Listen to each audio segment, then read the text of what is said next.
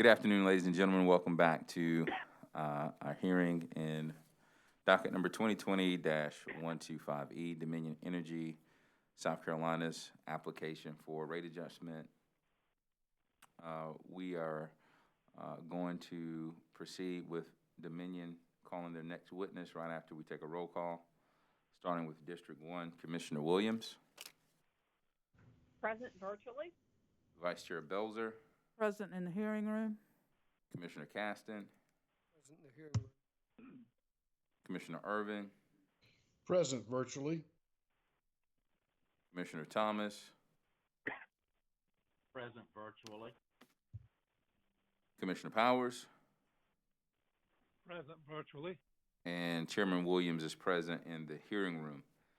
To the parties, has anything come up on the break?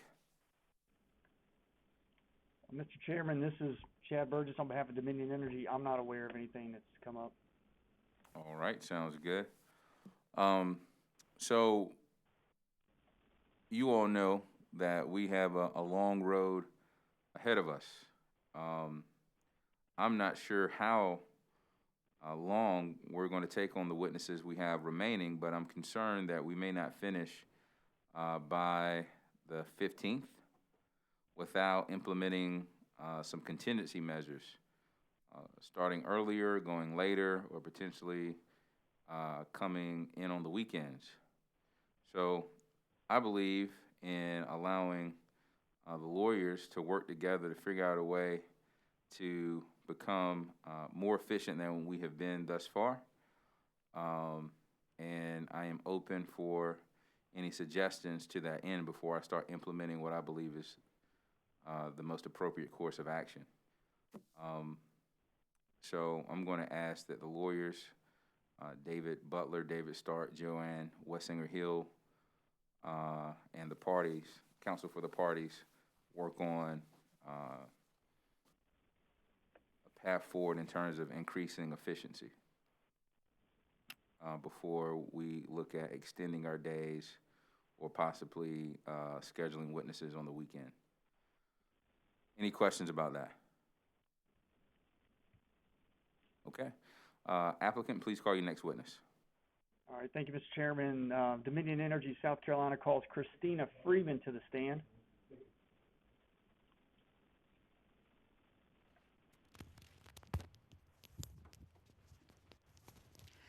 Ms. Freeman, if you would raise your right hand, please. Do you solemnly affirm the testimony you're about to give will be the truth, the whole truth, and nothing but the truth? I do. Thank you. Would you please state your name for the record? Christina Freeman, And by whom are you employed and in what capacity? Dominion Energy Southeast Services, and I am Manager of Customer Assistance for Dominion Energy South Carolina. And Ms. Freeman, did you prepare or cause to be prepared under your direct supervision and pre-filed in this docket 13 pages of rebuttal testimony? Yes, I did. And are there any changes or corrections that are required of your rebuttal testimony? No, there are not. And if I ask you all the questions contained in your rebuttal testimony, would your answers be the same? Yes, they would. Mr. Chairman, at this time, we would move into the record the pre-filed rebuttal testimony of Christina Freeman as if given orally from the stand. The pre-filed rebuttal testimony of Ms. Christina Freeman will be entered into the record as if given orally from the stand. Thank you, Mr. Chairman. Ms. Freeman, have you prepared a summary of your rebuttal testimony? Yes, I have. Would you please deliver that at this time? Yes, thank you. Good afternoon, Chairman Williams and members of the Commission. I appear before you today to provide a summary of the impactful customer assistance programs, value-added services, energy assistance programs, and community outreach offered by the company. Customer assistance focuses on the most vulnerable customer base and those customers who may be income eligible for assistance. The company's customer assistance team listened to the testimony from the public night hearings and to the written letters of comment submitted by our customers. Customer assistance participated nightly in calls with customers to help address the needs and questions raised by customers. In In most instances, the company matched several of its existing programs to address those customers' concerns.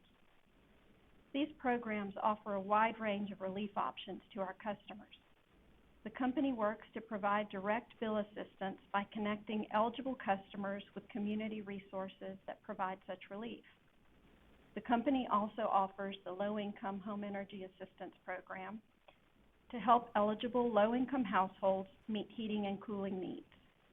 In 2020, the Energy Share Program replaced the company's long-standing Project Share Program to provide year-round electric and natural gas service assistance to customers and be used in conjunction with the LIHEAP program. These programs provide millions of dollars of support to eligible low-income customers, veterans, senior citizens, customers with disabilities, and households with energy-dependent medical equipment. The company also offers the Good Neighbor Fund program to provide temporary financial assistance to customers for non-utility related expenses such as rent and mortgage, food, medical bills, prescriptions, clothing, and during the holiday season, food baskets and toys. The company White Cross and White Cross Plus programs offer special customer assistance service to customers who have electrical medical equipment in their homes. The company also has assistance programs for visual and hearing impaired customers. The budget billing program exists to allow qualifying customers to receive a more predictable monthly energy bill, such as those customers on fixed incomes. The budget billing accounts review on an annual basis to determine if a large overpayment or underpayment will anticipate at the program anniversary date. If an adjustment is needed, the customer receives written notice forecasting the budget billing plan amount for the next 12 months based on the total projected budget billing amount that could be determined by the balance, previous 12 months of usage, along with possible buffer, taxes, weather trend fluctuations, and current rates. The company offers all assistance programs at no cost to the customer. This concludes the summary of my rebuttal testimony. Thank you, Ms. Freeman. Mr. Chairman, Ms. Freeman is available for cross-examination by the other parties of record, and she's also available to any questions that the commissioners may have of her. Thank you, sir. AARP, cross-examination. No questions, Your Honor. Walmart Incorporated. No questions, Your Honor. Sierra Club. No questions, Your Honor. United States Department of Defense and all other federal executive agencies. No questions, Your Honor. Frank Knapp, Jr. No questions, Your Honor. South Carolina Coastal Conservation League and Southern Alliance for Clean Energy. Thank you, Mr. Chairman. We have no questions. South Carolina Energy Users Committee. No questions, Mr. Chairman. Thank you. South Carolina Department of Consumer Affairs. No questions, Mr. Chairman. Thank you. Office of Regulatory Staff. No questions, Mr. Chairman. Thank you. Commissioners. Mr. Chairman. Vice Chair Belzer. Good afternoon, Ms. Freeman. Thank you for your testimony. I just have a couple of questions, please. With regard to the budget billing, you testified that it is offered to qualifying customers. What is a qualifying customer? What are the parameters? It's a great question. It depends on the individual customer account. So if a customer is participating currently on a payment plan, they may not be immediately eligible to receive a budget billing plan because that is in and of itself a payment plan. And the customer account should really warrant the budget billing. So for example, we do take a look to make sure that it's a program that would meet that customer's needs. So when we explain the program and go through the steps with the customer, we want to make sure that they're able to meet the payment that would be needed and that they feel comfortable being a part of that plan. And when you reference it, when you state that if a customer, when you state if a customer is already on a payment plan, that's you're referring to what the regulations may call a deferred payment plan. Is that correct? Where someone has had an arrearage and the company has worked out a plan to pay off that arrearage and their current bill. Is that correct? that's correct. That could be one of the plans, or they could have a short-term payment arrangement with us already. Budget billing plans tend to be at least for a 12-month period, although a customer can choose to come off of the plan at any time. Off of the budget billing plan? Yes, ma'am, that's correct. And tell me when the company offers a payment plan to someone if they're having trouble paying their bill. Well, when the customer calls generally, or they can do it now through a self-service channel. If their account balance is such that a payment arrangement is available through our self-service channel on the web, then those payment arrangements would present themselves to that customer at that time, and the customer has the option to choose the plan. If they should call us, then our customer service representatives would review that account information with the customer and discuss those options. So if the customer may say that they need just a little bit more time to pay on their bill, then we have a short-term arrangement for that. If they're expressing to us that maybe they need additional time on the current past due balance and perhaps installments would be needed, then we would discuss those types of arrangements. And I want to ask you a little bit, when y'all refer customers to help agencies, whether it be a community group or a church or some of these nonprofits that y'all have identified as being available to help customers with their bills. If I'm having trouble with my bill and I can't pay it this month, and I call you and you put me in touch with somebody, and then next month I find that I'm still having trouble with my bill, am I going to be able to get help from one of those agencies, or am I cut off for a period of time? Am I limited to, say, one help every 6 months or every year? Yes, it would really depend, Commissioner Belzer. So our first priority would be to try to find a program or a payment arrangement that the company offers that would be able to help that customer for that immediate need.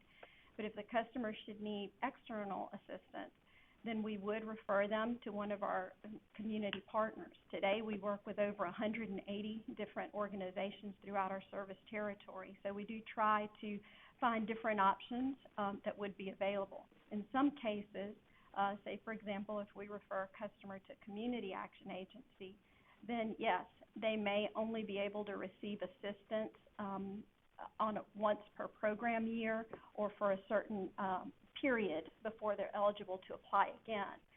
So what my team and I do, my customer assistance team and I do, is we try to find a variety of different options. If a customer has been assisted through a community action agency, then we may refer that customer to a different organization that may also be able to provide them assistance within that window. Thank you for that. Is there, when you say your team, do you have a specialized team to help with folks that are having issues, or are any of your customer service reps available to help customers seeking this assistance? Yes, we have both actually. So I'm very proud of the work my team and I do. One of the things that Dominion Energy does offer is a separate customer assistance area. We're an extension of our customer service. And our primary role and function is to help customers that are low income, senior citizens, veterans, persons with disabilities, and those that might be energy dependent with medical equipment in the home. But our customer service representatives are also trained to provide information regarding assistance that's available. So they do work with customers, and if needed, they would refer those customers directly to my team and I for assistance. Okay. Can you tell me how many employees are on your team? Yes, it's myself and 11 others. And do you know how many just general customer service reps are available, just not part of your team, but in the customer service area to help with calls coming in from customers? I don't have the specific number any longer, but it is well over 100. Okay. We operate virtually, and we have representatives available. Thank you very much. I appreciate your testimony today. That's all I have, Mr. Chairman. Thank you, Vice Chair Belzer. Any more questions for this witness from the commissioners? Mr. Chairman Chairman. Williams. Commissioner Williams, would you yield to Commissioner Thomas for him to ask a couple of questions? Absolutely. Commissioner Thomas. Thank you. Ms. Freeman, I would just really like to say that just express deepest appreciation to you and your team for the work that you do every day. Listening to the testimony presented by the customers makes me realize just how very important your work is. You're a very important part of the process of, as they say, keeping the lights on. What you're doing is very important, and I'm sure the stress levels are unbelievably high at this point. I'm sure it's been a very difficult year. I'd just like to say we're here at the Public Service Commission. I understand that. Appreciate what you're doing. Thank you. And that's all I have. Thank you very much. Thank you, Commissioner Thomas. Commissioner Williams. Ms. Freeman, it's good to get to connect with you in this format, and I too appreciate the role that you all played up through 6:46 or whatever time it was last night that we wrapped up. I'm curious because your president stated in his testimony the responses that you've been able to make based on those night hearings, and I'm interested in a little bit of data from them if you have it. How many people were you able to connect with in those 3 opportunities that you've had thus far? And how many people did you connect with, and then how many people were you able to, would they say, would you have solved their problem? Great question. Thank you for asking it. And quite truthfully, we're still working to connect with some of them. The first series of night hearings, my team and I identified approximately 34 customers that we felt we would be able to connect to external assistance or assist through our own programs through Dominion. I would say out of those, we've already assisted at least half, about 17 or so, whether that's through a short-term arrangement, a longer-term arrangement, getting them some assistance through the LIHEAP, the Low-Income Home Energy Assistance funding that's available, our own Energy Share program, and also through our Good Neighbor Fund program. We were actually able to assist at least one customer last night already in completing a Good Neighbor Fund application for rent assistance. We're working through that. Thank you. As we all know, those testimonies are heartbreaking, and I think the one that, I don't know, it's hard to pick the ones that connect the most, but one of those is really cyclical when people mention what their the cost of their energy bill is. And I will confess, I'm eager to learn more about your programs, but as a new commissioner, I only know so much. What programs do you have in place for those that have really high bills due to lack of energy efficiency that help to deal not only with the month-to-month problem, but the systemic, ongoing, ever-increasing cost that they're facing? There's quite a few options, actually. So one thing we do is talk to them about where they feel comfortable in terms of their monthly payment. So if budget billing is a good opportunity for them, then we would certainly work with them to put them on that yearly plan. It helps for a customer to already know that they're going to be paying the same set amount on a month-to-month basis, especially if they're on a fixed income or they are dealing with changes to their job hours, specifically with what's going on now through the pandemic. We work with a number of customers that have expressed to us that they haven't needed any type of assistance before. So they're learning about some of our programs for the first time. For others, it might be connecting them to programs like the state's weatherization, where we work and actually provide funding in support of the state weatherization programs to work with our community partners to help make customers' homes more energy efficient. In some cases, just for internal programs, we would work and collaborate quite frequently with our Energy Information Services Department, and we would refer customers for a free home energy checkup, which would provide low-cost or no-cost options to customers to help make their homes more energy efficient and help reduce that energy cost. Thank you. My last questions have more to do with, oh dear, I just got dropped, I think, but I think you can still hear me. So my last question has to do with what Dominion, South Carolina has learned from Dominion Energy in terms of opportunities for low-income and energy-burdened customers, in terms of opportunities for paying bills, as well as any other companies in the kind of in South Carolina. So the question is just, what have you learned as you have merged with Dominion that you brought to South Carolina? What are you learning just as being, best management practices with other energy providers in the state? Thank you.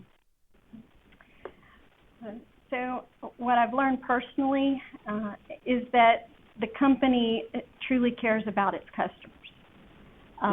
One of the very first things that I was afforded an opportunity to do was personally advocate for our customers on Capitol Hill.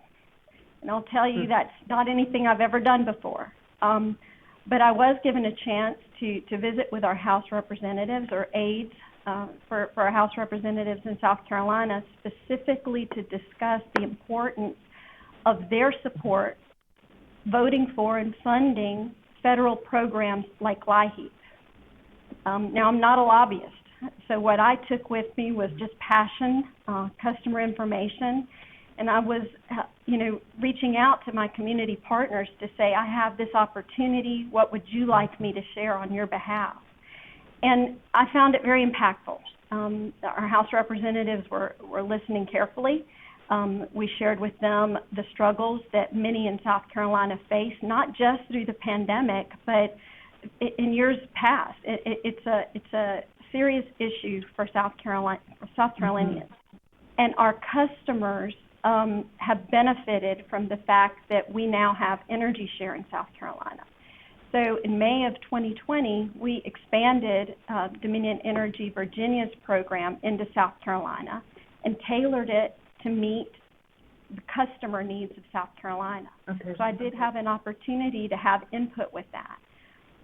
One of the things that's a benefit and that is helping, I think, our customers is that with our Energy Share program, we do have an expanded threshold for funding and assistance.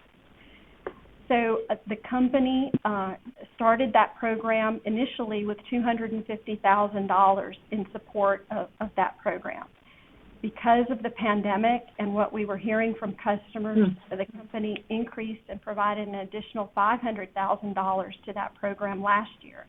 And that's in addition to voluntary employee, customer, and retiree contributions that we were already providing into the program and continue to provide on a monthly basis.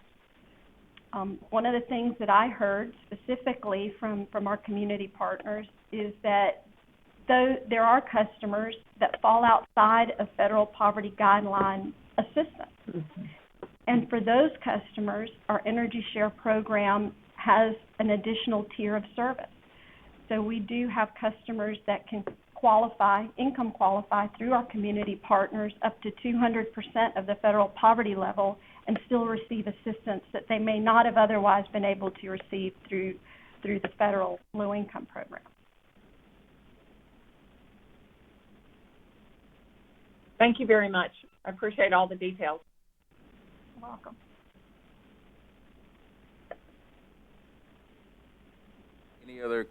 Any other commissioner questions for this witness? Mr. Chairman. Commissioner Irvin. Thank you, sir. I want to commend you on your team's hard work in the customer service area. I join the other commissioners in congratulating you on the inroads that you've made, and of course we want to continue that work as best we can to reach as many of those who are in financial need as we can. And I think you probably know that with the latest legislation that Congress passed in December, and there's been more money extended for energy efficiency structured through the tax code to support clean energy over time. Have you had a chance to look through those provisions? Some people call them extenders for solar and wind and storage to determine what path Dominion Energy might take in South Carolina? No, I haven't. I am familiar with the bill that just passed, and I do try to stay very much aware of how energy assistance dollars would funnel into South Carolina to be of potential assistance to our customers. I can tell you that myself and my team, we have an excellent relationship with the South Carolina Department of Economic Opportunity. They are the third-party administrator for our Energy Share program, and they also work with us for the LIHEAP program with the Community Action Agency. So as the CARES Act passed, and now this additional stimulus money that is coming forward has been approved, I do work closely with other state organizations to make sure that I'm aware of how those dollars may come to South Carolina and how they could potentially help customers in need. I'm glad to hear that. And in fact, I was reading today in this morning's Washington Post about several trade associations that are going to be gearing up to try to take advantage of the influx of monies that are being appropriated for clean energy, such as solar and wind, others. But I noticed that, at least in the article that I read, I don't believe Dominion is yet a member of the American Clean Power Association. They're a trade association that informs members about how to best practices and how to access those funds.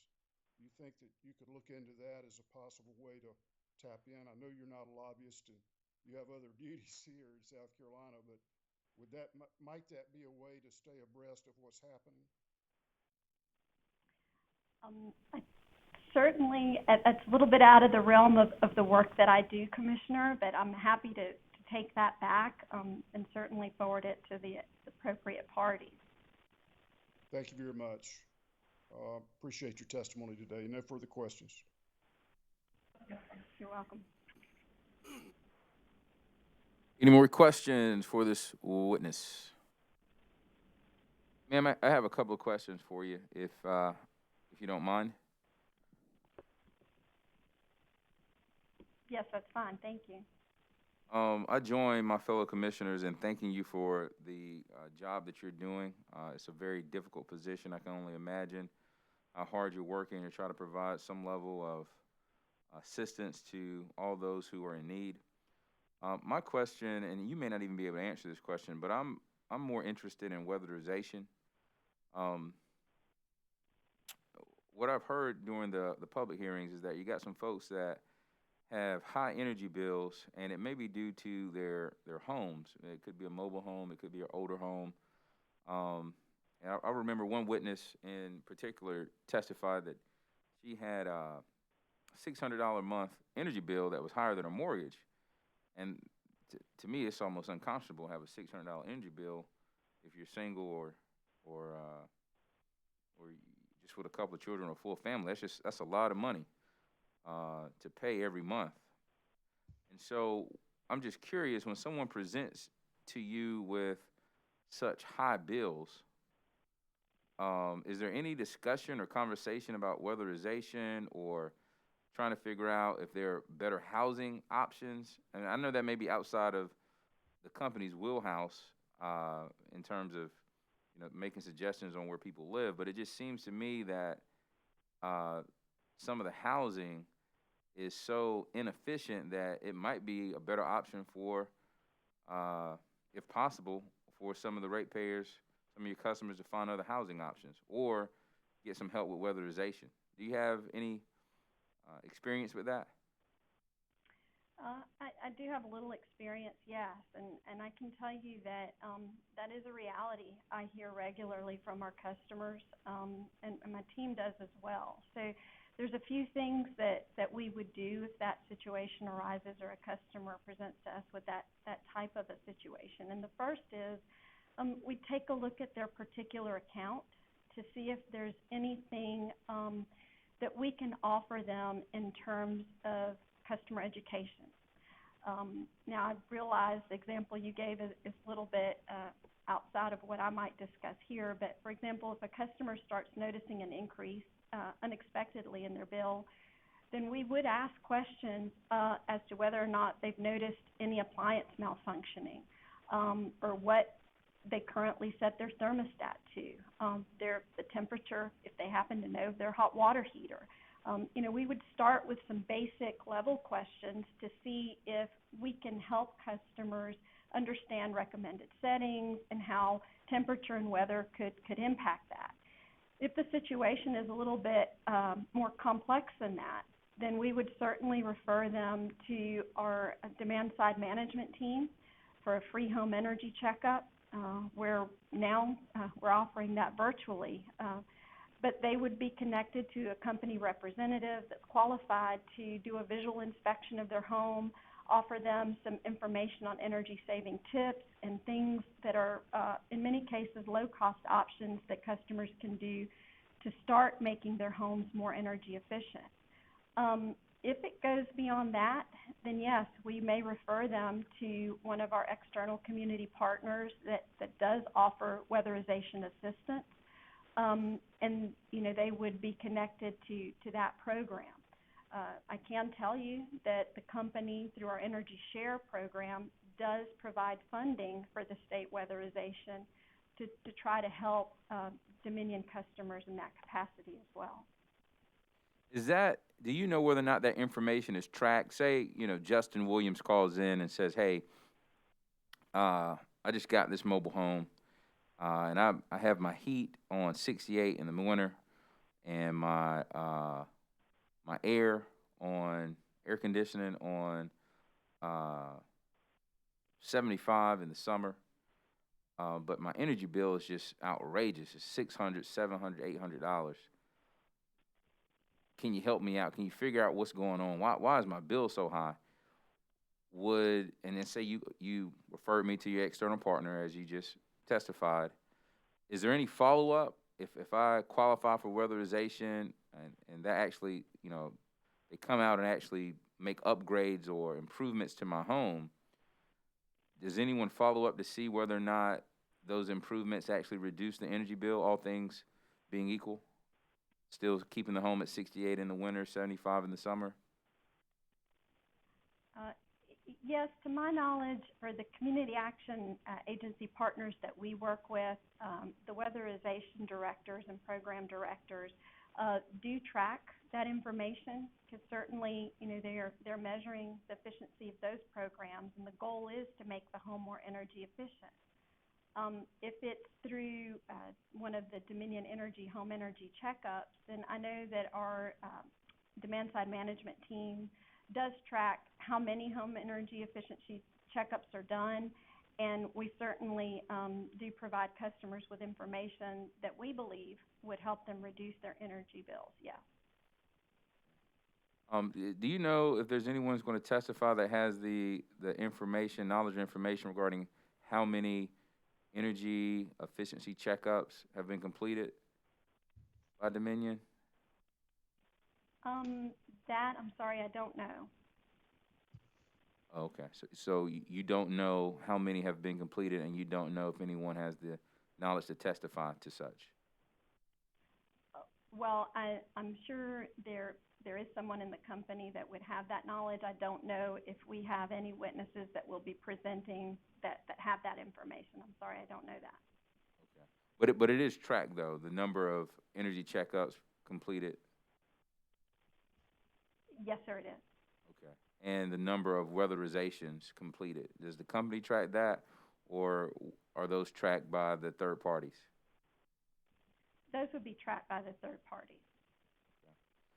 Hey, do you have any knowledge or experience regarding the company reaching out to a customer, just based on what they're seeing in terms of what I would call high energy bills. Let's say someone had a problem paying their bill and they just have repeatedly high energy bills. Is it on the customer to reach out to the company, or does the company take a proactive step and say, hey, we see your usage is a little high? I'll give you a simple example. If you're on a cell phone service and say you don't have unlimited internet, you may get a little text message that says, hey, your usage is a little high this month. You may want to consider increasing your plan or lowering your use. Does the company take any proactive steps when it comes to customers and their energy usage? Yes, sir, I believe we do. It's not something that I manage or have day-to-day knowledge of in my department, but I do know that we do track. We look for things that would be out of the norm, because certainly we wouldn't want any customer to continue to experience a high bill. So, we do look for that, and I believe that there are proactive steps that are taken to reach those customers. Do you know who would testify to the specifics on that? I'm sorry, I don't.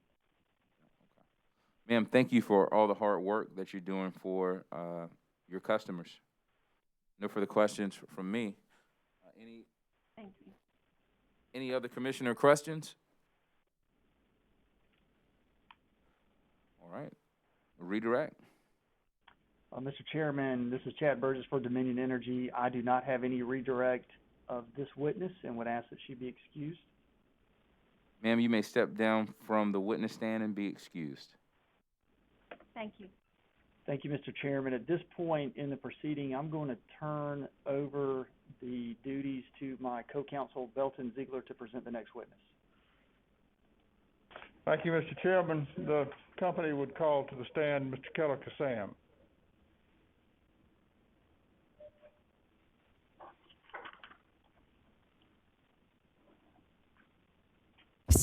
Mr. Kassam, if you would raise your right hand, please. Do you solemnly affirm the testimony you're about to give will be the truth, the whole truth, and nothing but the truth? Yes, ma'am. Thank you very much. Mr. Chairman, we've got a little echo that we might want to check. Okay, I understand there's an echo. Make sure if you're not speaking that your mic is muted. Mr. Chairman, Mr. Kassam and I are on opposite sides of the same room so that I can handle his slides, the visuals for his summary. And so there may be a bit of an echo for that. I will pick up the handset and we'll try to be sure that echo doesn't interfere. So let me make that happen. Please Okay, I state also think we have a live mic somewhere. I know these mics can be tricky. So just make sure that you're muted if you're not speaking. All right, Attorney Ziegler, please proceed. Thank you, Mr. Chairman. Please state your name for the record. Keller Kassam, By whom are you employed and in what capacity? Dominion Energy, South Carolina, President, Electric Operations. Did you prepare or cause to be prepared under your direction? Hey, Attorney Ziegler. Pages of Attorney Ziegler. Testimony that is, yes, Attorney Ziegler, I hate to interrupt you, but someone. You still having an echo issue? It's an echo. Almost sounds like children playing or something. Or somebody's laughing or talking or conversation is going on.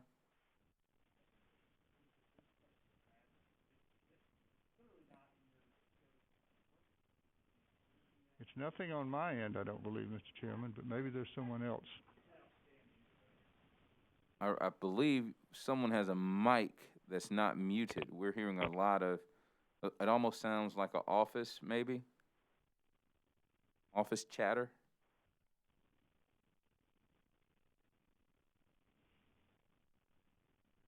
Okay, it went away. All right, Attorney Ziegler, please proceed. Shall I begin again? Yes, sir. Mr. Kassam, did you prepare or cause to be prepared under your direction 68 pages of direct testimony that was pre-filed with the commission in this proceeding? Yes, sir. Do you have any changes or additions to that testimony? No, sir. If I ask you all the questions contained in your pre-filed testimony here today, would your answers be the same? Yes, sir. Mr. Chairman, at this time I move the pre-filed direct testimony of Mr. Kassam to be entered into the record of this proceeding as if given orally from the stand. The pre-filed direct testimony of Mr. Keller Kassam will be entered into the record as if given orally from the stand. Mr. Kassam, have you prepared a summary of your direct testimony in these proceedings? Yes, sir. Will you please present this summary to the commission and the other parties at this time? Good afternoon, Chairman Williams, Vice Chairman Belser, and other commissioners. I'm both humbled and appreciative of the opportunity to appear before you today and talk about the operations of our company and make some specific requests of you so that we can continue to safely and reliably serve the needs of our customers. In particular, Chairman Williams, I want to recognize your service through the Army Reserves. Dominion Energy recently was recognized by the South Carolina National Guard as the top employer who supports the deployment of its employees who are serving in both active duty as well as the Guard and the Reserves. And so on behalf of all of those employees here at Dominion, as well as the veterans who are employed here and the veterans that we so strongly desire to hire based upon the fact that they know to be ready 24/7, we salute you for your service and thank you very much. As I said, from this standpoint, there are three main things that I want to talk about that are measures. We talk a lot about measures, and a lot of commissioners, even before, asked Mr. Blevins about measures that we look at. There are three that are very important. The first, and Mr. Ziegler will bring these slides up for me, the first is safety. It all starts with safety being your number one priority. There are a lot of reasons for that, but the number one priority and the number one reason for that. Mr. Kassam, I hate to interrupt you, but if I could have Attorney Ziegler blow your slides up. And the only reason I keep asking that, there are folks that are watching via live stream, and they can't see it if it's not blown up.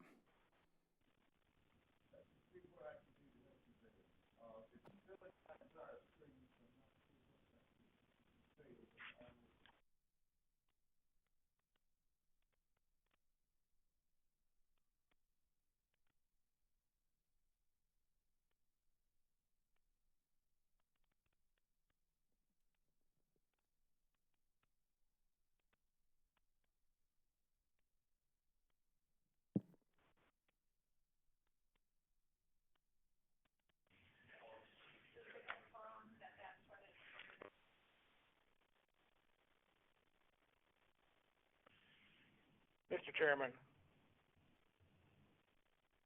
Yes, sir. Yes, sir. This is Chris Huber with ORS. I had something briefly I'd like to cover. It looks like witness Kassam's about to go through some tables and a presentation. I would just like to ask, are these from his direct testimony? Are all these tables within his direct testimony? These are all tables and photographs from his direct testimony. Yes, sir. Okay. Thank you, Mr. Thank you.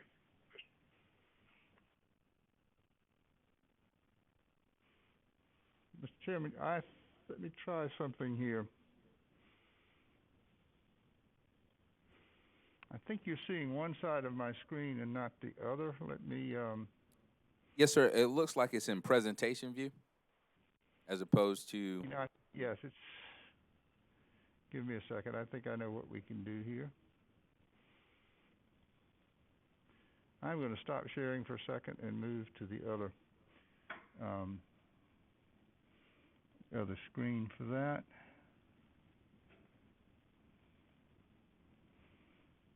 Get to where. And Attorney Ziegler and Mr. Kassam, as you reference these documents, or as you go through these documents, if you could just reference them so the record is clear and easily read. Just where the table, what document, the table can be found and the page Alright. number, if possible.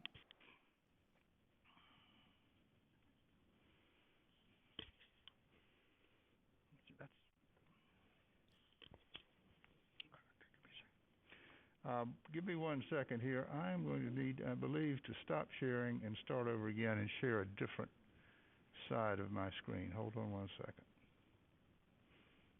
Am I sharing still? There we are. Stop sharing.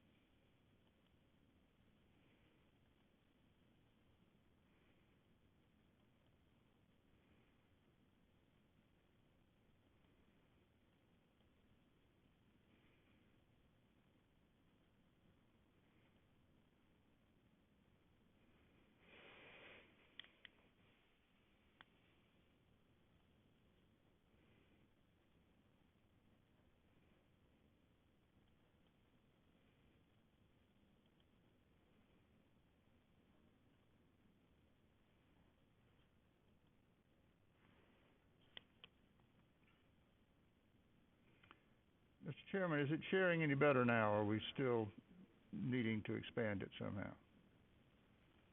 No, sir, it's not. I'm being asked to direct you to go back. Well, that looks a little better to me. Is that not good enough? Melissa, is that?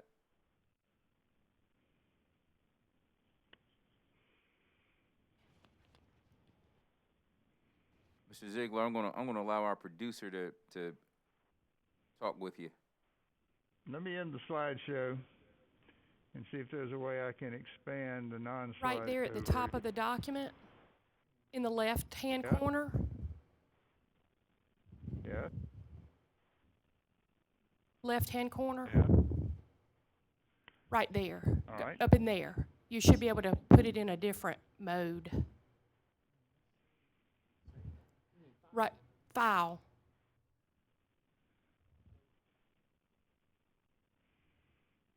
I'm not sure that's going to help. But how is it better as it is now? I can expand that probably a bit. That's Go to much. slideshow. That's the problem. When I go to slideshow, it's projecting the speaker's view of it, not the slideshow. We can't spend too much time with this. Right. I know. Is this more effective? Go to the bottom of the document where you see that little round circle. Yes, ma'am. Where the 100% is, and see if that'll make it a little bit bigger. The plus sign. There you go. That's good. Well, is that showing the entire contents of the document? All right. Please proceed. All right, sir.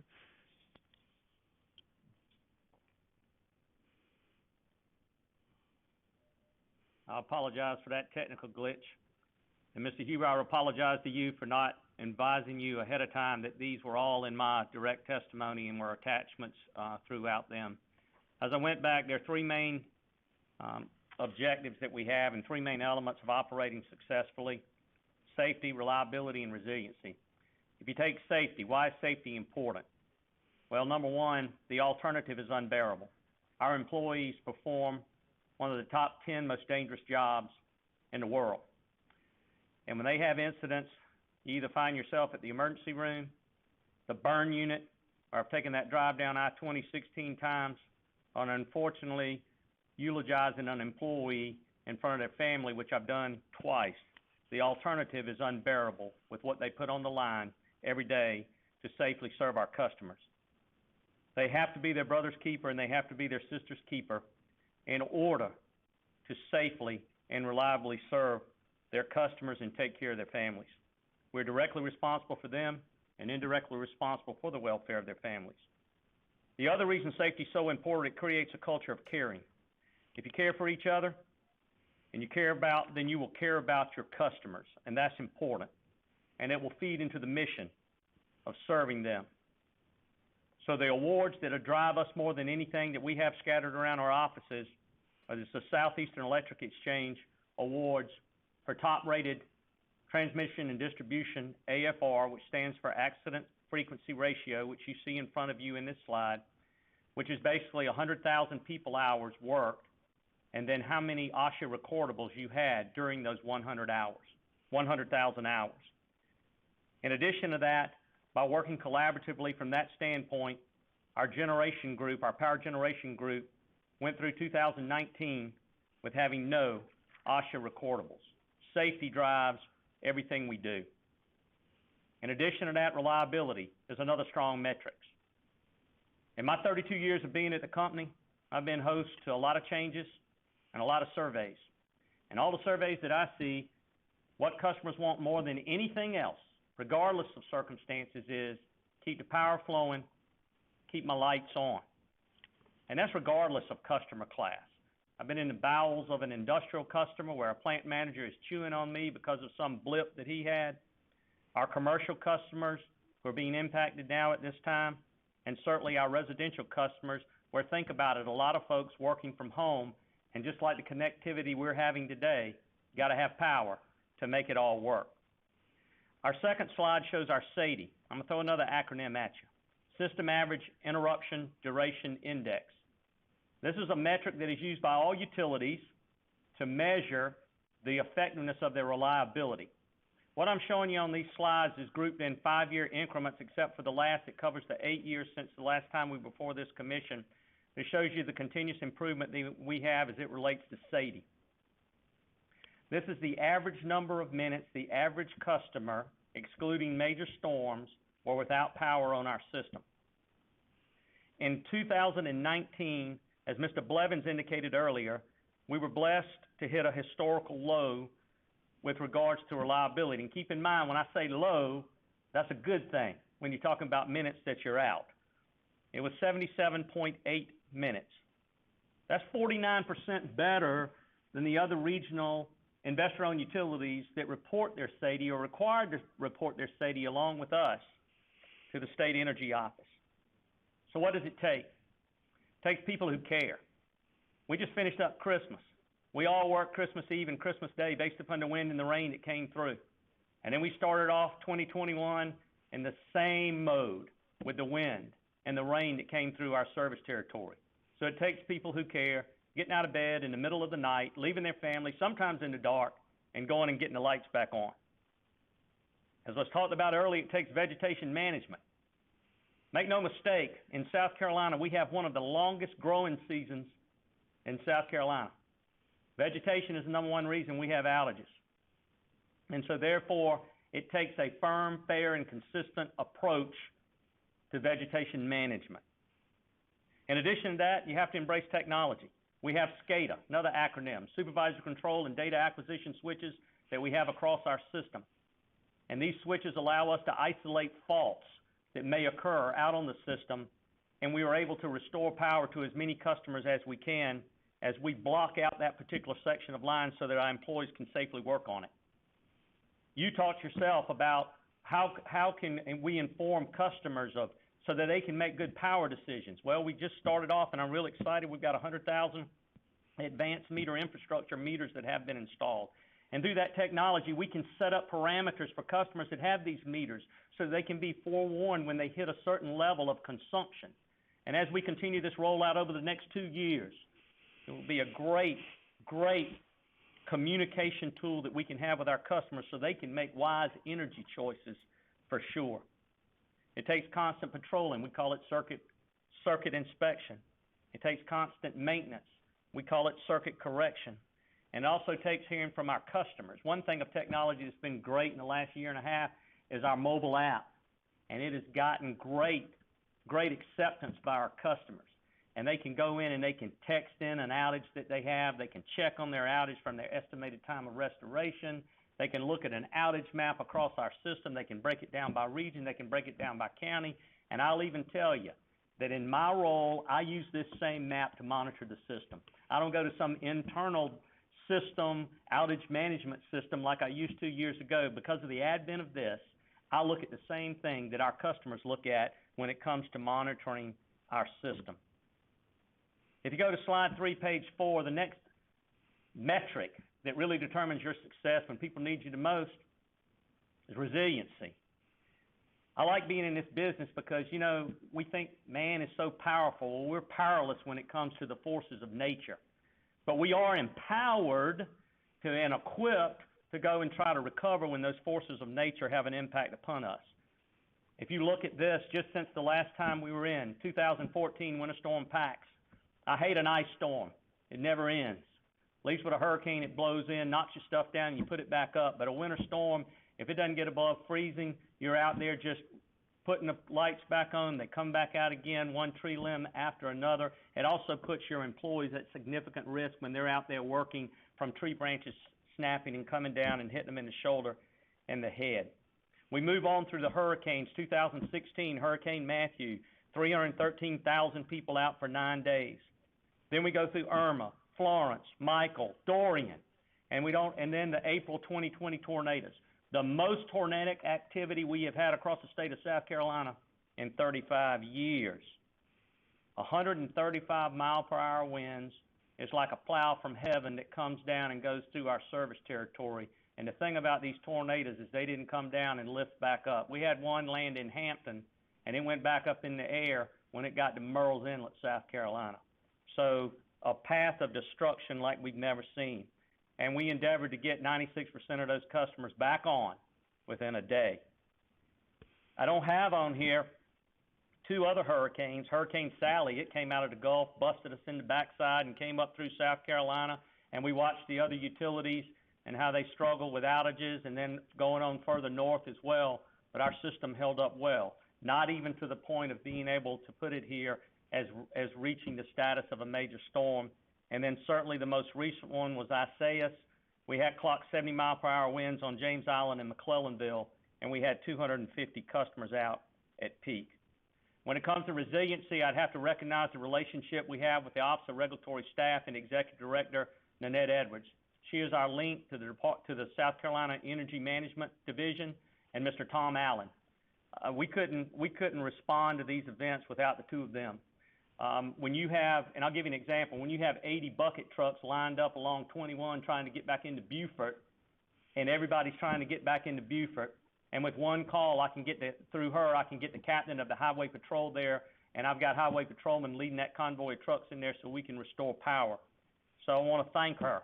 I call her. I'm required to anytime we have 10,000 customers out on our system or more, and she's always answers the phone, or if not, she's very responsive. Her call-out ratio is right up there with one of my best linemen.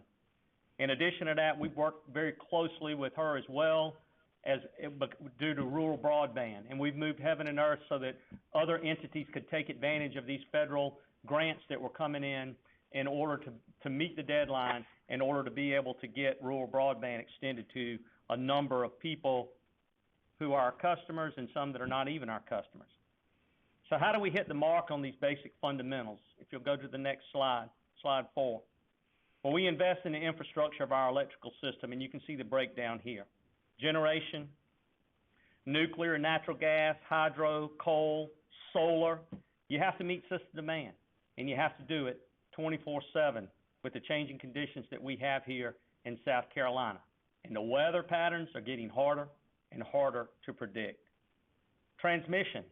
We go through FERC planning criteria. That came with the Energy Policy Act of 2005 after all the blackouts that occurred in New York in 2003 and across Canada. We use double contingency planning, taking in a variety of factors from generation, from load shifts, from economic development, to make sure that we sustain a stable electric grid within this region. And we run it for economic development, which we've had tremendous success, even in the midst of COVID. And we also do it for load growth, because Lord knows everybody wants to move to South Carolina. Our distribution, see the investment we've made there. Keep in mind, in our assigned territory, we have an obligation to serve. So it doesn't matter if it's a large packed subdivision where we're running underground cable to a farmer out in a rural area who's trying to put in an irrigation system to water his crops. We have the obligation to serve. If you switch over to slide 5, now we start looking at generation, and we look at our supply mix, and there's a great story to be told here. And what I show in this slide is capacity versus actual. You can see the stability of nuclear and hydro. I'd just like to point that out. Natural gas and solar. Look at the amazing growth that we've had in natural gas as well as solar. And keep in mind, natural gas and solar, they're kind of a combo. And the reason they're such an effective combo is because when the sun's not shining, solar's not producing. When the cloud cover comes over, solar's output is diminished. Well, you can't ramp up and down a nuclear plant. Sometimes you can't do it with a hydro facility because you might be limited on your flows. And you have to rely on your combined cycle natural gas plants. They become the accelerators, and they become the brakes that you mash in order to be able to accommodate the intermittent solar that we've been blessed to have on our system. 864 megawatts. If you really look at it, we have 1,000 megawatts of solar on our system now. That is more output than any of our generating units that we have in South Carolina. And somebody said we were against solar. I wish we could get everything from the sun, but we aren't there yet. So it takes a balanced portfolio and a smart generation mix based upon reality. In addition to that, you'll see that we've made retirements of our 3 coal-fired units at Kennedy's Generating Station. We've converted McMeekin Generation Station at the dam at Lake Murray from coal to natural gas, and we have dual-fired capabilities at Coke Generating Station down in Orangeburg County. Now, it's dual-fired capabilities, but it has to be on coal in the wintertime. Why? Because we don't have any natural gas capacity in order to serve that load in the winter. That's the greatest challenge that we have going forward to accommodate solar and to retire coal, is having natural gas capacity in South Carolina. And where we're set up geographically, we're just lagging national industry trends when it comes to having that capacity available to us.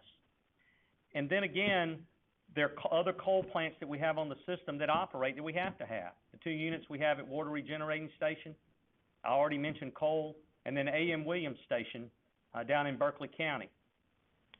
This unit is particularly important because that's where all the growth in the load is, and we need it for voltage support. You wouldn't think that Santee Cooper retiring Granger Generating Station, has an impact on how we plan, but it does. And so for that, Williams, we have to have spinning reserves down there just to maintain voltage and support that system so that it can operate in a correct way down in the low country where all the load is. So that's our generation mix, and you can see we're headed in the right direction as we're headed toward a net zero carbon emissions. So let's flip to the next slide. This shows some other tangible benefits that have occurred because of this. Because of moving to natural gas, because of the solar we have on our system, because we are blessed with some hydro resources such as Fairfield Pump Storage and Saluda Hydro. From an environmental standpoint, carbon dioxide has been lowered by 40%, mercury 85%, sulfur dioxide 95%. We voluntarily entered into agreements with the Southern Environmental Law Center to close all of our coal ash plants, and we're ahead of the industry when it comes to that. Very proud of what our folks have done with that. We've closed them all, and we're in the process of cleaning them out, and Watery's been closed, McMeekin has been closed, and that means that everything has been transferred to a lined Class 3 landfill. A good bit of the ash has been recycled for beneficial use. And then the wet scrubbers that we have at Watery and Williams, we have a byproduct called gypsum. And we do 100% recycling with our gypsum. It either goes into wallboard or it goes into concrete. So that's a great success story when it comes to what we've been able to do. And I'm going to show you a picture of that success story to look. If you go to the next slide, what you'll see here is the Watery ash impoundment taken on January of 2016. And if you look over there to the left, you see the coal pile, you see the plant.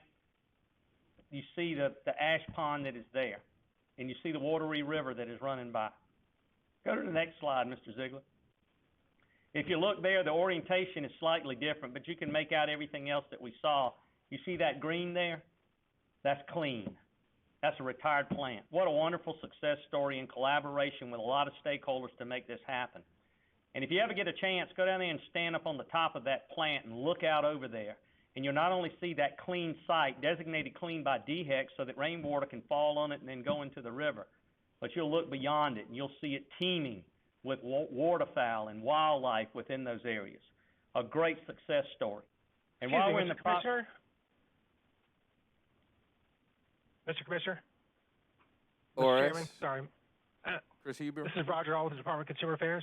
Oh, I'm sorry. Department of Consumer Affairs. Yeah, Mr. Kissam, I'm sorry to interrupt. I'm just wondering, is this also in your direct testimony or rebuttal? Yes, sir. Yes, sir. Okay. And Mr. Chairman, I would just like to say, I mean, I understand these are summaries, but this appears to be that Mr. Kissam is on slide 9 of 20 at this point, and I would just ask if the Commission's allowing this testimony to go on, that they allow all parties to, I mean, essentially go through every point of their testimony. The testimony's been filed. We can ask questions about it.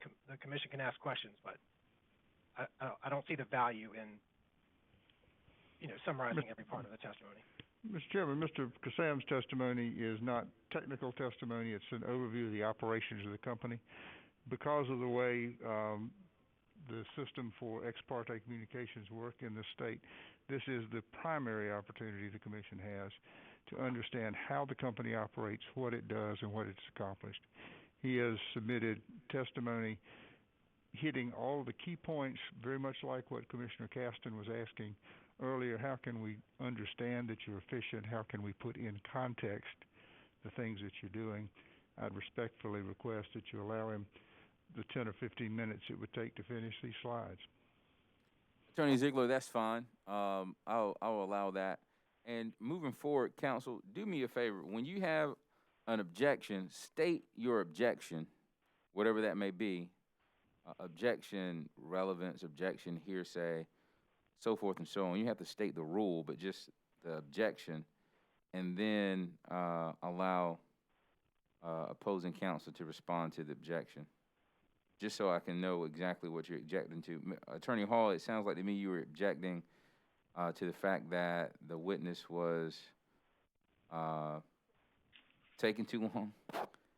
Well, I was going to object to the relevance. I did not believe this was in his testimony, but once they clarified that, and I just think, I mean, I guess essentially is no true legal objection for them to go on. I was just asking that the other parties be allowed at the same, same ability to present all of their testimony in the same lengthy manner if we find it beneficial to the Commission. Understood, sir. I appreciate that. And just everyone keep in mind, we got a limited amount of time to hear this case, so we appreciate the information, but try to be as efficient as possible. Please continue. Thank you. If you go to the next slide, you'll see that in lieu of having environmental enhancements, we've also had a very good performance. One of the things we measure outages with is our forced outage rate. And you see here our forced outage rate that has improved from 2012 of 6.67% to 2.62 in 2019, which is 5 times better than the average. Go to the next slide, please. Investments. We said safety is the #1 priority.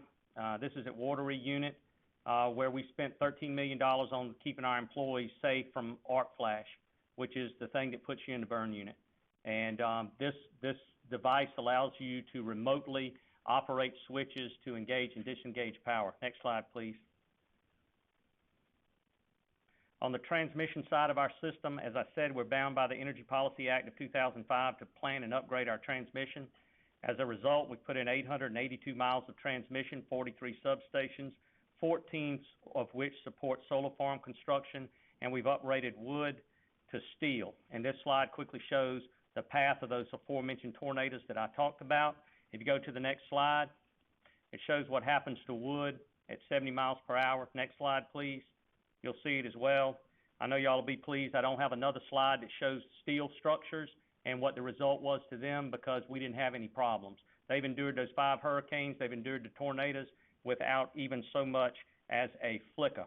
In addition to that, transmission, as I said, we have to update it to serve new loads such as Mercedes, Boeing, Argos, Juicy, the Leatherman Terminal at the Ports Authority of South Carolina, and then Mark Anthony, which recently announced a location here in Lower Richland County, creating 300 jobs. The greatest success story, however, was the construction and upgrades of our transmission associated with the construction of the supposed construction of VCS 2 and 3. You know, we don't just look at generation on the system when you plan transmission. We had rapid growth in Northeast Columbia and Lexington over 3 decades, the retirement of the coal units at Kennedy's in Colleton County, the tremendous growth in Charleston, and the addition of the Columbia Energy Center in Calhoun County. So these existing lines, with or without any consideration for the nuclear construction, would have been subject to thermal deficiencies and would have had to been rebuilt regardless.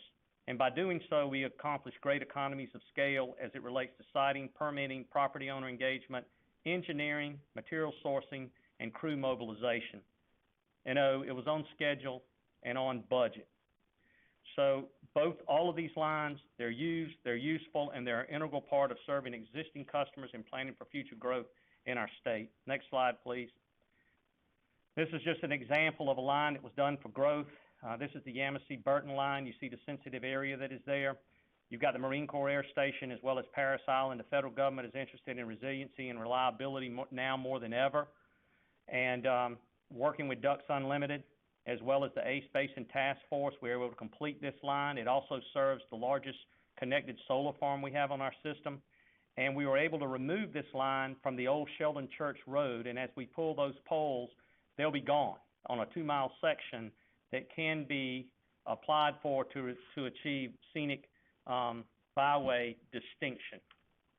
The next slide you'll see is an example of transmission that is built to serve growth. Williams to Cane Hoy, you can see all the matting that is required and the difficulty that we have with refurbishing and constructing these lines. But in the second picture, you'll see that when the matting is taken up, there's very little impact to the marsh. So we try to be good stewards of that as if we were not even there. On the final slide, you'll see on slide 17, you'll see the annual growth we've had on our system, 80,000 customers, 12% growth, 5,300 transformers, 3,100 miles of new distribution line and cables. Distribution alone is a $1.1 billion investment with an obligation to serve. I talked about the technology. One good thing we've seen trending with customers is 75% of our outages are now reported through a self-help. And our customer satisfaction is an 8.5 level on a 10-point scale, and our call volume has decreased 26%. I'd like to say when your SAIDI is 77, people don't call in to report their lights being out. And Chairman Williams, you asked a number of customers, you know, how their service was at the company, and with few exceptions, it was acceptable to them, so we're pleased with that. Finally, I respectfully request the following from this commission to consider: levelize our vegetation management through an accounting accrual process to provide a predictable basis for our 5-year management cycle. Resume collection of our storm damage reserve based on the 5-year outage of storm damage costs after we meet the $2.5 million deductible on an annual basis. And I request inclusion of the Columbia Energy Center annual turbine maintenance be included in the annual accrual already in place for our natural gas combined cycle units. On behalf of the employees of Dominion Energy South Carolina, who are our customers and neighbors, standing guard 24/7 to supply safe, reliable, and resilient energy, I thank you for your time. That concludes my summary testimony. Mr. Sam, have you also prepared or caused to be prepared under your direction and supervision 10 pages of rebuttal testimony that was pre-filed with the commission in this proceeding? Yes, sir. Do you have any changes or additions to that testimony? No, sir. If I ask you all the questions contained in your pre-filed testimony today, would your answers from the stand be the same? Yes, sir. Mr. Chairman, at this time I move that the pre-filed rebuttal testimony of Mr. Kassam be entered into the record in this proceeding as if given orally from the stand. The pre-filed rebuttal testimony of Mr. Kassam will be entered into the record as if given orally from the stand. Mr. Kassam, have you prepared a summary of your rebuttal testimony in I these have. proceedings? I have. Let me ask you to give it to the commission, and I'm going to stop sharing these other slides. There will not be any slides with this. My rebuttal proceed. testimony references Dr. Elizabeth Stanton's testimony with regards to power generation in South Carolina. Over the last 3 decades, I come into the office and monitor the power generation versus consumption. And one particular day stands out more than any in my career. It was 6 January 2014, you may remember it. We had a polar vortex, a historic winter peak. And sometime between the hours of 0500 and 0600 that morning, deteriorating conditions caused freezing conditions on some of the instrumentation at some of our generation facilities. Generations located on rivers, wind blows across the water, you get freezing with the condensation. This affected natural gas, hydro, and coal facilities. It's important to look at that particular day. There was no off-system capacity that could be had within the region, and we went far within the region to try to find it. And it's doubtful any transmission capacity would have been available to transmit that power had it even been available.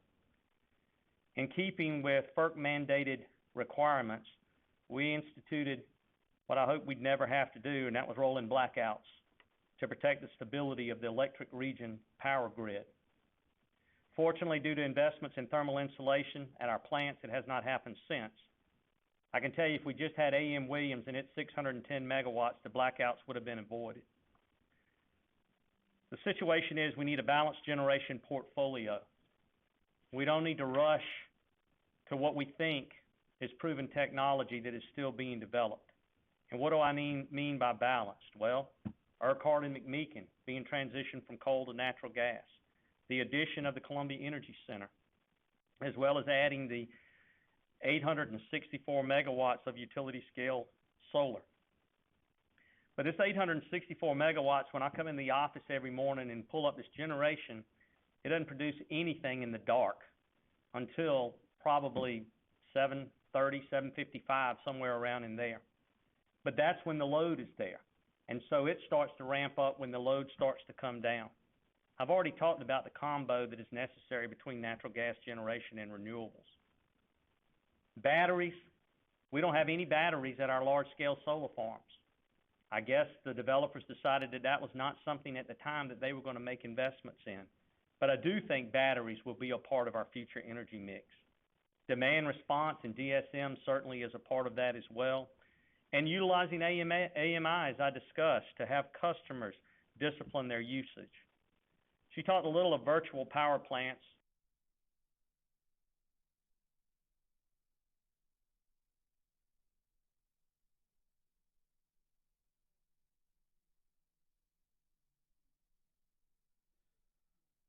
Did we just lose Mr. Kassam? We lost the call bridge. It appears we lost the call bridge. What do we need to do to get the call bridge back up?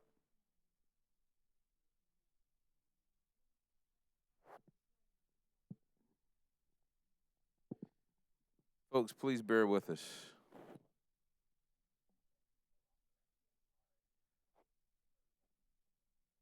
We're going off the record.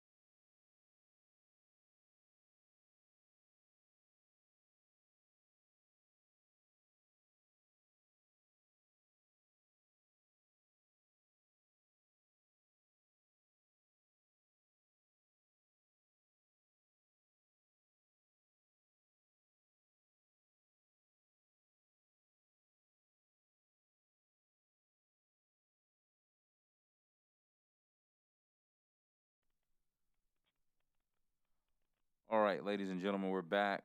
We apologize for that technical difficulty. Apparently, the call bridge dropped, which dropped everyone simultaneously. Once we take roll of the commissioners, we will continue where we left off. District 1, Commissioner Williams.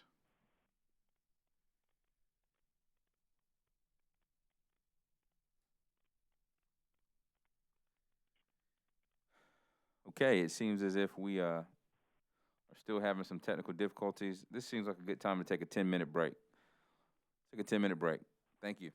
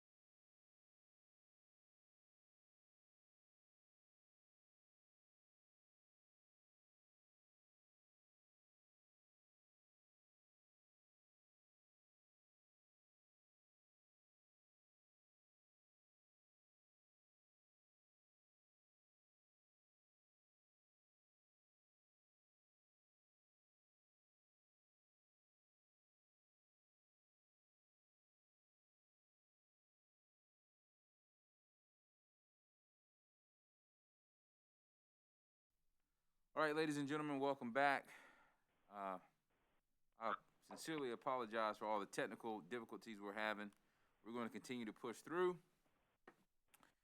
Let's take a roll call before we continue with the witness testimony of commissioners. Roll call of commissioners, starting with District 1, Commissioner Williams. Attending virtually. Vice Chair Belzer. Present in the hearing room. Commissioner Caston. Present in the hearing room. Commissioner Irvin. Attending virtually. Commissioner Thomas. Attending virtually. Commissioner Powers. Attending virtually. Chairman Williams is present here in the hearing room. Attorney Ziegler, please continue with your witness. Thank you, Mr. Sam. Would you continue your summary from the point at which you left off? Yes, sir. I was talking about a balanced generation portfolio, and just want to reiterate that all forms of energy are necessary where we are right now to meeting the expected load on our system. And that includes a mix of natural gas, solar, nuclear, hydro, as well as natural gas and coal. You know, long term, I think we all admit that coal will not be a part of our generation. Mr. Kassam. Yes, sir. Sir, could you please turn your video on so we can see you? The court reporters read your lips as she takes down testimony. I'm sorry. No problem, no problem. All right, thank you, sir. Yes, sir. Long-term coal will not be a part of our portfolio. I think we all know that.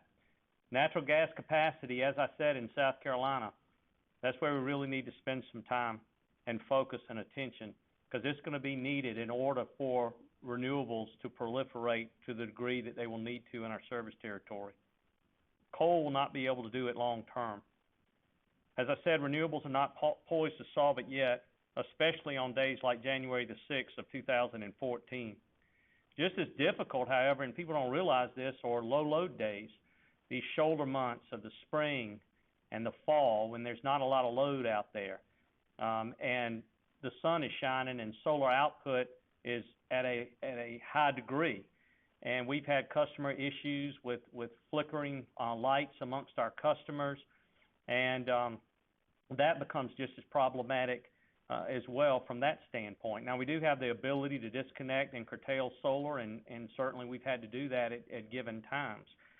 So it's important to balance that out. I'll tell you, in our system control, we've had to remodel it, and we've even put in a new desk that is devoted to managing renewables and trying to predict what their output is going to be given the intensity of sunlight that we expect to have during a given day. So that degree of meteorology has not been perfected yet at this time. All I'm saying is all generation sources are valuable and they must be balanced, and not in the theoretical world, but in the world of reality that we face every single day, morning, noon, and night.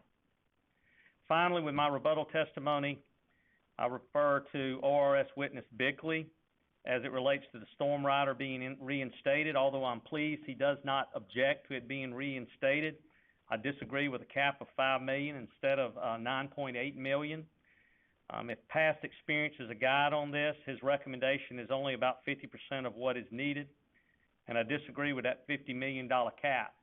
And one word alone can sum that up, and that's Louisiana. We went down to help them with all 7 storms that they had this past hurricane season. It was unprecedented. And the simple dollars of marshaling all of those mutual assistance crews and feeding that army of employees that are there and getting the material and everything in there and reconstructing your electric system, it's an expensive proposition. That concludes my summary of my rebuttal testimony. Chairman, I appreciate your indulgence in allowing me what seemed to be too much time, and I apologize for that, but I thought it was important that these issues in such an important matter be laid out for all to see and hear. Thank you very much. Chairman, Mr. Sam is available for cross-examination by the parties and questions from the commissioners. Thank you, gentlemen. AARP. No questions, Your Honor. Walmart. No questions, Your Honor. Sierra Club. Yes, Sierra Club has questions. Let me just get my video started. Good afternoon, Mr. Kassam. My name is Dorothy Jaffe on behalf of the Sierra Club today. Good afternoon, Ms. Jaffe. And I'd first like to turn your attention to your rebuttal testimony on page 5, lines 10 through 11.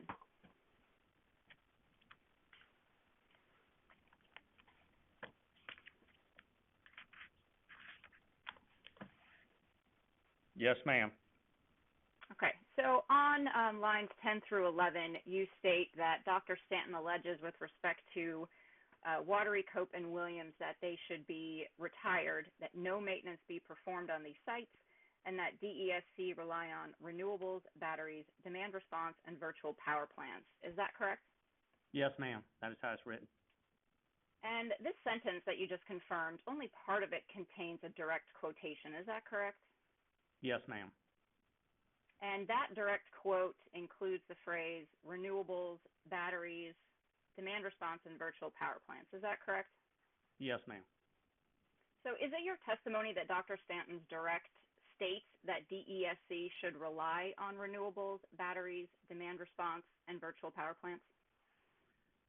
My testimony is in rebuttal to her contention that we should not plan for continued capital, which some capital projects relate to maintenance.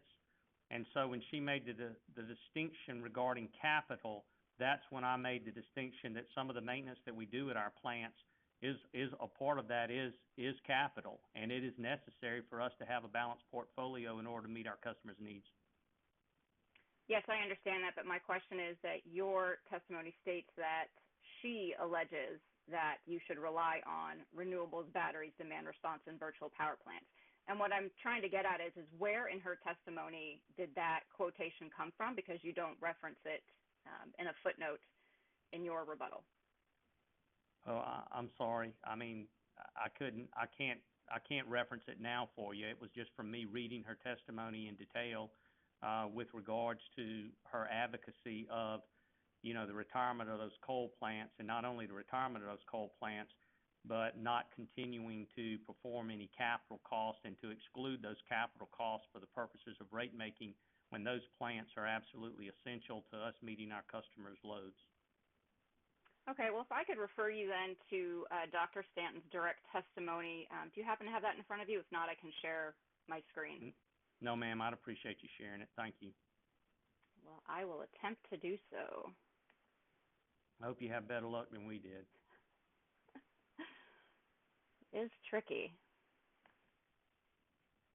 Where are you? Oh, here it is. Let's see if that worked. Okay, can you see my screen now? Yes, ma'am. Okay, so this is page 16 of Dr. Stanton's direct testimony. And if you look down at line 15, you'll see highlighted in yellow the quotation that is from your testimony on page 5, renewables, demand response, batteries, and virtual power plants. Do you see that? Yes, ma'am. Okay. Now, if I could have you take a look at this, the entire sentence where this quotation was pulled from, can you please take a look at that real quick? Yes, ma'am. I see it. So looking at that sentence, isn't it true that those resources were discussed in reference to coal plants being unable to work together with renewables, batteries, demand response, and virtual power plants? Is that accurate? Yes, ma'am, it is. Okay. So isn't it also true then that this sentence does not include a recommendation by Dr. Stanton for DESC to rely on these 4 resource options and retire their coal plants? It is the rebuttal testimony that I entered in was a generalization that I assumed based upon reading her testimony in its entirety.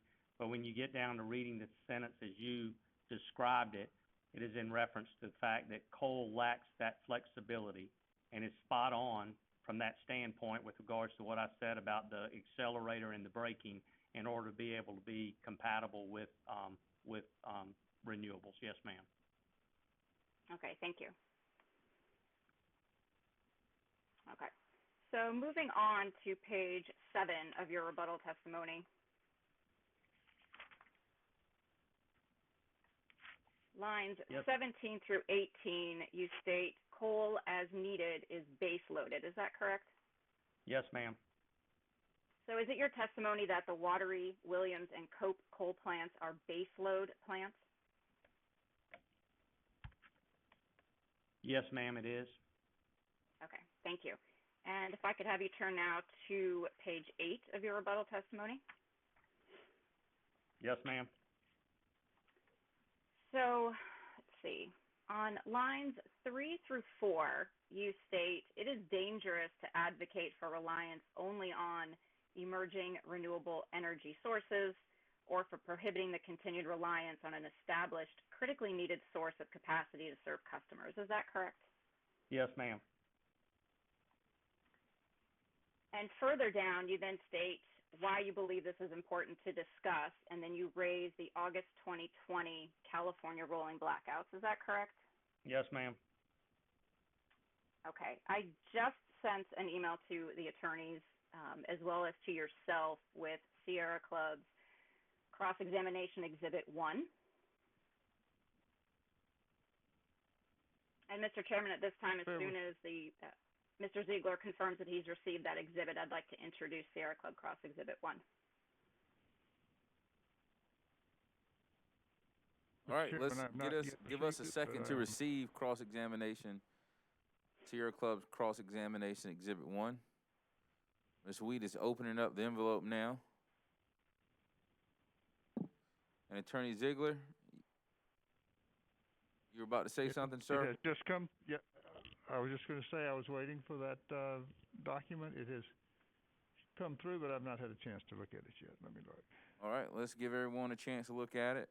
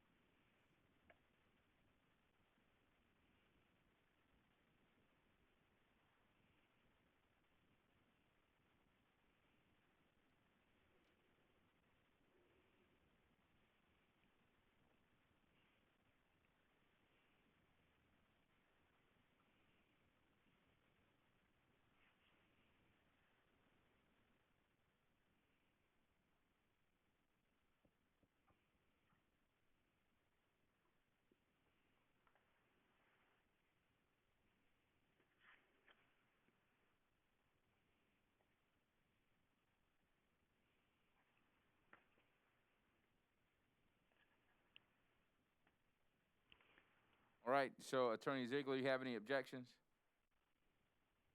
I don't know whether it's been offered into evidence. I think Ms. Jaffe was going to ask some questions to Mr. Kassam about it, and I think we'd make a motion at the appropriate time.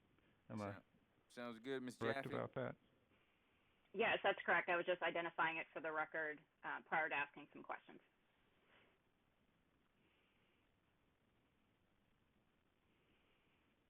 So I've had a chance to look at it, and I believe Mr. Kassam is looking at it as well. All right, Ms. Jaffe, please proceed. Okay, thank you, Mr. Chairman. So before I ask you about the document, Mr. Kassam, on page 8, lines 11 through 12 of your testimony, you state that one of the root causes, and this is in reference to the August 2020 California rolling blackouts, was a reliance on renewables, and in parentheses you write solar. Is that correct? Yes, ma'am. Now, did you attach any documents or exhibits to your rebuttal testimony supporting your conclusion that solar was a root cause of the rolling blackouts? No, ma'am. Okay. Now, if I could now have you take a look at Sierra Club Cross Exhibit 1, and I will also go ahead and share my screen with it in just a second.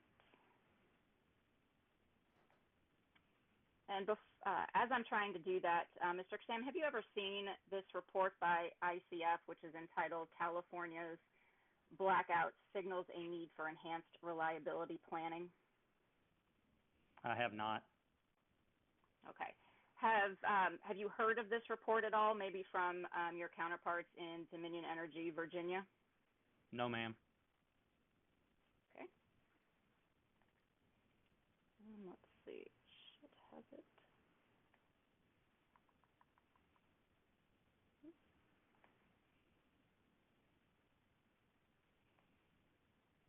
There you are.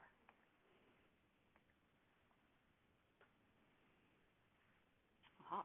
Can you see my screen and the ICF report that I'm referring to? Yes, ma'am, I can. Okay. So if I could have you take a look at page 2, which I will also scroll through on as I'm sharing the screen.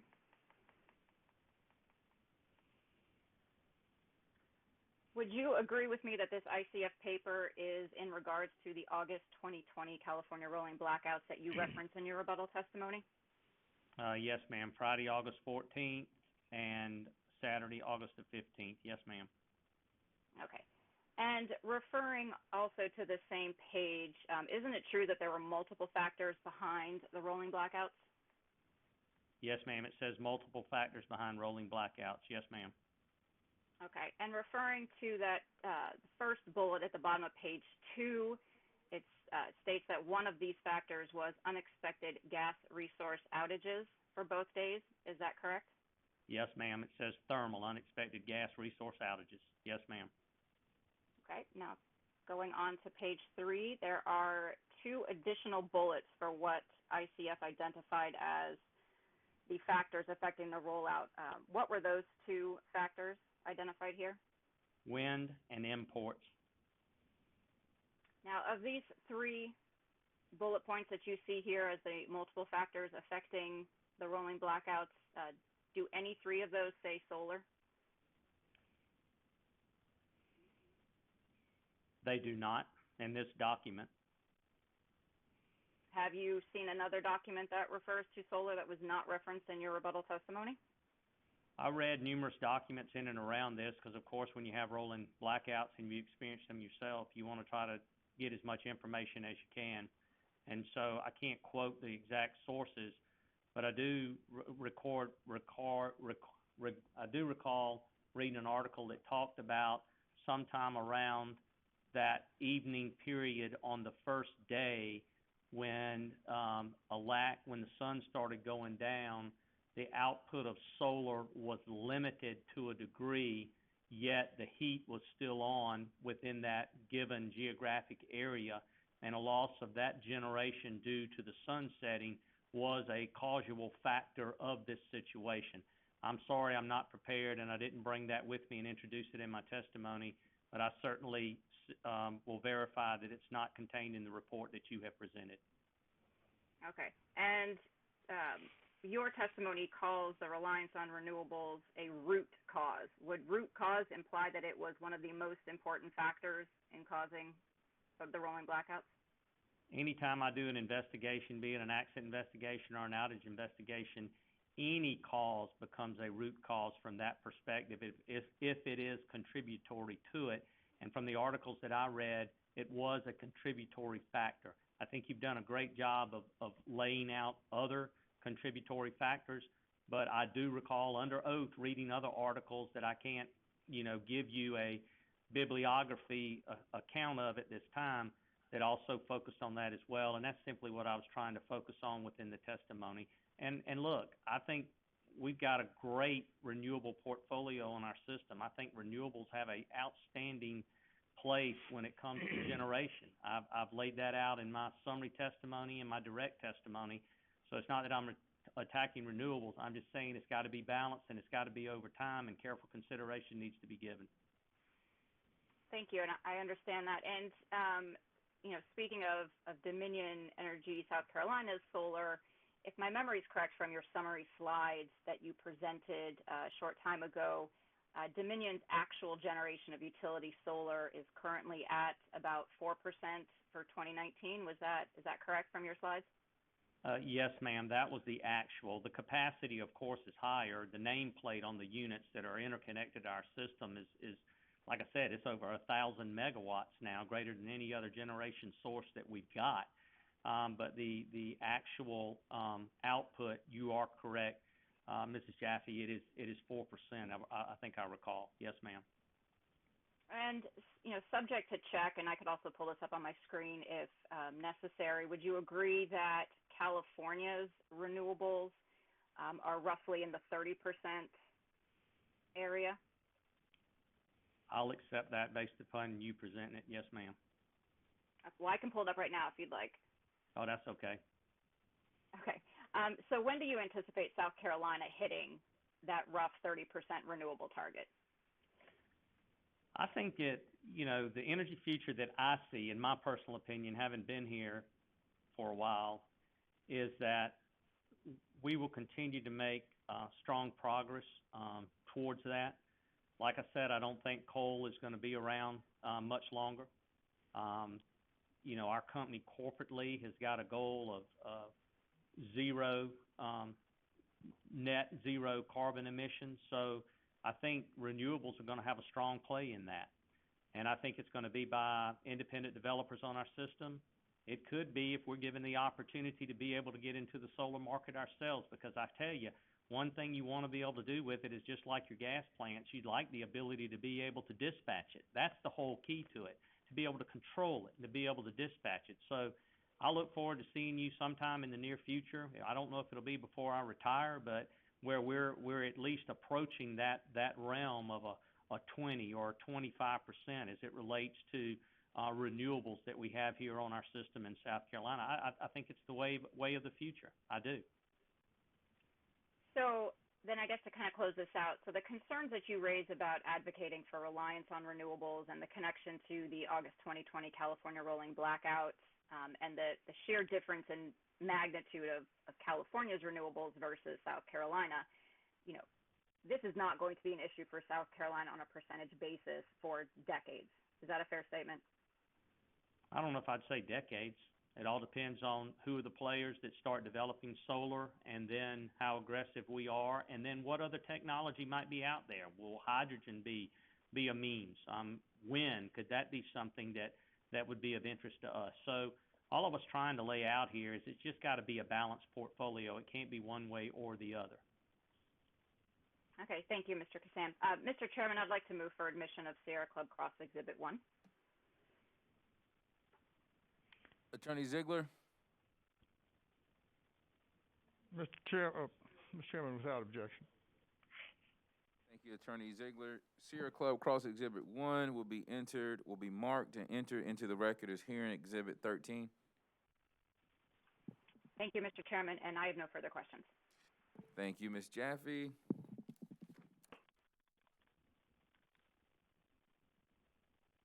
United States Department of Defense and all other federal executive agencies. Mr. Chairman, no questions. Frank Knapp, Jr. No questions, Mr. Chairman. South Carolina Coastal Conservation League and Southern Alliance for Clean Energy. Thank you, Mr. Chair. We have a couple of questions, please. All right, please proceed and speak into your microphone.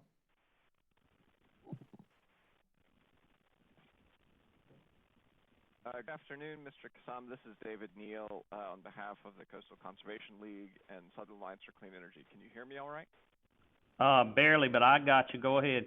No, sir. We barely can hear you in the hearing room. My headset turned out not very reliable. We hear you now. How's that? Wonderful. So again, I'm David Neal on behalf of SACE and the Coastal Conservation League. Mr. Kassam, when discussing metrics of Dominion's performance, you testified about the company's improved SAIDI scores as evidence of reliable service. When Dominion disconnects customers for non-payment, those customers also experience an interruption in utility service, correct? That is correct. But it's not a result of any type of fault that occurs out on the system, and that's what SAIDI gathers. It gathers external faults that occur on the system, be it transmission or distribution, that results in a customer's power being turned off. Exactly. I mean, or power being out, but it doesn't take into consideration individuals who, beyond the meter or at the meter, have their power turned off for non-pay. So right. So we're on the same page that the SAIDI scores in no way reflect the more than 126,000 residential service interruptions over the last 2 or 3 years that were listed in Hearing Exhibit 12, correct? They reflect external faults that occur on our transmission and distribution system. And you would also agree that none of the company metrics that you summarized in your presentation this afternoon from your direct testimony referenced, referenced data points relating to affordability issues like residential non-pay disconnections, late fees, or arrearages. Isn't that right? The metrics that I lay out are operating metrics. So the answer to your question is no, they do not. All right. That's all I have. Thank you, Chair Williams. Thank you, Mr. Neal.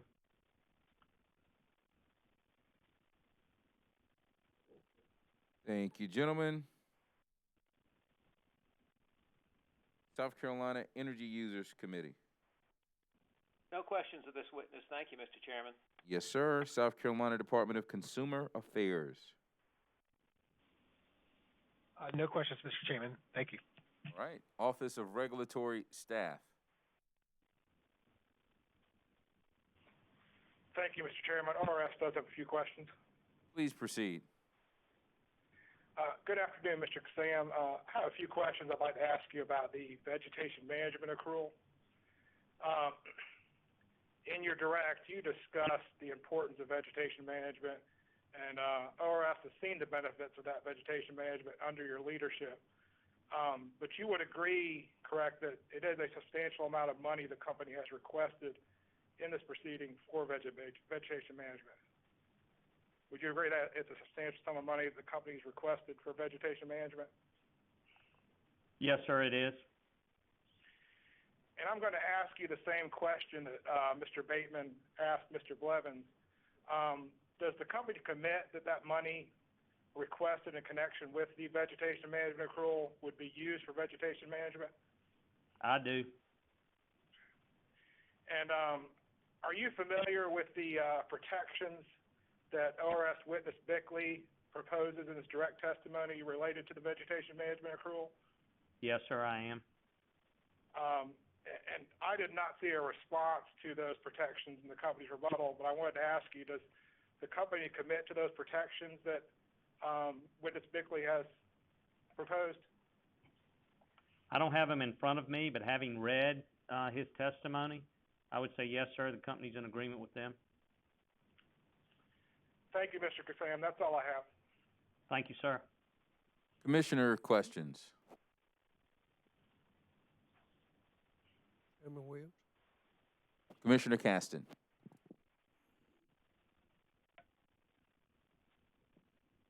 Thank you for your testimony, Mr. Kassam. A question or two, if I could. On page 6 of 10 of your rebuttal, let's see, top of the page, until advances in renewables afford them the same ability to provide continuous supply. Until Mr. Chairman, well, this is Chris Huber from ORS. We're having difficulty hearing Commissioner Caston. Can you hear me now? Yes, we can. Thank you, Commissioner. Verizon worked. Until additional gas supplies are available in our region. Page 6 of 10 on the rebuttal, very top of the page. You agree that over time coal will not be a generation fuel of source, however, until advances in renewables afford the same ability to provide continuous supply, and until additional gas supplies are available in our region. I guess perhaps ignorance on my part, but why are there not additional gas supplies already? I mean, what's the issue? Commissioner, the issue is South Carolina is served by two pipelines. You got Kinder Morgan that comes into Beach Island. It starts in the Gulf of Mexico and it comes up here, and so we're on the tail end of that line. It also has a line that runs down to Port Wentworth, Georgia. It splits there at Rennes, Georgia, where it has a compressor station.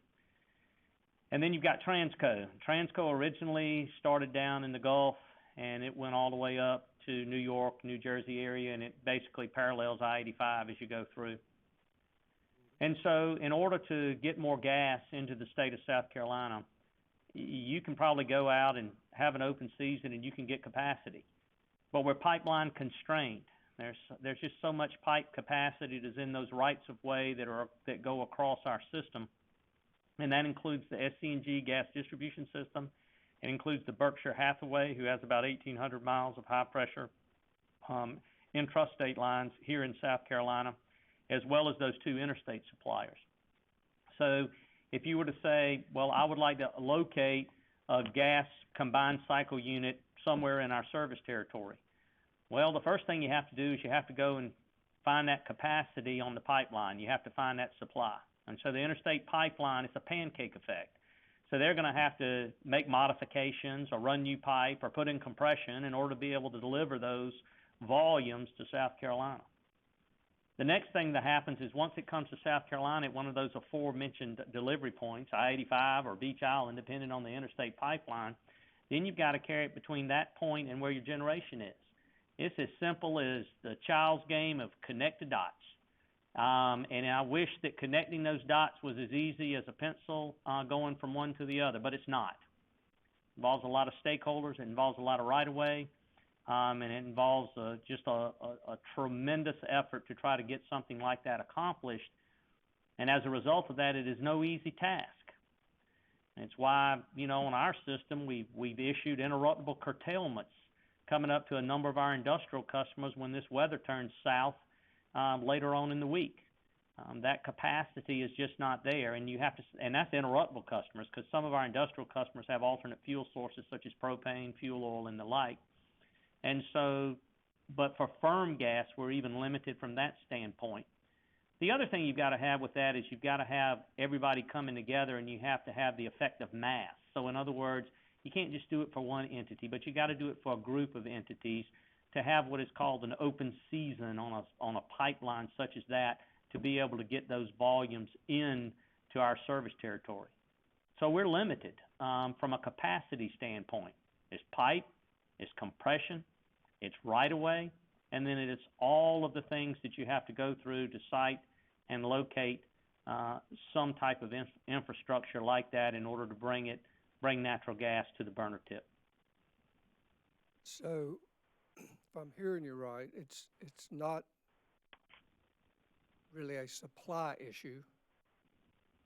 It's a infrastructure issue. Is that correct? I guess the yes, sir. pipe's not adequately sized or not adequately sized for the demands that are needed today. Yes, sir. It's not the amount of Coke in the bottom of the glass. It's the straw that you're sucking on to get it here, and that's the problem. I guess we just didn't wake up yesterday and found out that was a problem. How long has this been a problem? It's been a challenge. It's been a challenge for a period of time, but it's not a Dominion Energy South Carolina issue. It is an industry-wide issue, but in particular, in South Carolina, it's an issue.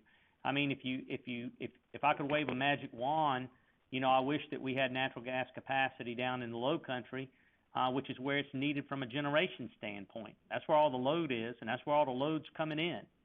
And so, which is why that transmission I talked about is so important, because it takes the generation where the generation is located, and it carries it down to those load centers that you have down south. So, and like I said, with the advent of renewables and the growing renewables we have on our system, and as the Sierra Club adequately pointed out, you've got to have something, because the sun don't shine all the time, as we know.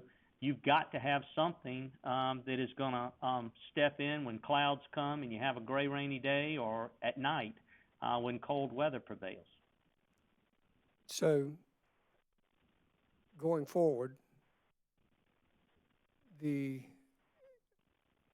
guess, gas issue is not just a Dominion issue, it is a South Carolina issue. It's every entity in the state that needs or uses gas? It's not only every entity that uses gas, it's any entity out there that's planning for additional generation. You can't do it all with solar, you can't do it all with wind. You're looking at retiring coal. So natural gas fills in quite nicely as it relates to managing all of this on a consistent basis. Now, I want to be clear on one thing. We meet our firm requirements. We serve our firm customers that are depending on us. It's just expanding the system beyond that that has become the challenge. All right, it sounds to me then that I guess this isn't part of this particular hearing, but that's news to me that we have an issue in the state of South Carolina and people are still moving here. I'm assuming industry will move here, people will move here. And with fracking and a host of other things, there seems to be pretty good supply of gas in our country, but the state of South Carolina is not adequately prepared or have the appropriate infrastructure to get it to where we need it. Is that a true or false statement? I think you hit the nail on the head, yes, sir. Then that needs to be ameliorated. I'm not sure how to do that, but perhaps that can be discussed at another time. Yes, sir. I glanced at this ICF white paper. Do you know what ICF is? I'm familiar with them, yes, sir. I couldn't even tell you what the I, the C, and the F stands for, but I've heard ICF, yes, sir. I was looking at the second paragraph, first sentence, where this comma is. Do you have that in front of you? No, sir, I no longer have it on my screen. I apologize. Well, that's all right. I'll read it. Well, I'll read the whole sentence. It says, the blackouts have exposed the limitations of California's current reliability and resource adequacy planning. While an increasing amount of intermittent resources and the tightening of system supply due to retirements have eliminated the margin for error. What does that mean to you? What that means to me is you go in there and you retire. Let's take it to a South Carolina level. You retire your coal plants. They're gone. So then you have to focus on, do you have enough natural gas capacity that's going to be able to get here? And keep in mind, as the Sierra Club adequately pointed out, there was a limitation on natural gas flow that day. You can always get an operational flow order. It could be a rupture in the pipeline, compressor down, anything along those lines. And then you also, maybe you've got nuclear, maybe the wind's not blowing, maybe the sun quit shining. And so what happens from that standpoint, you kind of get caught with your britches down, and you just don't have enough generation in order to meet your load. And I think that's what it is, which is why I said in my rebuttal testimony before the commission was you need to have a balanced portfolio. You can't just come in and snap your fingers and do away with coal today. You can't just snap your fingers and get natural gas supply in here in a minute's notice, but we need to try. And you can't rely on the intermittent power sources that come with solar and wind, although they are part of the portfolio. So what it says to me is you need to keep your options open, you need to keep your head on your shoulders, you need to put it on a swivel, you need to make sure you look at all forms of energy sources that can allow you to safely and reliably serve your customers. And don't make any rash decisions. Well, as I look at this, it's a white paper by ICF, and I know nothing about what that is, who they are, what they are. If this was a legitimate forensic report study, and this is just me, the second part of that sentence, while an increasing amount of intermittent resources and the tightening of system supply due to retirements have eliminated the margin for error. That concerns me. Especially, and it does me too, sir. especially Yes, sir. in lieu of the understanding that we have inadequate infrastructure for the gas supplies we need, not only for growth, future demand, but maybe to meet these intermittent resources. So I'm not sure what the answer to that is, but I suspect we all need to find an answer. Thank you. Well, be rest assured, we'll get you an answer. We work on an answer every day, and I think we'll have an opportunity to have further discussions on that. But I think you've touched on something that is critical to the energy future of South Carolina.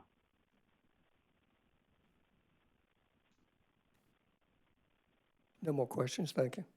Thank you, Commissioner Caston. Thank you, Mr. Kassam. Mr. Chairman. Vice Chair Belzer. Good afternoon, Mr. Kassam. How are you today? Afternoon, Vice Chair Belzer. I'm doing fine. How are you? Fine. I appreciate your testimony today. Mr. Kassam, I wanted to talk with you a little bit about the vegetation management. And I understand the company's position that it is a critical and much needed and necessary component of maintaining reliability and safe, secure, adequate service. But as you're aware, we have a number of areas of our state where people are very protective of trees and the way things look. And y'all have had to address some issues with some municipalities and some counties regarding tree trimming and vegetation management in those areas. Do you recall some of those? Oh, yes, ma'am. Okay. What can be done to work with these groups, with these municipalities, these counties, these citizens, these ratepayers that, I mean, some of these are some fragile areas, and the vegetation is attractive to tourists, and hopefully when we get past COVID and tourism will pick up, I mean, people want to come to these areas and enjoy the trees, and so what can the company do to work with these groups to protect the aesthetics of the trees, as well as protect the company's ability to protect its infrastructure?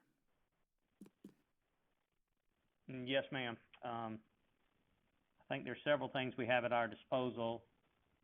One of the first things we have is non-standard service fund, where we match franchise fees with municipalities. They have it in their franchise agreement, and we let them earmark where they would like to go forward and underground parts of their system. It was interesting, the city of Aiken, I read with interest the mayor there with his kind of state of the state going into the new year, and that's one of the things that he had there to protect some of those areas over there in Aiken, and we certainly have worked with them in that regard. We're working with James Island, Riverland Terrace, Charleston. We certainly, we live in these communities and we understand how important they are. At the same time, you know, one of the first brushes that I have coming over here in the on the electric side of our business were two young boys who climbed up in a magnolia tree that should have been trimmed on James Island, and they contacted 23,000 volts, and one of them got knocked out the tree. Well, they both got knocked out the tree, one more injured more severely than the other. So it's employee safety and public safety. One of the linemen that I buried was Ken Butler in Bamberg, working a storm, 4:30 in the morning. Went up to remove a vine. It shouldn't have been up that pole to start with. Got confused up there between the stinger wire coming off the transformer and the vine, ground himself to that pole. Electricity went through his arm, hemorrhaged his aorta, and he was dead before the bucket got to the ground. So it's a matter, first priority I have is employee safety and public safety. The aesthetics are secondary, but the aesthetics are extremely important. So non-standard service fund, and then communication. You know, it takes time, it takes effort, and you run the risk of confrontation. And Lord knows we create confrontation when we go out there and trim trees. But one of the things that we do is the last thing a municipality wants to hear is, you didn't tell us. So our local government folks, along with our operating managers, go and meet with every municipality. They give them a single line drawing of the system within the municipal limits. They let them know when the crews will be there trimming, and they let them know what time of year we'll be in there trimming. and they let them know we were gonna put the door hangers out there or mail information to customers and allow them to provide input. So many municipalities get us to have public meetings. And as much as people complain about their trees being trimmed, I'm disappointed at times with the lack of attendance at the public meetings that we have. I mean, sometimes we'll have one in Columbia and we'll have 3 people show up. Yet if we go start trimming trees, you'll have hundreds of people show up. So it's all about communication. That's important, and utilizing those existing tools and to continue work deliberately to underground. I mean, Virginia in Richmond, they have a great thing up in Virginia. They have a strategic underground. They take their worst performing distribution circuits and they work out a process where they can underground them. And I think that's probably something that we could consider as well from that standpoint. But once again, that is a cost. And who's going to be the arbiters of how that cost is allocated? Are you just going to do it in the high rent areas where all this aesthetics and tourism matter? Or are you going to do it consistently across the entire system? So that's somewhat of the concern I have, but I think your point is well stated and well made from that standpoint. I get cussed out more about tree trimming than anything else. Well, I think we all see a lot in the paper, letters to the editor, opinions, news articles from various areas. And listen, the safety of your employees, the safety of the ratepayers, that is paramount, and I understand that. I am not in any way discounting safety. When y'all hire contractors to go out and tree trim, is there anyone from the company that is there to oversee, to make sure that they're cutting within standards? Yes, ma'am. One of the things I'm real proud of are the co-op programs we have with various universities, and that's where we go and get our foresters and our arborists. And all of our foresters now are academically trained foresters, and we require them to get their arborist certification as well, so that proper cut on the tree. These individuals have probably the toughest job in our company, but they're always there within a given district. And I have foresters in each district that we serve. That would be Beaufort, Aiken, Low Country District, Somerville, Columbia, Charleston. And then I have a set of foresters that handle transmission because, as you know, on transmission, you have a tree fall in a line on a 230 line, it's going to be $1 million a day fine that you're going to get from FERC. They don't play with that because that's what caused those outages back in 2003. So those folks are available as well. They attend all the public meetings, and they're available. You know, I wish I had more of them, but they're available to go and follow up with these crews on a daily basis. In addition to that, we have some of our more experienced craft employees who also help as needed with that process because these are linemen, and they certainly understand the clearance issues, and they understand safety, and they deal with customers all the time, and so they help out as needed in that process. So yes, ma'am, we do have folks that are devoted solely to that vegetation management process. Do y'all ever, do your employees ever talk to individuals when they see new trees being planted? I'm always amazed when I ride by and see where somebody's planted a magnolia tree in the space between the sidewalk and the road right under the lines, or crepe myrtle or something like that, that, okay, it's not up there yet, but it's gonna be, and then they're gonna scream about trimming it.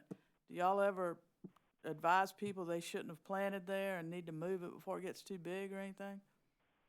Oh, yes, ma'am. In fact, I could hug your neck for even bringing that up. We always say, right tree, right place. And it's not just individuals who plant fast-growing trees there, but it's also developers that go out and they got this big subdivision, they got this wall, and then they plant everything right underneath the power line. And so we've had to go and work with them to get those removed. If you also go on our website, we've got an excellent, we love trees, plants, bushes, you name it.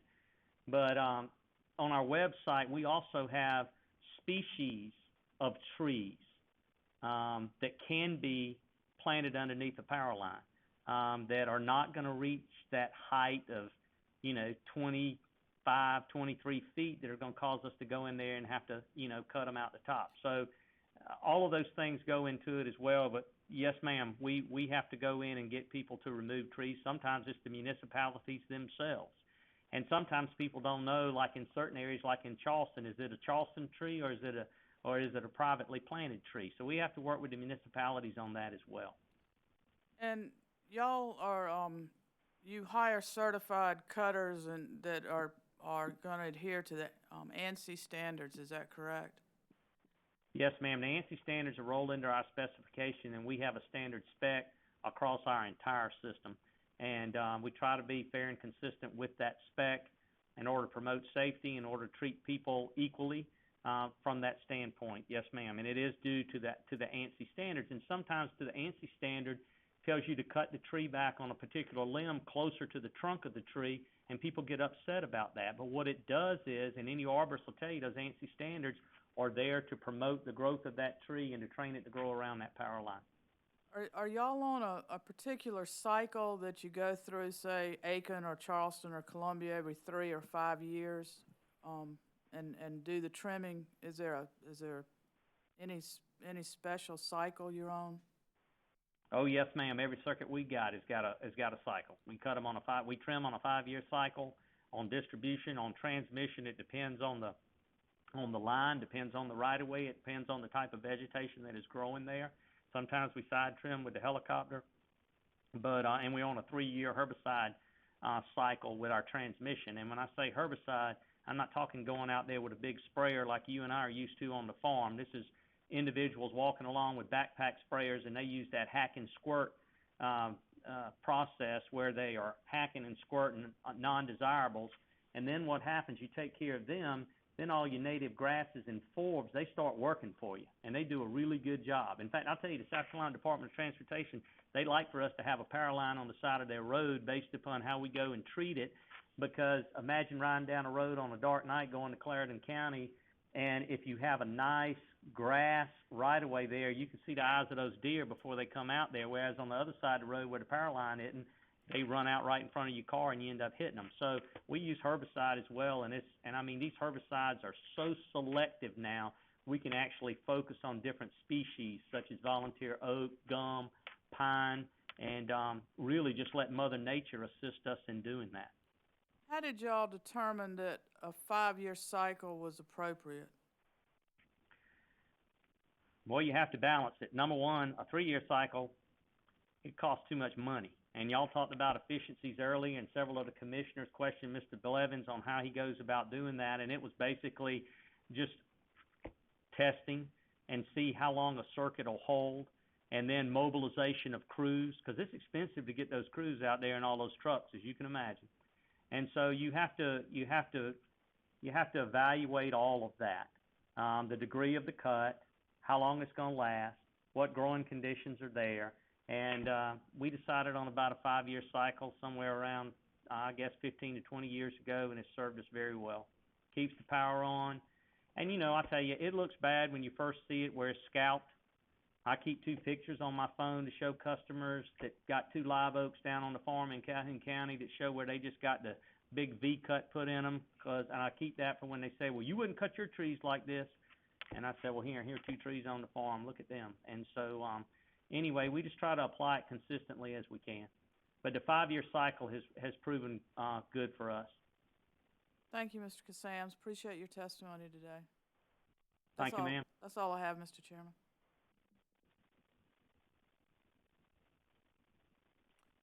Any other Mr. questions from commissioners? Mr. Chairman. Commissioner Irvin. Thanks, sir. Mr. Casams, good to have you back with us today. Thank you, Judge Irvin. I mean, Commissioner Irvin, I'm sorry. Thank you, sir.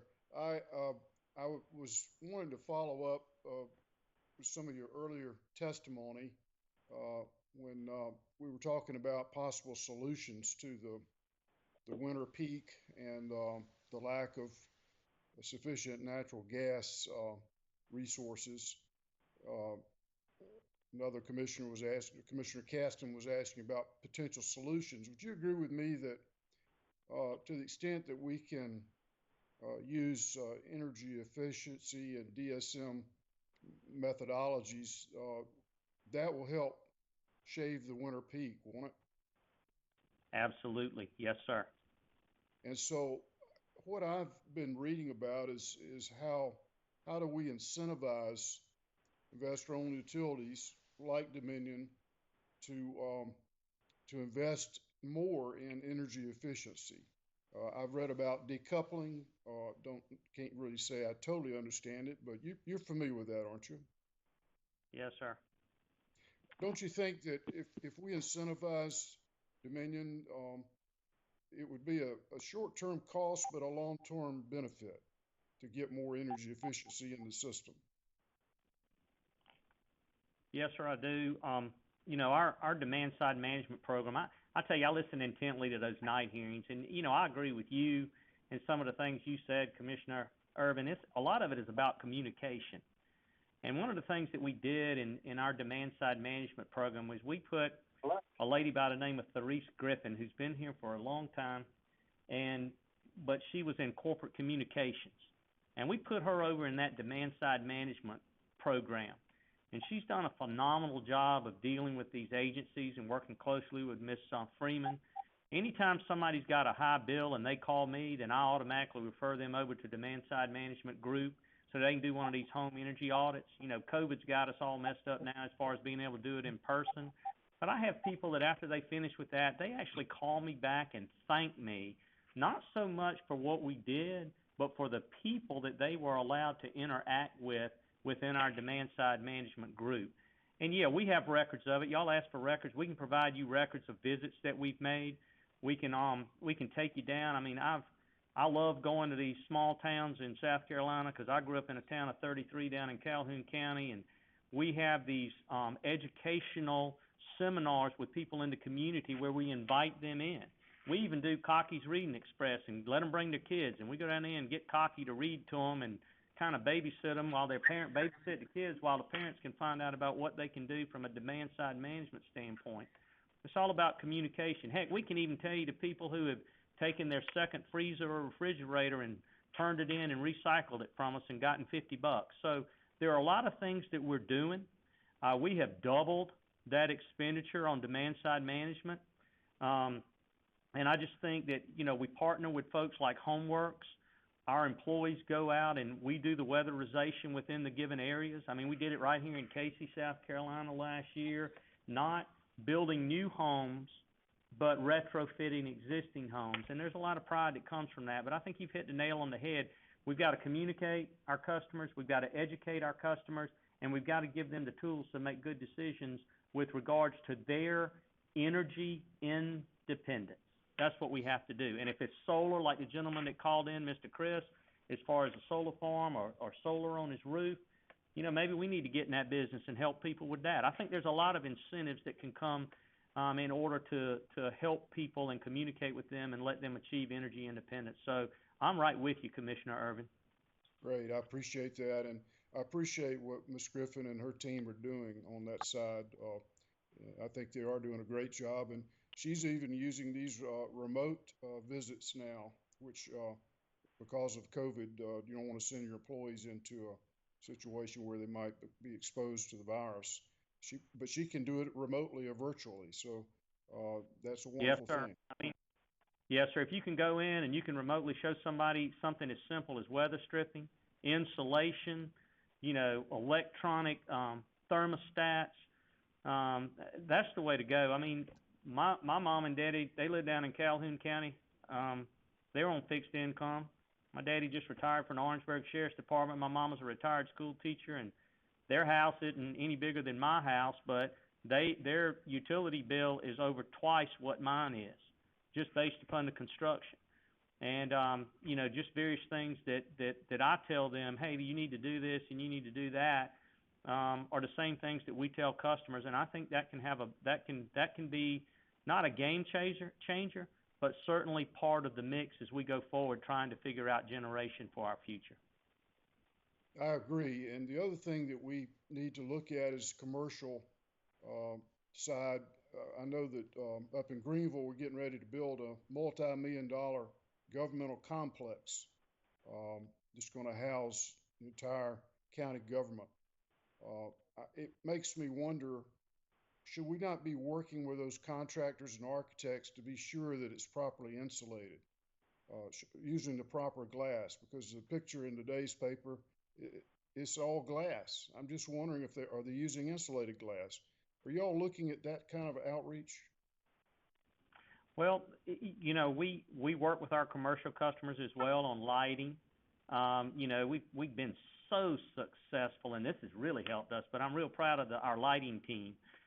We are doing retrofits for LED lighting, uses less energy, lasts longer, produces a more visible white light to illuminate areas, and that's been great. And the commercial acceptance of that has been extreme. And then, in and of themselves, I think there's almost maybe not the regulatory process, but the legislative process to encourage more LEED certification of buildings that are built within our service territory. I think those are all things where, once again, as you described so well, ability to make choices and achieve energy independence to the degree that you can. I think it would help a lot of folks. Yes, sir. Appreciate all your efforts, and keep up the good work. Thank you. Yes, sir. Thank you, Commissioner Irvin. Chair Williams, follow up. Commissioner Caston. Sorry to prolong this. Actually, I was going to, being a Clemson man, some comment about cocky and reading, but I thought I would forego that question. Hey, Clemson ain't in our service territory now, Commissioner. I'd go with the Tiger, too. I'd rather go with the Citadel Bulldog, but I'll go with the Tiger. I understand.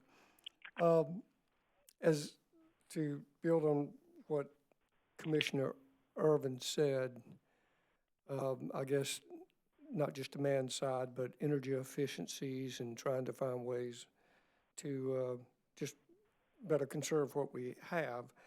One thing that seems apparent to me is that there is no one size fits all. There's no silver bullet. There's no one right way.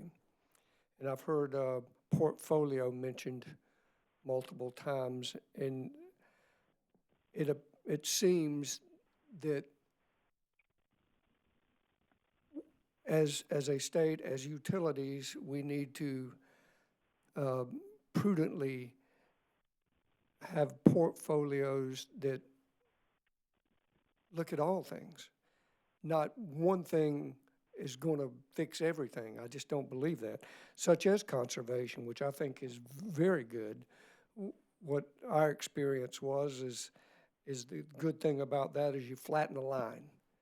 But with the growth we're having in the state and everything else, you'll ultimately get to these higher numbers. We're just simply delaying the inevitable. So I guess that is more a statement than a question, that all of these things combined. Commissioner Caston, I hate to interrupt you, but somebody has a hot mic. The police using, thick metal chains to essentially lock everyone in this building and make sure none of the rest of I think somebody's listening to CNN or Fox News.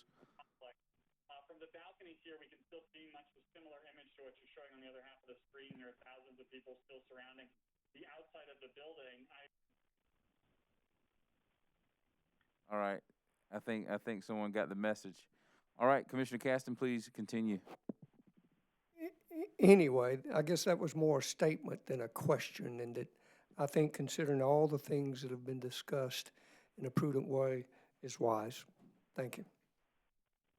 I agree with you, sir.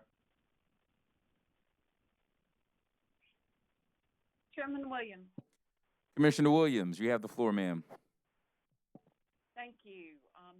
Thank you, Mr. Kassam.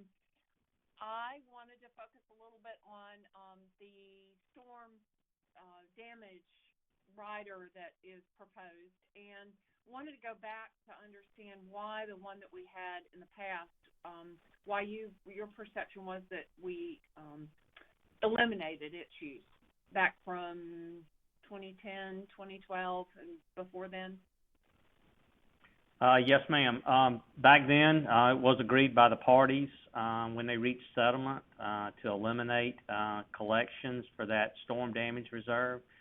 There was no direct testimony related to it, but it involved about, we had Hurricane Hugo, so that's probably it for the big storms they're going to have. We ought to be okay going forward as far as not collecting this. And then, and I apologize again to the Department of Consumer Affairs for me having so many slides up there, but I wanted to demonstrate to folks, look at all those hurricanes that came through. I mean, winter storm packs, all the hurricanes, then you had the tornadoes.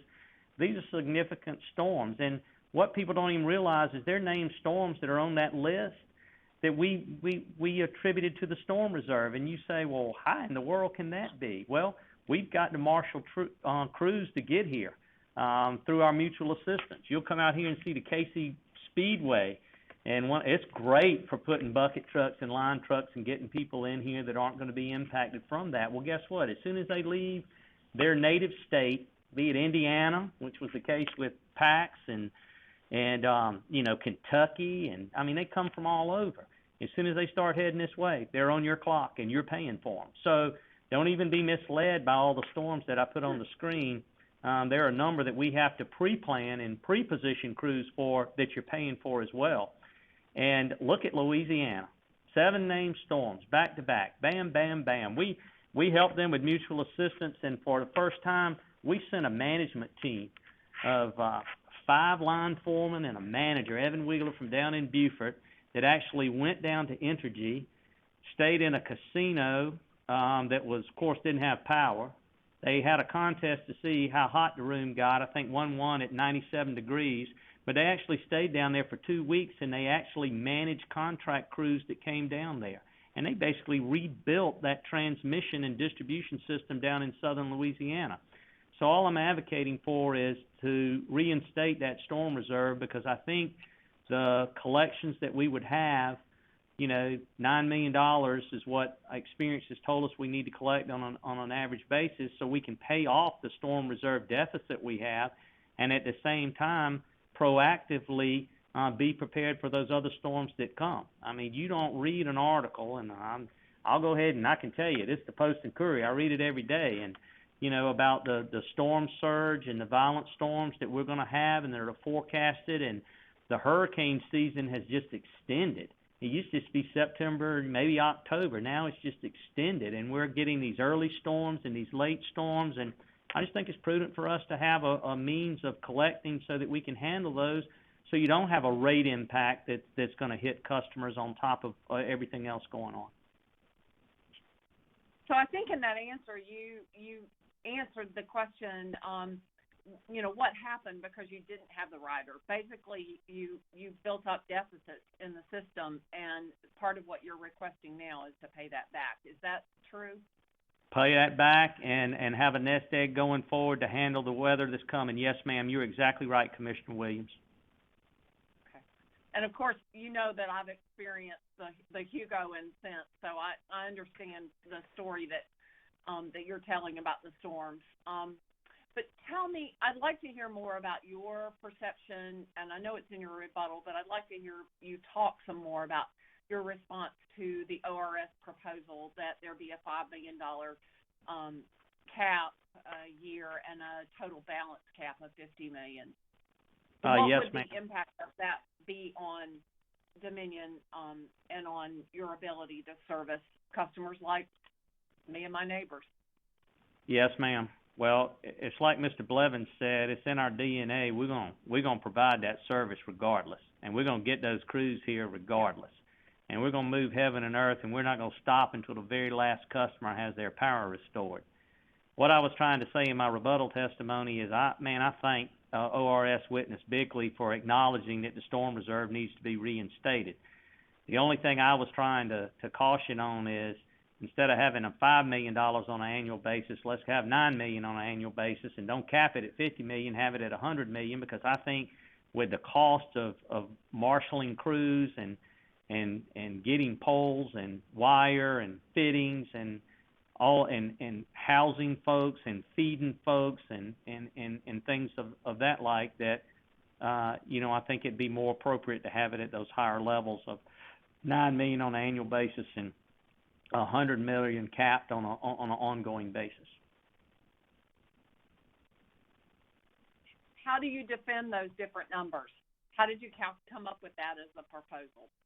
Well, what happens is, in our own O&M here at the company, we have a deductible of $2.5 million, and so we budget that from an O&M standpoint. And then once we hit that $2.5 million, then we switch over and it starts accruing with the storm reserve. And so basically what we did is we just went back and looked at what we have from a deficit standpoint and looked at the cost of storms that we have had here recently and our calculation was based upon that. I can't tell you how the ORS calculated theirs. I respect theirs, and hey, any little bit helps.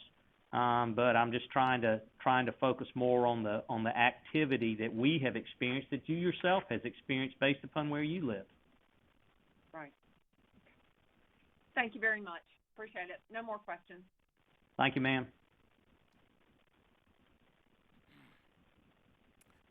Any more commissioner questions?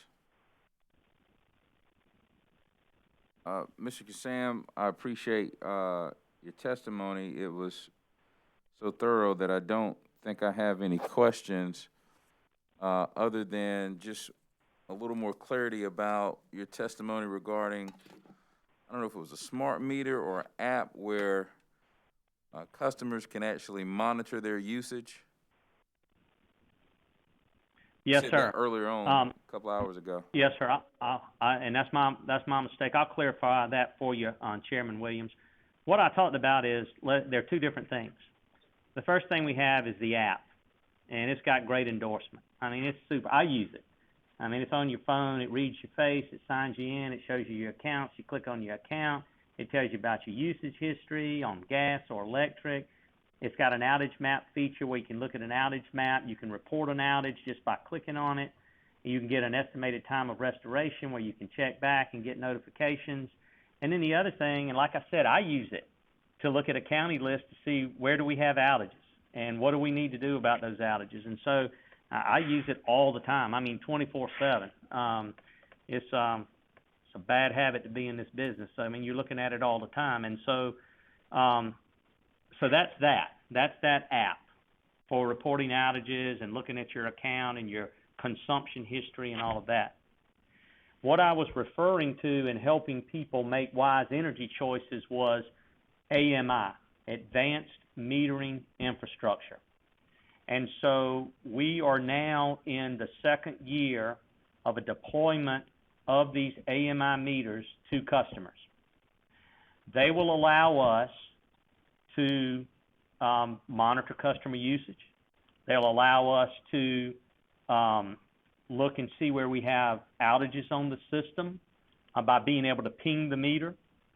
But they'll also allow a lot of information to be instantaneously shared with customers. And I envision, we don't have it yet, but I envision when we complete this rollout that we'll be able to provide customers with download capabilities volumetrically so that they can say, okay, it's kind of the pay-as-you-go that we talked about before. And I think one of the customers yesterday that called in talked about down at Palmetto, they got pay-as-you-go where you can kind of pay in advance, get your electricity, and, you know, from that standpoint. And that's something that we're certainly looking at and considering. And I think in certain instances that might be something good to do. But imagine if you could take that metering device and the customer could communicate with that device, and he could put settings out there on the amount of usage that that customer had. So then you start to breed familiarity. When I'm taking a hot shower and I run the shower for an hour, well, how does that impact my bill? When I have my stove on instead of cooking with the microwave, how does that impact my bill? And also, more importantly, if in my budget I've got $125 to be used to pay my electric bill this month, let me know when I'm approaching that $125. Am I approaching it on the 15th of the month, or am I approaching it on the 28th of the month? And based upon when my billing is done, and see, customers, we used to do billing cycles. When we get this AMI, guess what? The customer's going to be able to tell us, well, when do you want your meter read? What do you want your cycle to be? And so that's where we're headed. And I'm so excited about that. Craig All and all of his group are doing an outstanding job getting these. They're responsible for the app that we have, but they're also responsible for this AMI technology. And it goes back to everything that we talked about with, like Commissioner Urban, allowing people energy independence, allowing them to make decisions, and providing them with that communication so that they can indeed, and deploying technology so they can indeed make informed decisions about their energy usage. That's kind of it. Does that clarify it, sir? Yes, sir, it does, and I appreciate giving that level of detail. Also appreciate what you all are doing for veterans and folks go out in those rural communities that need your assistance, even up until supporting Cocky Reading Express, which is a literacy initiative that Tommy Preston started about 15 years ago that I funded when I was student body president. So it's good to see Commissioner Caston, student body president at the University of South Carolina. The flagship institution. That's why you got that Algernon Sidney Sullivan Award. They give one to the Citadel as the most outstanding graduate, and that's probably why as well. So, you know, we're very proud of your accomplishments there at USC. And I tell you, that Cocky's Reading Express, that's my favorite charity. I got a book. I ain't gonna paint no more. And when you're sitting in an elementary school in rural South Carolina, I don't care if it's Allendale or if it's Lexington, West Columbia, and you've got all those kids there gathered up and around pre-COVID, there's nothing better. And then all of a sudden that big old chicken walks out, that gamecock walks out, and he starts acting out that book, and you see the delight on their faces, and then you give each one of those children a book, and they make that promise to Cocky that they're going to read every day. Man, that's life-changing, as you well know. And man, we're just proud to be a part of that. And, man, it's great to know that that was something that you were involved with when you were at USC. Yes, sir. Thank you for your testimony. Redirect. Thank you, sir. Redirect, Mr. Chairman. All right. Attorney Ziegler, are you going to ask for this witness to be excused? Let me ask for this witness to be excused, sir.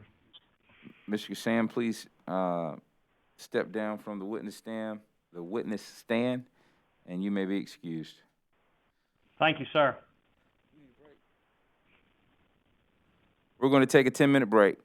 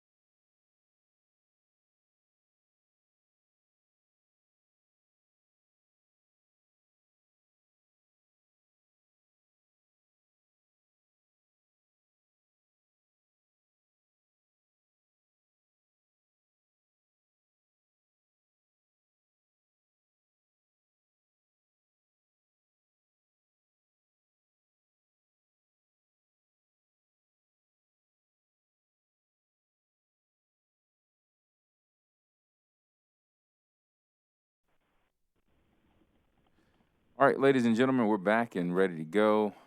We took a brief break. We're here on matter 2020-125E, Dominion Energy South Carolina's application for a rate adjustment. Before we start with the next witness, we'll take a roll call of commissioners to see who's here with us, starting with District 1, Commissioner Williams. Present virtually. Vice Chair Belzer. Present in the hearing room. Commissioner Caston. Present in the hearing room. Commissioner Irvin. Present virtually. Commissioner Thomas. Present virtually. Commissioner Powers. Present virtually. And Chairman Williams is present here in the hearing room. Attorney Ziegler, please call your next witness. Mr. Chairman, this is Chad Burgess for Dominion Energy, and before I hand it back over to Attorney Ziegler, I did want to make one response. Commissioner Irvin had asked company witness Christina Freeman about whether the company was a member of the American Clean Power Association, and she did not know the answer to that question. I did want to report to Commissioner Irvin that Dominion Energy is actually a founding member of that organization. So with that, Mr. Chairman, I'll now turn it over to Attorney Ziegler, and he'll present the next witness. Thank you.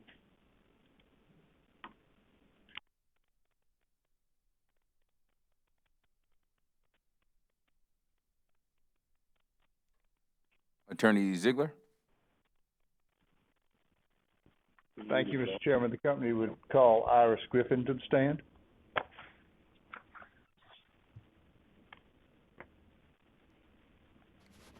Ms. Griffin, if you would raise your right hand, please. Do you solemnly affirm the testimony you're about to give will be the truth, the whole truth, and nothing but the truth? I do. Thank you. Please state your name for the record. Iris Griffin. By whom are you employed and in what capacity? I am the Vice President of Financial Management and Integration for Dominion Energy, South Carolina. Did you prepare or cause to be prepared under your direction 30 pages of direct testimony that was pre-filed with the Commission in this proceeding? I did. Do you have any changes or additions to that testimony? I do not.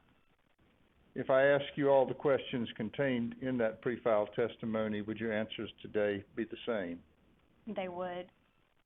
Mr. Chairman, at this time I would move that the pre-filed direct testimony of Ms. Griffin in this proceeding be entered into the record as if given orally from the stand. The pre-filed direct testimony of Ms. Iris Griffin will be entered into the record as if given orally from the stand. And Ms. Griffin, have you prepared a summary of your direct testimony in these proceedings? Yes, sir, I have. Would you please present that summary to the Commission and the other parties present? Certainly. Good afternoon, Chairman Williams and members of the Commission. In this proceeding, the company seeks an increase in its retail electric rates of approximately $178 million. The test period in the company's last electric rate proceeding closed 8 years ago at the end of 2011. Since that time, the company has invested a total of $3.2 billion in its assets to provide safe, reliable, and economical electric service to customers. The effect of this investment on rate base has been partially offset by depreciation and other adjustments. It's resulted in an increase in the company's net investment in rate base of approximately $906 million. The company has sought to offset upward pressures on rates from these investments and inflation generally through cost control and careful management of expenses. However, these increased costs and expenses have reduced the company's test year pro forma return on equity to 5.9% as compared to the 10.25% return that the Commission authorized in 2012. A return on equity of 5.9% is financially unreasonable for an electric utility. There are several key drivers of this rate case. Of the $3.2 billion that the company has invested since 2011, approximately $2.1 billion was for safety, reliability, and efficiency improvements to its transmission and distribution systems. Approximately $878 million was spent on safety, reliability, and efficiency improvements to its generation system. The company has also invested a total of $198 million in other assets like information technology and software that are shared across the organization. The revenue impact of these investments, as reflected in this proceeding, is $103 million. Expenses have also increased in areas where the company has only limited control over its costs. Specifically, the company's application reflects an increase in annual property taxes of approximately $75 million and an increase in annual depreciation expense of approximately $34 million. In addition, since 2012, the Commission has approved deferral of certain expenses benefiting customers for recovery in a future rate proceeding. The amount deferred totals $100 million and includes costs associated with transmission upgrades, cybersecurity improvements, and improvements to nuclear safety in response to earthquake and tsunamis experienced at Fukushima. Storm damage expenses deferred pursuant to Commission orders also need to be recovered. The revenue requirement associated with these amounts when netted with expiring deferrals is less than $1 million.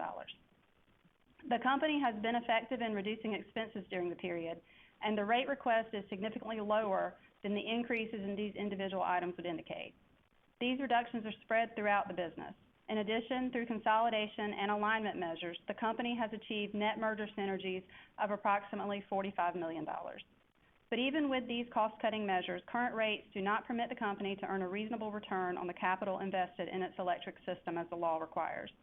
As part of the merger, Dominion Energy Incorporated committed to maintain DESC's capital structure and credit metrics at a level that's supportive of strong investment-grade credit ratings. Specifically, the merger commitment required the company to maintain an equity percentage within the range of 50% to 55%. During 2019, Dominion Energy, Inc. provided DESC with equity and made cash available to allow for the repayment of $1.7 billion in long-term debt. The company's capital structure, as of May 30th, 2020, is 53.35% common equity and 46.65% long-term debt. All three credit agencies have upgraded the company's credit ratings, and they are investment grade across the board. Customers can now expect the company to be able to access funds on reasonable terms going forward. Access to financing on reasonable terms will enable the company to finance approximately $700 million in capital expenditures that the company envisions each year to support a safe, reliable, and efficient electric system. In this proceeding, the company requests rates that allow it the opportunity to earn its currently approved return on its actual equity, which is 10.25%. This request is within the lower range of the cost of equity that the company's ROE expert, Dr. Vander Weyde, supports, and is just and reasonable, and is an amount that should be viewed by the rating agencies and investment community as reasonable and supportive of the financial health of the company. The proposed rates reflect an overall increase of 7.75% over 8 years, or an average annual increase of less than 1%. This includes a summary of my direct testimony.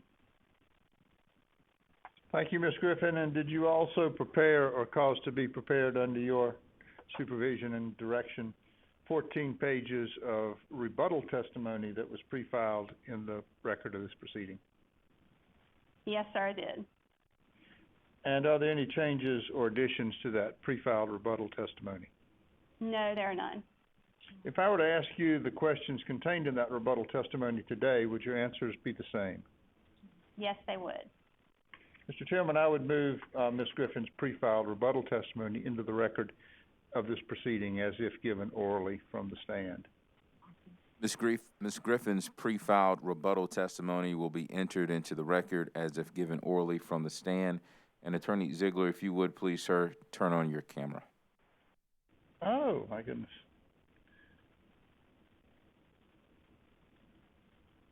Thank you for reminding me, Mr. Chairman. Ms. Griffin, have you prepared a summary of your rebuttal testimony? Yes, sir, I have. Would you please provide it to the Commission and the parties here present? Sure. In my rebuttal testimony, I respond to points found in the direct testimony of the South Carolina Office of Regulatory Staff and other interveners. First, ORS witness Mr. Cullen recommends that the Commission deny the company the right to recover its actual cost of its long-term debt. This would be inconsistent with actual test period costs. To recapitalize the company as Dominion Energy Incorporated promised, it made cash available for DESC to buy a portion of its outstanding debt. 2 tender offers were made to redeem a total of $1.7 billion of bonds.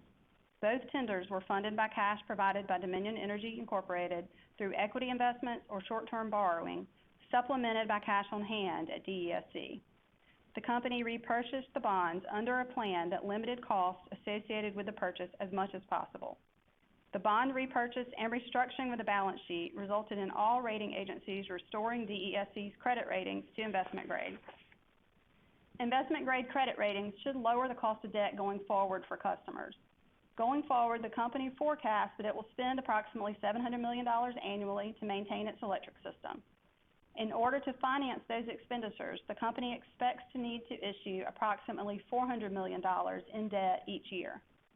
Estimating savings using current rates, the lower cost of debt could save customers approximately $180 million in interest expense over the life of each issuance. Furthermore, the cost of debt reflected in the application is the company's actual cost of debt during the test period. In addition, more than half of the loss on reacquired debt associated with the rebalancing of the capital structure represents swap gains and losses that were on the books prior to the merger. ORS's recommendation would disallow costs that were already in existence at the time of the merger order and had nothing to do with the rebalancing of the capital structure. Next, Mr. Collin claims the company should have disclosed the plan for redeeming debt during the merger proceeding. However, the plan to refinance debt through a tender offer process was not established until after the record in the merger docket closed. The company certainly was aware of make-whole premiums that would be owed on its debt if it were repurchased in its entirety. That fact was discussed during the merger proceeding in an entirely different context. However, no calculations were prepared at that time regarding the possible resulting cost of debt or how the capital structure would be rebalanced. Therefore, there was nothing to disclose related to the debt repurchase transactions at the time of the merger proceeding. The plan developed after the merger closed. The merger order clearly specified certain items that Dominion Energy Incorporated agreed to bear as part of the merger and would be excluded from future rate recovery. The change in cost of debt due to rebalancing the company's capital structure is not one of those, nor are these merger integration costs as defined by FERC accounting rules. Those rules address refinancing of debt for purposes of financial synergies. The debt in this transaction was repurchased, not refinanced with new debt. Financial savings or synergies were not a result or goal of the transaction. The transaction was intended to rebalance the capital structure of the company as committed to in the merger proceeding. Mr. Cullen also suggests that rates should be set using a hypothetical capital structure. As part of the merger, the company committed to maintain an equity percentage between 50 and 55%. The equity percentage in the company's application is 53.35%, which is in line with the range that was required in the merger order, and provides the company with financial stability and strong investment-grade credit ratings. The hypothetical capital structure proposed by Mr. Cullen is not representative of the actual capital structure of the company during the test period. The Department of Defense's witness, Mr. Garrett, recommends that the Commission limit the amount of construction work in progress, or CWIP, allowed in rates to include only the CWIP that's actually completed and in service by September 30th, 2020. The Commission has historically allowed CWIP in rates, which is beneficial to customers because it reduces the ultimate cost of construction projects by reducing financing costs included in them. This reduces the cost customers must pay over the lives of those assets, including depreciation, property taxes, and cost of capital. I show in my rebuttal testimony how the inclusion of CWIP in rates for the Jasper Generating Station will save customers more than $60 million over the life of that one plant. This concludes the summary of my rebuttal testimony. Mr. Chairman, Ms. Griffin is available for cross-examination and questions from the Commission. Thank you, sir.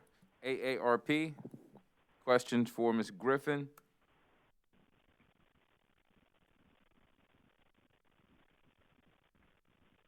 Walmart? No questions. Sierra Club? No questions, Mr. Chairman. United States Department of Defense and all other federal executive agencies? Yes, Mr. Chairman, I have a few questions. Please proceed, ma'am. Good afternoon, Ms. Griffin. Thank you.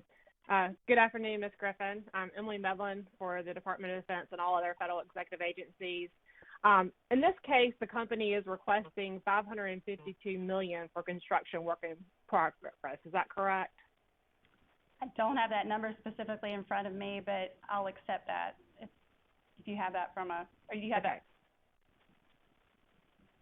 I'm looking at just from Mr. Copper's direct testimony, subject to check. Would you agree with that? I will, yes. I agree with that. Okay. And Ms. Griffin, construction work in progress, or CWIP, means just that, doesn't it? Construction that is still in progress. and is not complete? Yes, ma'am, that's correct. Okay. And as such, it is not currently used or useful. It is being completed to be placed in service for the benefit of our customers. That's correct. Okay. And if the commission allows CWIP and rates and one of the company's construction projects ends up failing and ultimately does not go into service, ratepayers would have still paid for that failed project through CWIP, correct? At that point, the projects get written off, and if you look at our historical, if you look at the test year and the amount of QUIP that was written off during the test year, it's about $35,000, and that is generally a very typically a low number for us. We don't have a lot of QUIP that does not get completed and put into service. So we feel like the benefits of completing those projects and turning off the QUIP and rates, or putting the QUIP and rates to turn off the funds used during construction is beneficial to customers in the long run. Okay, but again, if one of the company's projects does fail and the commission allows the CWIP, ratepayers would have still paid for that, right? Because they would have paid for it through the CWIP. That's right. But I think you have to also remember we constantly have CWIP coming in and out of rates. So projects are being closed, new projects are being added. So at any one time, generally the amount of QUIP and rates is going to be less than the amount that we have ongoing at that current time. Okay. And if the commission does not allow the CWIP and rates and one of the company's construction projects ends up failing and ultimately does not go into service, ratepayers would have been protected because they would have not have paid for that project through CWIP, correct? That would be correct, yes.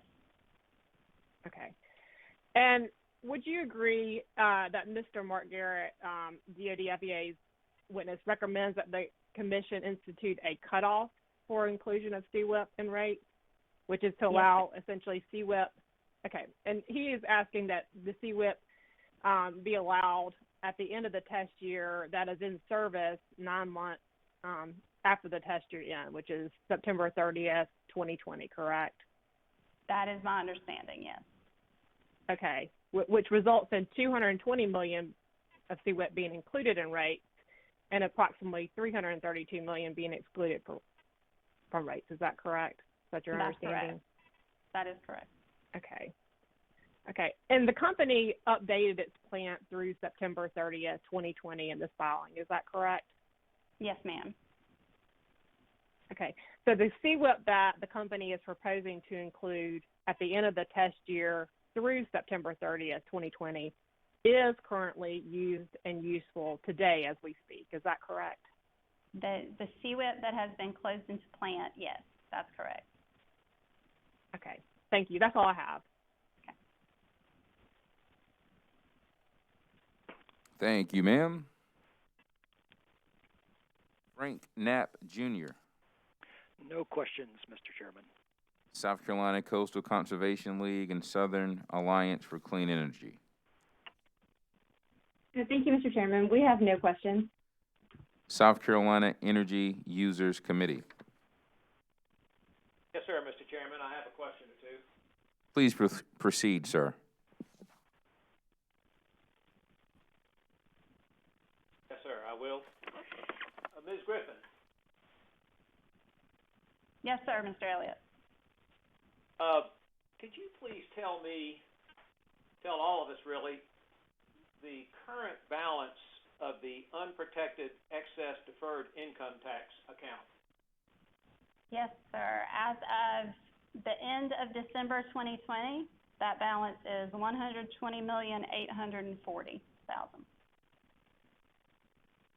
That's as of December 31? Yes, sir. That's correct. Thank you. Now, the company is seeking to recover certain transmission costs, capital costs, and expenses in this case, is it not? Yes, sir, it is. All right, I'd like to draw your attention, if I may, to the transmission projects that were part of the BLRA project, if I may. Would you let me do that, please? Certainly. Now, The commission set out in order number 2018-804, the merger order, that the total amount invested pursuant to the Baseload Review Act in transmission costs was $322 million. Do you recall that? I do recall that, yes, sir. And as I understood the commission order, there were still unfinished projects left, which were financed pursuant to the BLRA. Am I correct? I believe those unfinished projects would not have been financed pursuant to the BLRA because we removed that from the Baseload Review Act during that proceeding. So,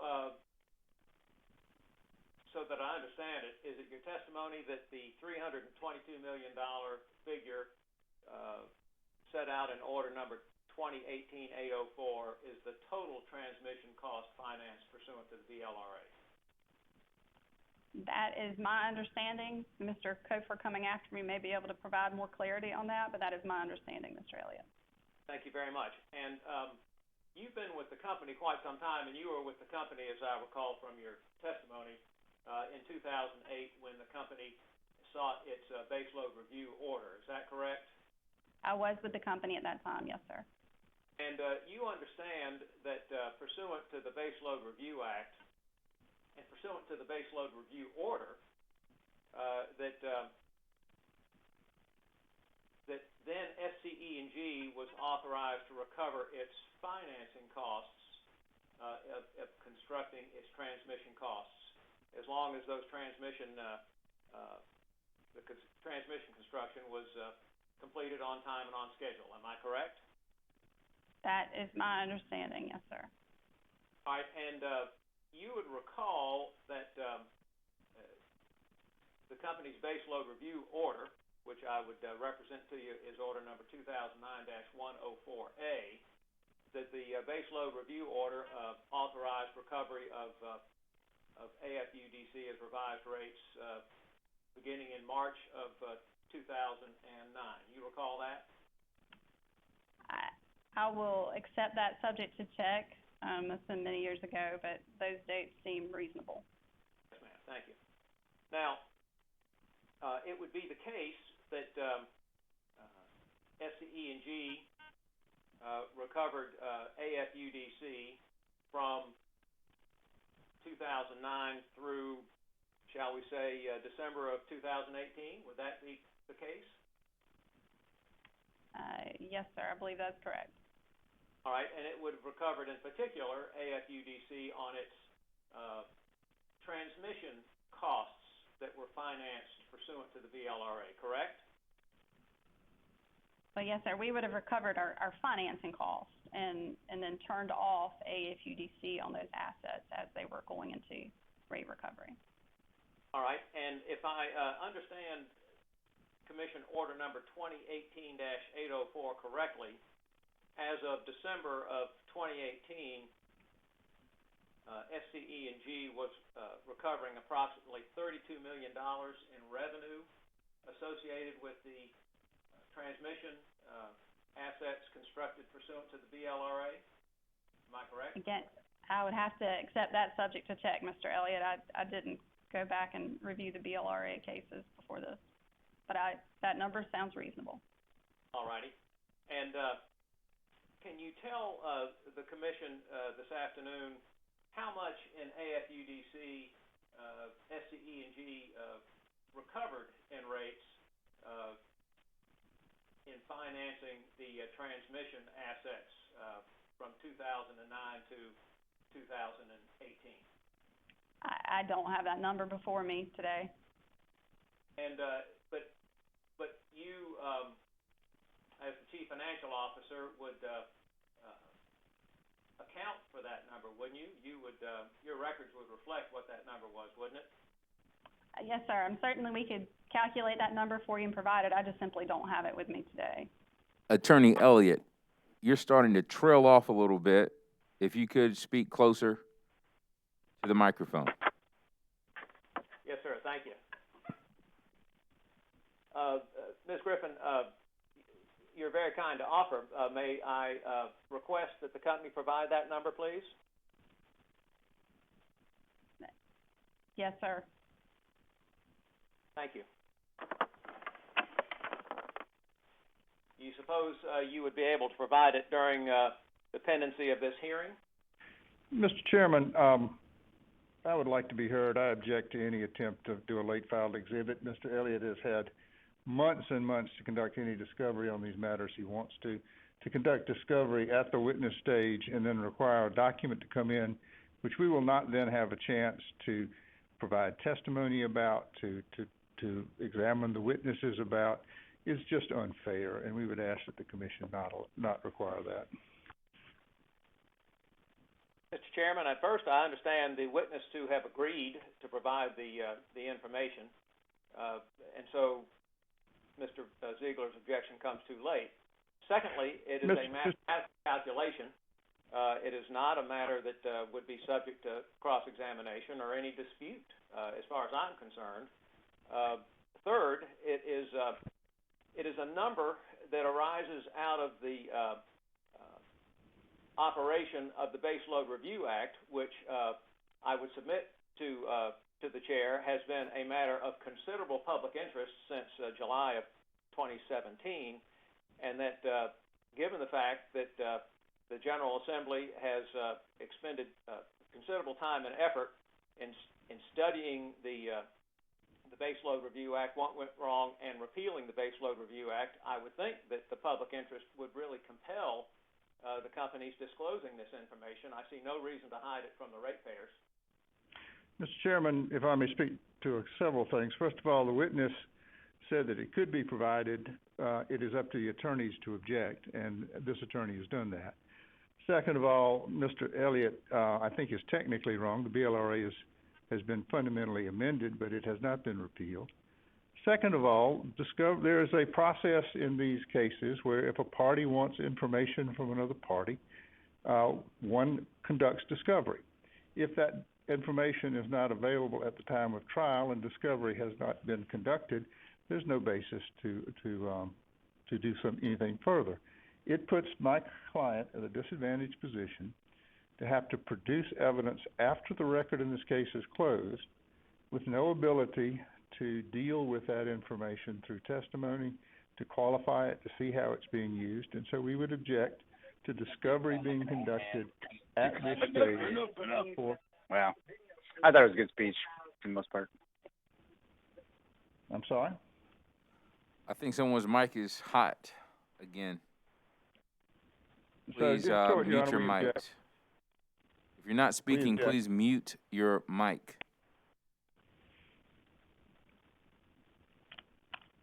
Attorney Ziegler, your objection is noted. It's overruled. Please proceed, Attorney Elliott. Thank you, Mr. Chairman. But we do need to save a late file exhibit and all you're asking for is a calculation of, could you repeat what you're asking for, please? Yes, sir. I'm asking for a calculation of the total amount of AFUDC paid by ratepayers for the construction and the financing of the transmission projects that were part of the BLRA project. All right, so we're going to reserve a late file exhibit for that. That'll be here in Exhibit 14. All right, please proceed. Thank you, Your Honor. If I could also note on the record that no challenge has been made related to any rate relief or other actions related to that AFUDC. And I would like the record to note that the company would challenge any attempt by any party, including the energy users, to, after the fact, try to raise an issue related to that amount of money. Noted. Thank you, Attorney Ziegler. And Attorney Elliott, please proceed. Yes, sir. Thank you, Mr. Chairman. As I was saying with that, I have no further questions.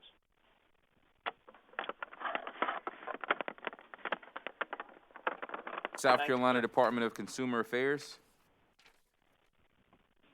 No questions, Mr. Chairman. Thank you. Office of Regulatory Staff.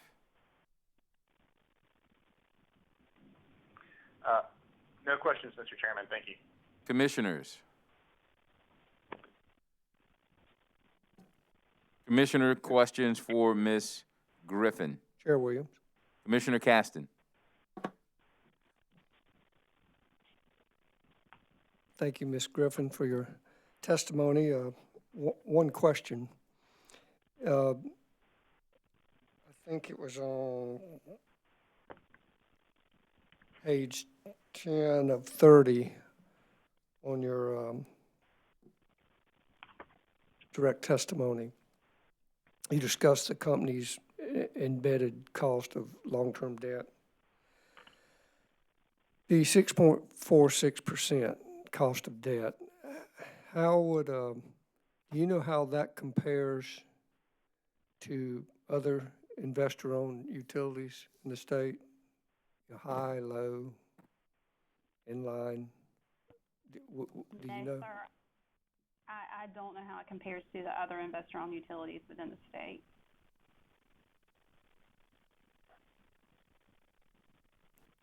Those things don't interest you? It does, sir, but this debt balance has been built up over many, many years. When we issue debt, they're sometimes for 30-year lives, and so some of this debt has been outstanding for a good deal of time. But I simply haven't done that comparison to see how it compares to the other IOUs in the state.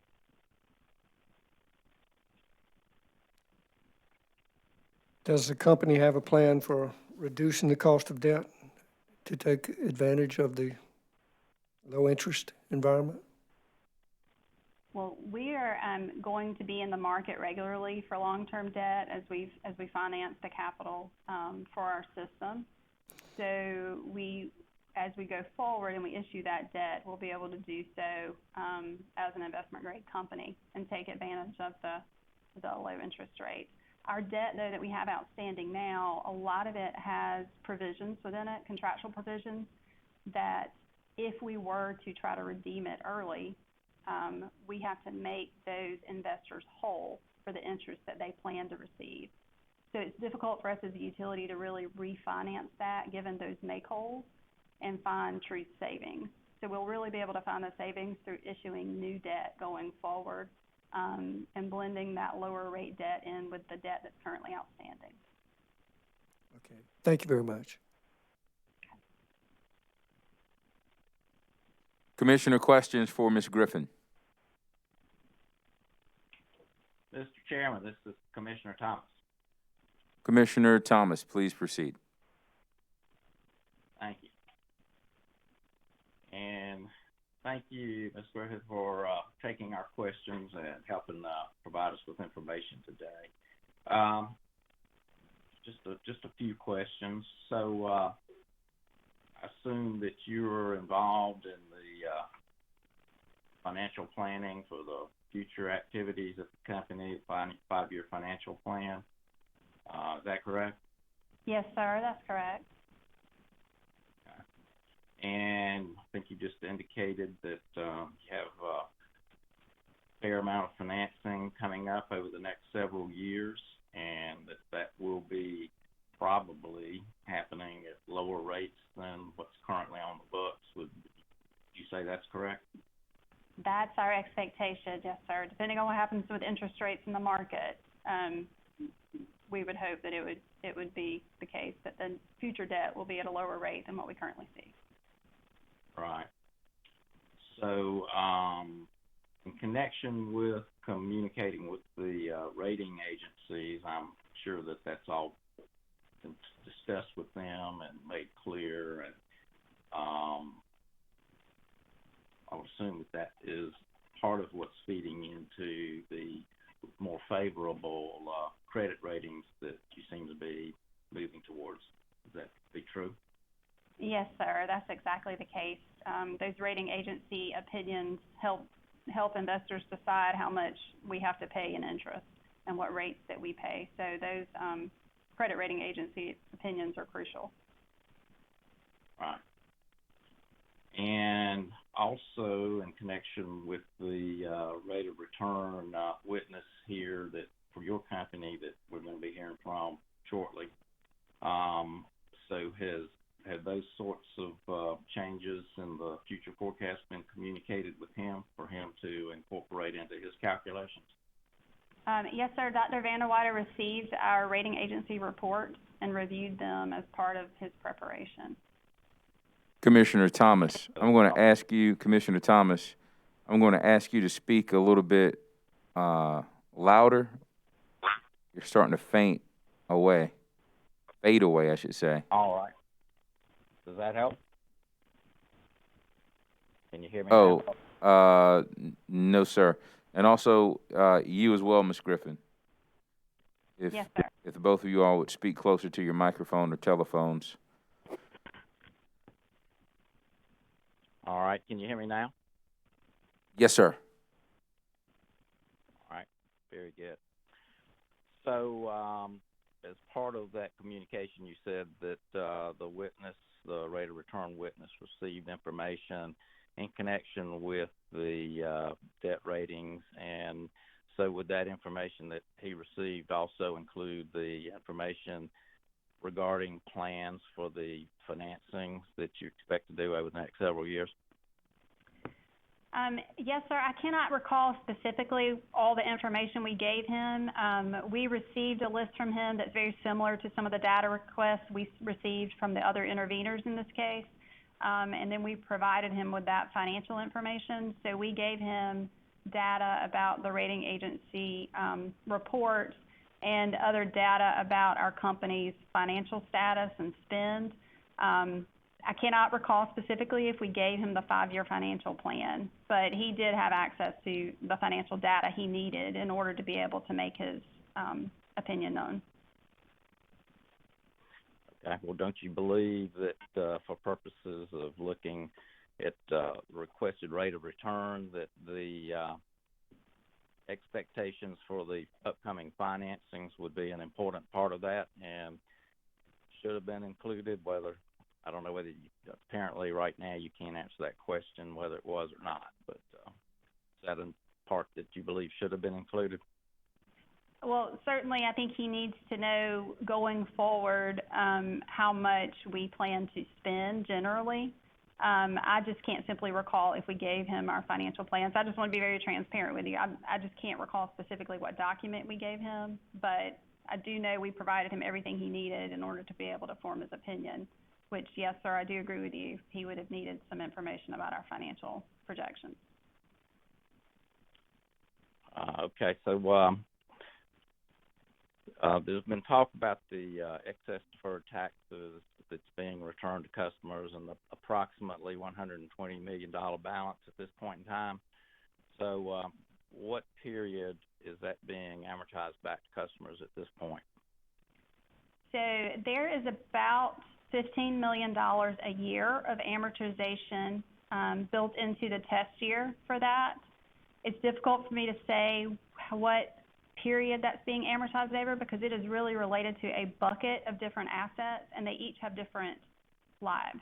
So some in there may have 5 years, some may have 20 years. So it's really a bundle of items, but there's about $15 million a year of amortization expense in the test year for that $120 million. Okay. And I noticed in some of the testimony that there are apparently a fair number of employees at the company that are providing services to other parts of the larger parent company. And I just was, are you related to or connected to how those numbers are incorporated into the test period and how those numbers are being appropriately allocated away from South Carolina if need be? Yes, sir. Myself would be able to speak to that generally, and then our accounting witness, Mr. Kofer, could speak to the specifics in more detail if you would like. But we do have mechanisms in place where we make sure that the costs that relate to serving South Carolina customers are being charged appropriately. So if I do work, for example, for South Carolina and North Carolina, I do not bill my time for that project to South Carolina customers in terms of what was related to the North Carolina work. So we do have allocation methods in place and built into our systems to take care of that. Okay. So, getting back to communications with the rating agencies, are there subsidiary or non-utility activities that play into the credit rating, either favorably or unfavorably? Well, the credit ratings look at a variety of factors. They look at qualitative factors as well as quantitative factors. They're giving DESC a rating on the regulated utility. That being said, they do take the parent company into consideration when they are giving that rating, and activities at the parent company would go into some of those qualitative factors that they consider. So it's a broad array of inputs that go into their evaluation. Okay. Are you receiving any specific feedback from the rating agencies about, well, a couple of issues? One, the parent company's zero goal for CO2 emissions by 2050. Is that something that's on their radar screen? Yes, sir. That's on their radar screen and investors' radar screens as well. Environmental and social governance are issues that the investment community in general is watching and encouraging utilities specifically to be responsible in terms of achieving those goals. So the rating agencies certainly are looking at that. Okay. What about other strategic objectives of the company? Are there other things that are playing into the rating? Anything that you folks are planning to do or thinking about doing that could be harming your rating? Nothing that comes to mind right now. No, sir. Okay, so let me ask you another question. So the watery plant is out of service. Is that correct? Still out of service? Yes, sir. Okay.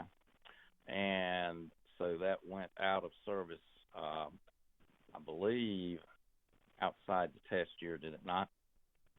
I believe that is correct. Yes, sir.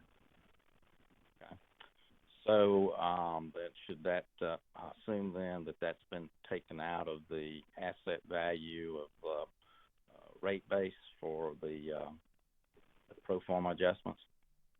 Well, the plant in itself is in rate base, and being amortized or depreciated off over a period of time based on the depreciation study. The amount of repairs that are going to have to be done to bring that unit back online, those are not in the test period. Right.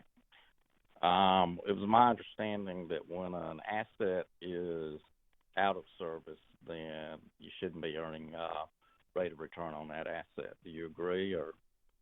Well, we consider, I think whenever you think about taking an asset permanently out of service, that's slightly different from what we're talking about with watery. We have it in an outage right now and are working to repair it and bring it back online.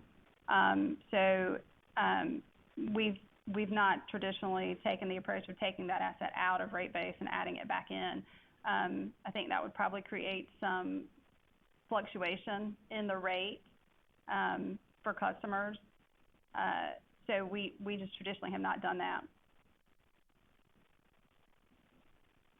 Okay. I think that's all I have for now. I appreciate your help. Thank you. Thank you. Chair Williams, could I have a follow-up? Yes, sir. Commissioner Caston. Ms. Griffin, in ORS's witness Collins' direct testimony on page 4, he states that interest in cost of debt from 5.56% to 6.46% was due to the early redemption of long-term debt associated with VC Summer 2 and 3.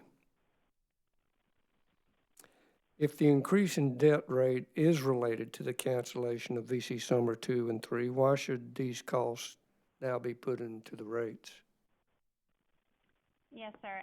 And the company's position is that that redemption was related to rebalancing the capital structure, but it was not related to the disallowed costs coming from the abandonment of VC Summer 2 and 3.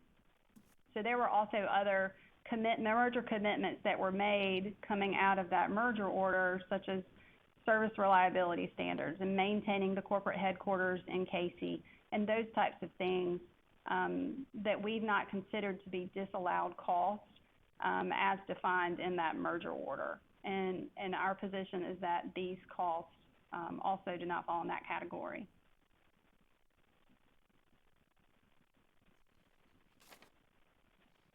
And I'd also point out, I mean, the reason we did this was to rebalance the capital structure so that we would have those strong investment grade credit ratings.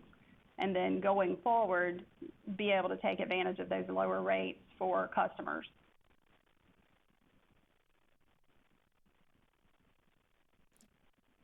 I'm writing. Just give me a moment. Yes, sir.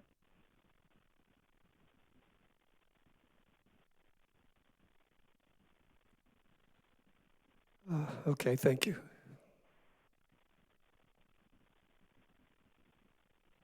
Any more commissioner questions for Mr. Griffin? Mr. Chairman, Stelton Powers.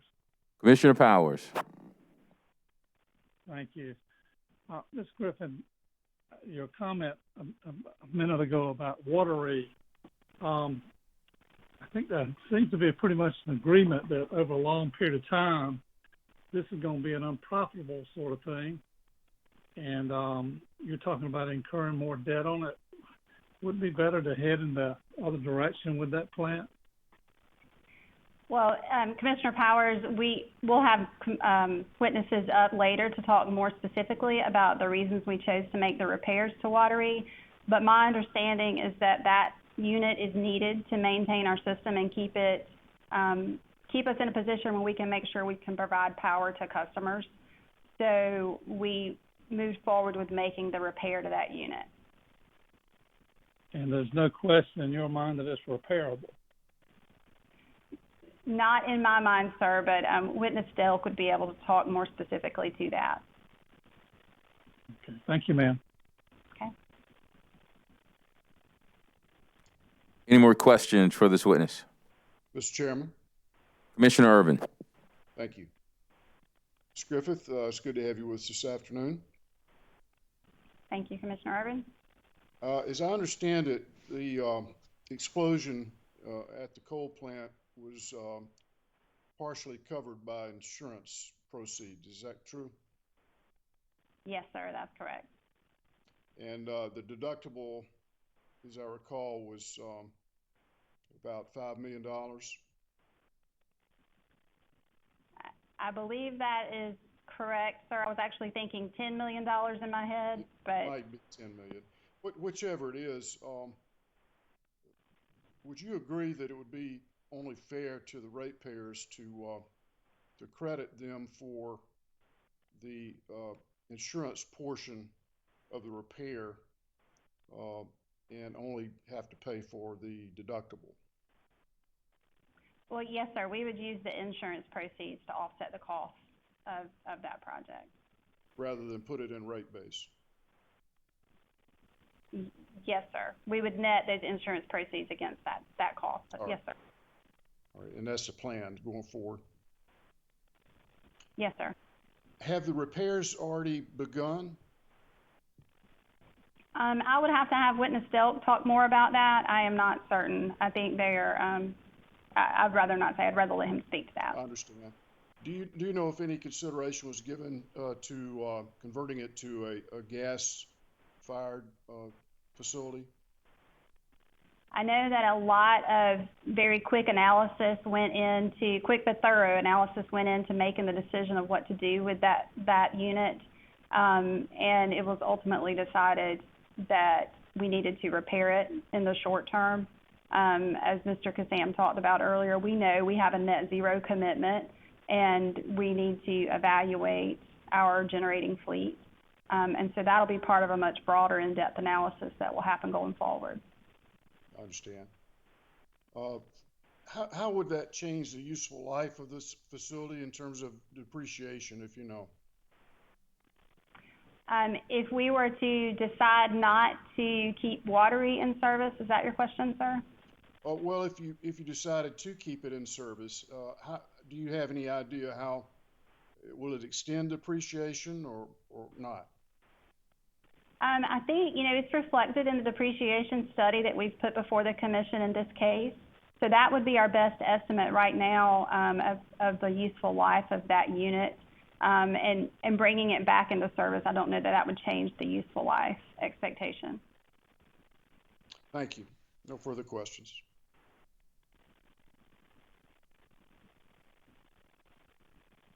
Any other questions for Ms. Griffin? All right, any redirect? No redirect, Your Honor. All right, thank you. Ms. Griffin, please step down from the witness stand. Thank you. Mr. Chairman, this is Scott Elliott. May I be heard for just a brief moment? Please. Thank you, sir.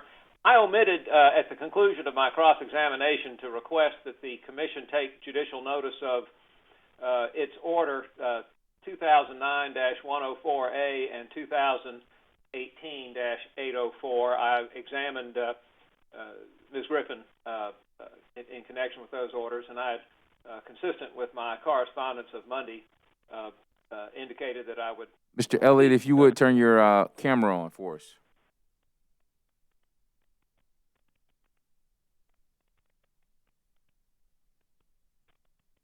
Mr. Elliott? Yes, sir. Thank you. I apologize. I simply am requesting that the commission take judicial notice of its orders 2009-104A and 2018-804. I examined Ms. Griffin from those two orders, and consistent with the correspondence I filed Monday morning, I would request that the commission take notice of those orders at this time. Judicial notice taken. Thank you so much, Mr. Chairman. Mr. Chairman, Vice Chair Belzer. may I ask Mr. Elliott a question, please? Yes, ma'am. Mr. Elliott, you've asked for judicial notice of Order 2018-804. I noticed in your letter that you referenced 2018-804A with a date of December 21st. I believe that 2018-804 was issued on December 24th, but I think 2018-804A was issued in January. Which order are you asking for? Well, thank you so much, Vice Chairman Belzer. I really would prefer 804A issued in January. Well, that's the number you've listed, but the date, I believe, is incorrect. Well, I think what happened was I was reminded this morning by my paralegal that y'all issued your order 2018-804 on December 21, and then you issued an amended order, January 13 or whatever in 2019, correcting page numbers. Okay. So your point is well taken. I think that the orders are the same, the page numbers are different. So I would request judicial notice of 804A. Thank you.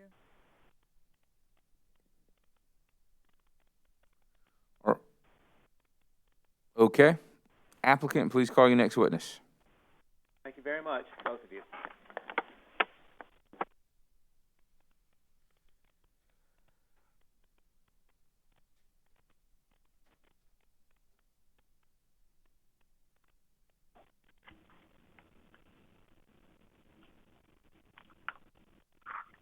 Mr. Chairman, I believe the next witness will be called by one of the other attorneys.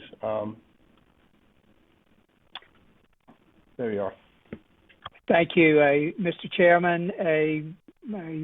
Good afternoon, members of the commission. My name is Mitchell Willoughby, and the company's next witness will be Dr. Vanderwater. Are you ready for us to call Dr. Vanderwater now?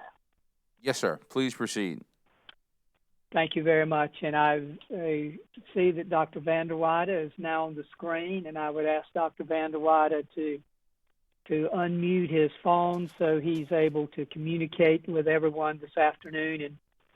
And Mr. Chairman, hopefully our sound quality is good. How do I sound to you? We hear you loud and clear. Perfect. Thank you. And so I'm going to start with introducing Dr. Van der Weide. Dr. Van der Weide, would you please state your name for the record? Yes, my name is James H. Van der Weide. Attorney Willoughby? Yes.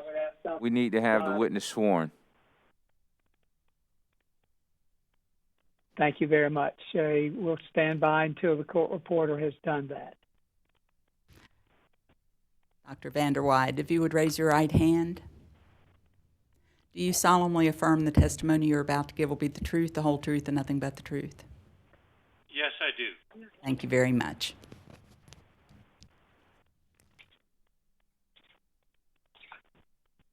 So, Dr. Van der Weide, you've now been sworn. Would you please state your name for the record? Yes, my name is James H. Van der Weide. And by whom are you employed and in what capacity? I am self-employed, and I'm previously a professor at Duke University, and I now do professional consulting. And in connection with this proceeding, Dr. Van der Weide, did you prepare and cause to be pre-filed direct testimony consisting of 48 pages? Yes, I did. Do you have any corrections or changes to be made to that pre-filed direct testimony? No, I do not. If I asked you the questions that appear in the pre-filed direct testimony, would your answers from the stand today be the same? Yes. Mr. Chairman, we would move into the record as if given orally from the stand, Dr. Van der Weide's pre-filed direct testimony. Dr. Van der Weide's pre-filed direct testimony will be entered into the record as if given orally from the stand. Thank you, Mr. Chairman. And Dr. Van der Weide, attached to your pre-filed testimony was 16 exhibits. Is that correct? Yes, it is. And one of the exhibits, Exhibit 7, was corrected after the pre-filed direct testimony was filed, correct? Yes, it was. And other than the one corrected exhibit, Exhibit 7, are there any additional changes or corrections that need to be made to the exhibits? No, there are none. Thank you, Dr. Van der Weide. Mr. Chairman, we would move into the record as the next hearing exhibit the 16 exhibits pre-filed with Dr. Van der Weide's pre-filed direct testimony, with the corrected Exhibit 7 being among those 16 exhibits. Dr. Van der Weide's 16 pre-filed exhibits will be entered into the record as a composite exhibit, and that will be hearing Exhibit 15, with the corrections noted to what was marked as the witness's Exhibit 7 of that composite. Thank you, Mr. Chairman. Dr. Van der Weide, have you prepared a summary of your pre-filed direct? Yes, I have.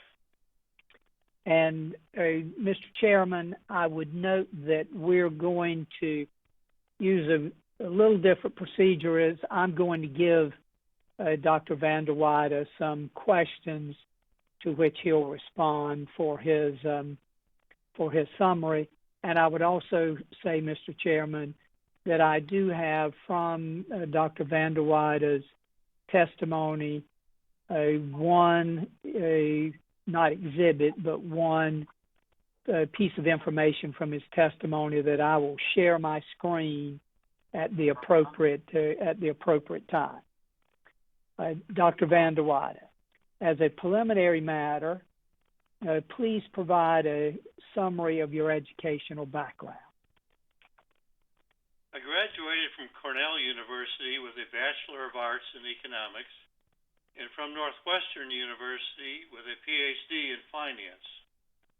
After joining the faculty of the School of Business at Duke University, the Fuqua School of Business, I was named Assistant Professor, Associate Professor, Professor, and then Research Professor.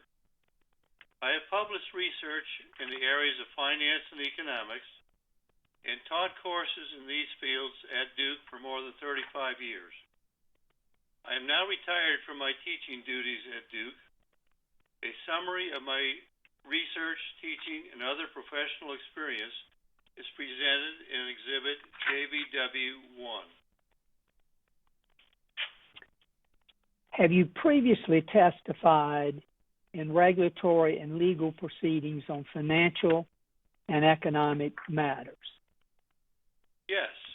As an expert on financial and economic theory and practice, I have participated in more than 500 regulatory and legal proceedings before the Public Service Commissions of 45 states and 4 Canadian provinces, the United States Congress, the Federal Energy Regulatory Commission, the National Energy Board of Canada, the Federal Communications Commission, the Canadian Radio, Television, and Telecommunications Commission, the National Telecommunications and Information Administration, and insurance commissions and tax authorities in various jurisdictions.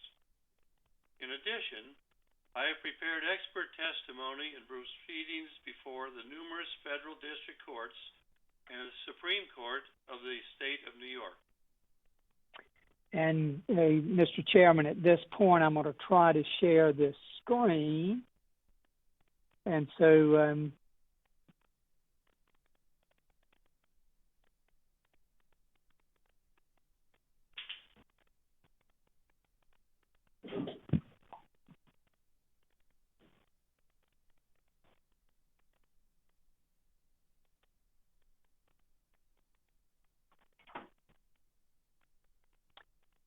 is that, Mr. Chairman, are you able to see that?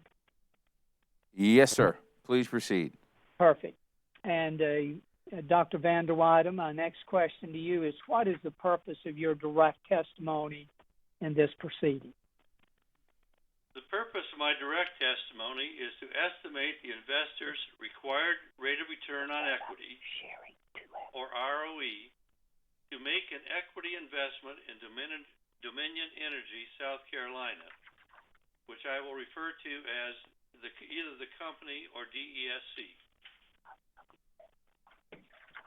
In regulatory proceedings, the fair rate of return on equity is often simply referred to as the required ROE.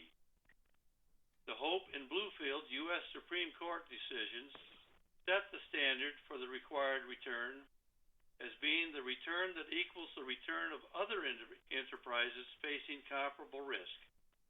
This standard can be expressed as a simple formula: required ROE equals expected market return of enterprises facing comparable risk. Solving for that formula, Dr. Van der Waide, what is your recommended ROE for the company in this proceeding? Based on the information and analyses described in my direct testimony, I recommended a fair rate of return on equity for DESC equal to 10.4%, updated in my rebuttal testimony to 10.3%. How did you arrive at your recommended 10.4% or 10.3% rates of return on equity? I arrive at my recommendations in 2 steps. First, I apply 4 generally accepted methods for estimating the cost of equity or fair return on equity to a broad group of electric utility companies with comparable business risk. From my application of these methods, I obtained an average cost of equity equal to 9.8% for my proxy group companies, stated in my rebuttal testimony to 9.7% based on capital market data through October 31, 2020. Second, I adjust this average cost of equity to reflect the higher financial risk associated with the company's rate-making capital structure compared to the lower financial risk associated with the average market value capital structure of my proxy electric utility group to arrive at my recommended 10.4% return on equity. Absent such a financial risk adjustment, investors in DESC would not have an opportunity to earn a return on their investment commensurate with returns they could earn in the capital markets and other investments of the same or comparable risk.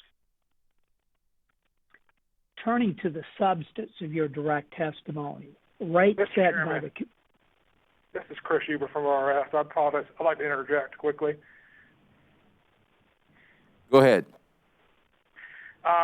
What is up on the screen that Mr. Willoughby has up on the screen? Mr. Willoughby, can you please point where this is at in Mr. Vanderwee's testimony? Mr. Hoover, I can point to it in many, many places. This concept is throughout Dr. Vanderweide's testimony. It is as you would know, it's the basic foundation of the ROE analysis process. So it's throughout the testimony where he talks about the required rate of return being equal to the expected market return of enterprises facing comparable risk. It's also referenced when he makes citations and references to the Hope and Bluefield decisions in his testimony. Thank you. Is this particular page in his testimony that's up on the screen?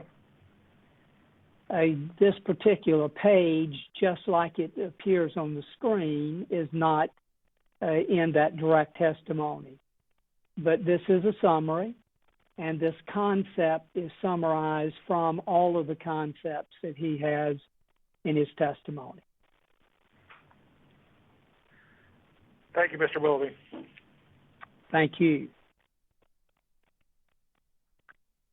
I believe the next question we were coming to, Dr. Vanderweide, was turning to the substance of your direct testimony. Rates set by the Commission must provide a fair rate of return for investors in Dominion Energy, South Carolina. How do you define the fair rate of return for electric utilities such as DESC?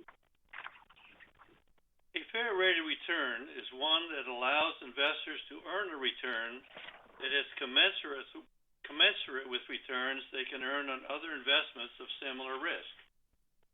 The question is, how do we arrive at an estimate of a fair rate of return for an electric utility?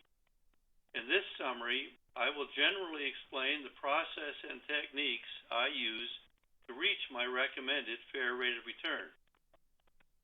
In this proceeding, the Commission is charged with setting a fair rate of return. The fair rate of return is expressed in the overall weighted average cost of capital, or WACC, which is sometimes pronounced WACC. The WACC represents the minimum return that a company must earn on its asset base to satisfy creditors, owners, and other providers of capital, or they will invest elsewhere. Thus, a fair rate of return should allow the utility to recover its cost of capital and finance the company's operations, as well as its future investments in plant and equipment. The WACC is the sum of the average cost of debt and cost of equity weighted by the percentages of debt and equity contained in the utility's capital structure. In this proceeding, the Commission must authorize the elements of the weighted average cost of capital. That is, the cost of debt, the cost of equity, the percentage of debt in the capital structure, percentage of equity in the capital structure, and calculating the average cost of debt is relatively straightforward because debt instruments are contractual in nature and have a specified return on the face value of the bond. Calculating the cost of debt, on the other hand, is more challenging. The cost of equity is the return investors require in the capital markets on other investments of comparable risk. However, there is no specified or contractual return on investor-purchased common equity. Instead, the cost of equity is a cost set by investors in competitive capital markets. Estimating the cost of equity, therefore, requires the careful application of financial models to observable market data and the use of reasoned judgment in interpreting their results. Ultimately, it is an empirical but not entirely mathematical exercise. My direct testimony explains that all models used to estimate the cost of equity are subject to their own assumptions and constraints. I discuss broad market considerations, including, among others, energy demand uncertainty that is growing especially acute in the wake of new technologies, compliance uncertainty arriving out of frequently evolving environmental laws and regulations, and the extraordinarily low interest rate environment engineered by the Federal Reserve in response to the coronavirus pandemic. I explained the challenges created by those factors in applying cost of equity models and interpreting their results.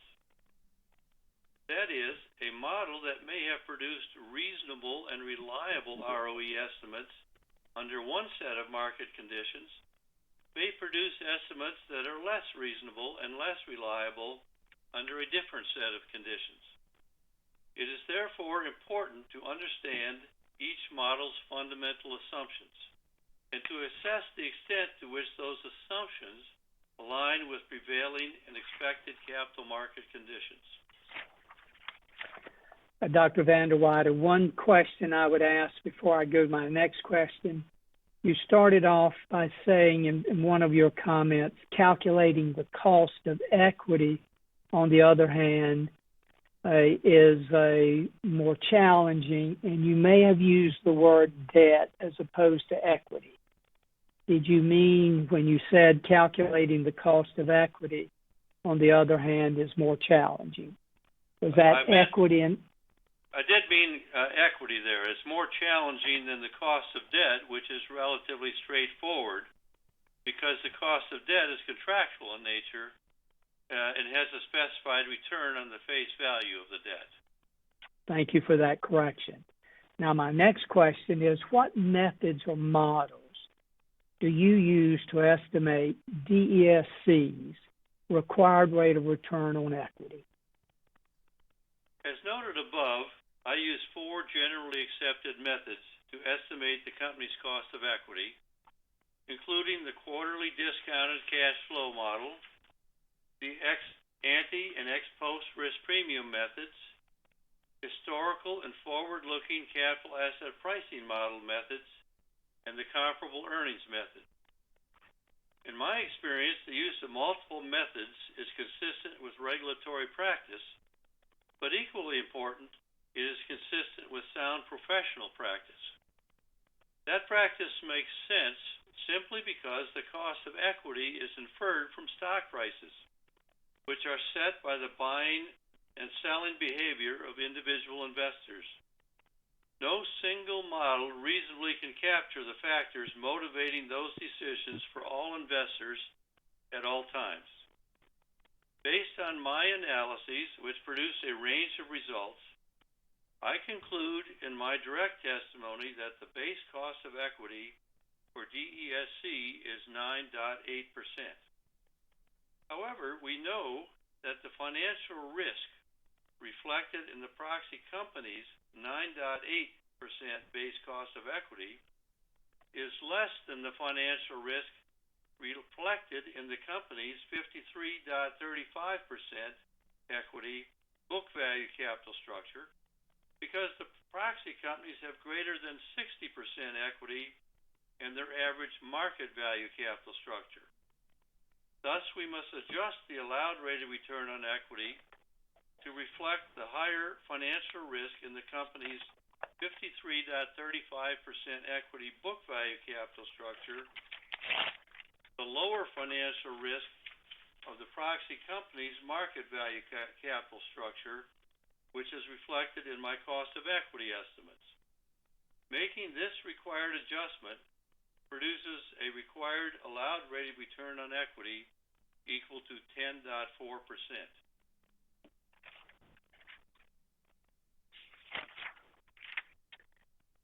Do your cost of equity studies include an allowance for flotation cost? Yes. I include a flotation cost allowance in my DCF, risk premium, and CAPM cost of equity calculations.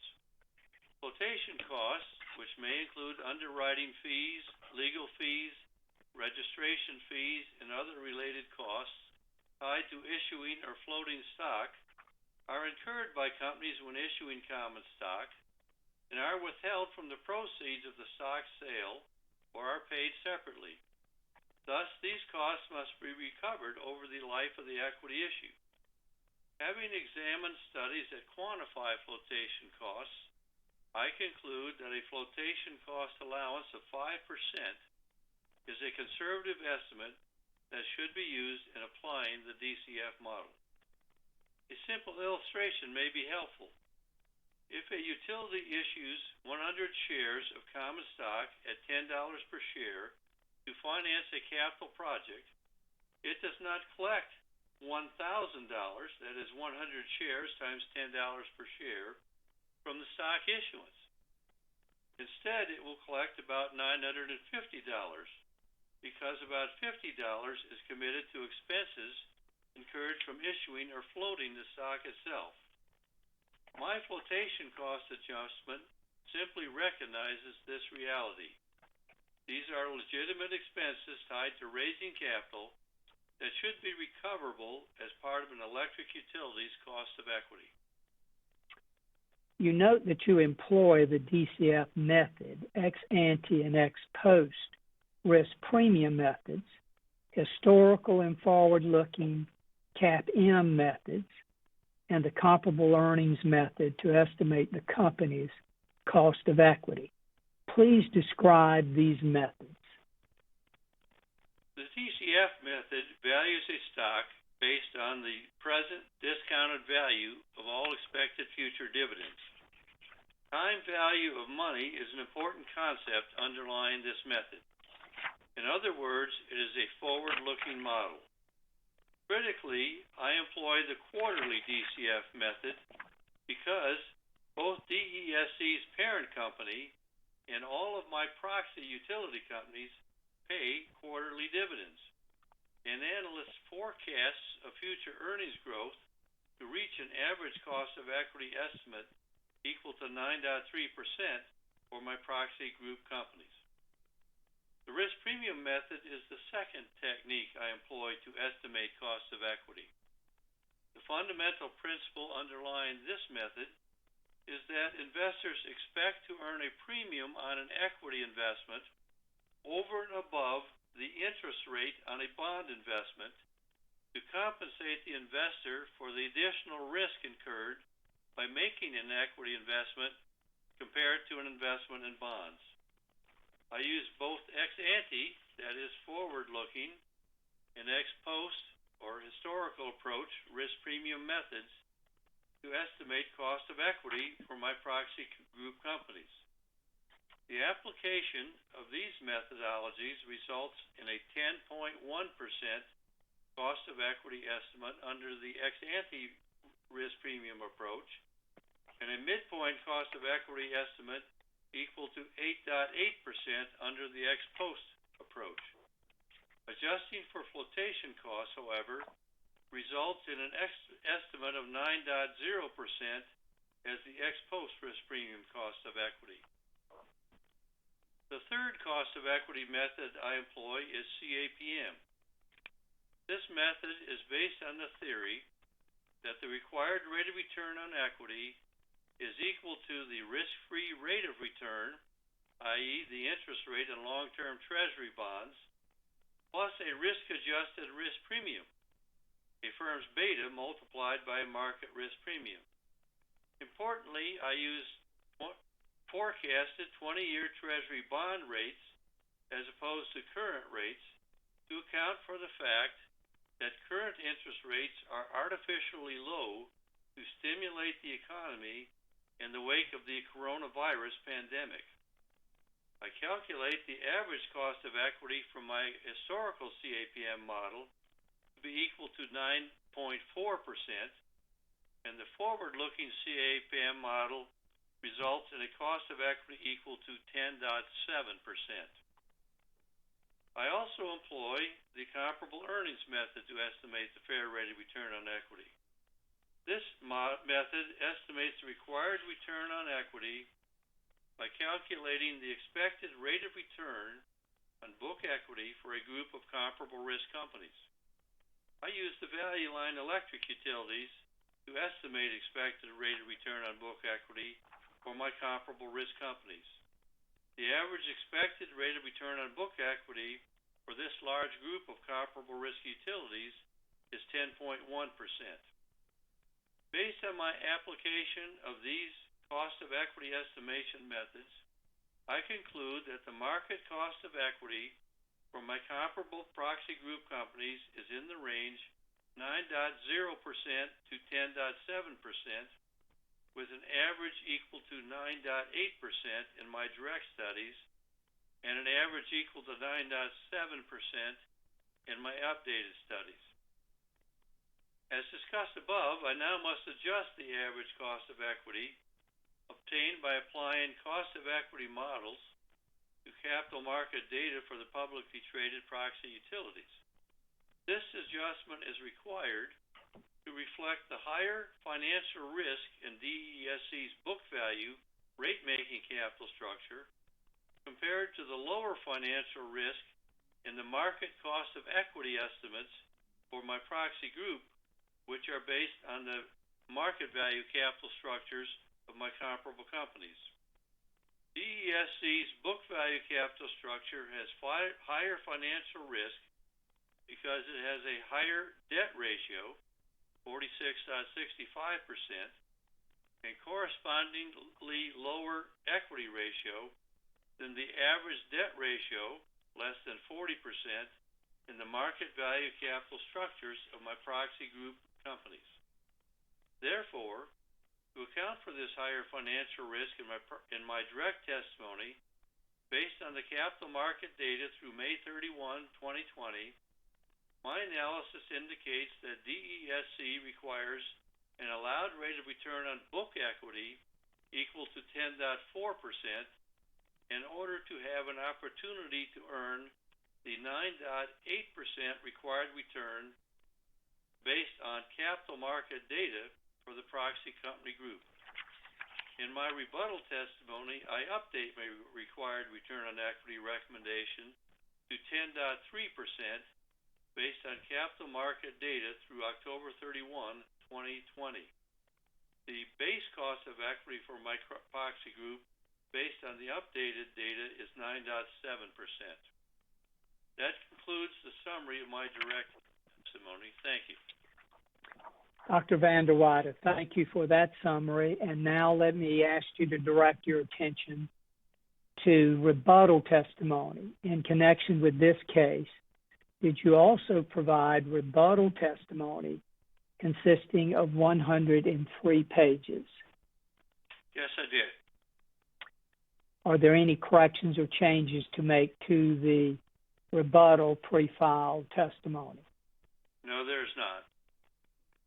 if I asked you the questions that appear in the rebuttal testimony, would your answers from the stand today be the same? Yes, they would. Mr. Chairman, I would move the introduction of Dr. Van der Weide's rebuttal testimony as if given orally from the stand. Dr. Van der Weider's rebuttal testimony will be entered into the record as if given orally from the stand.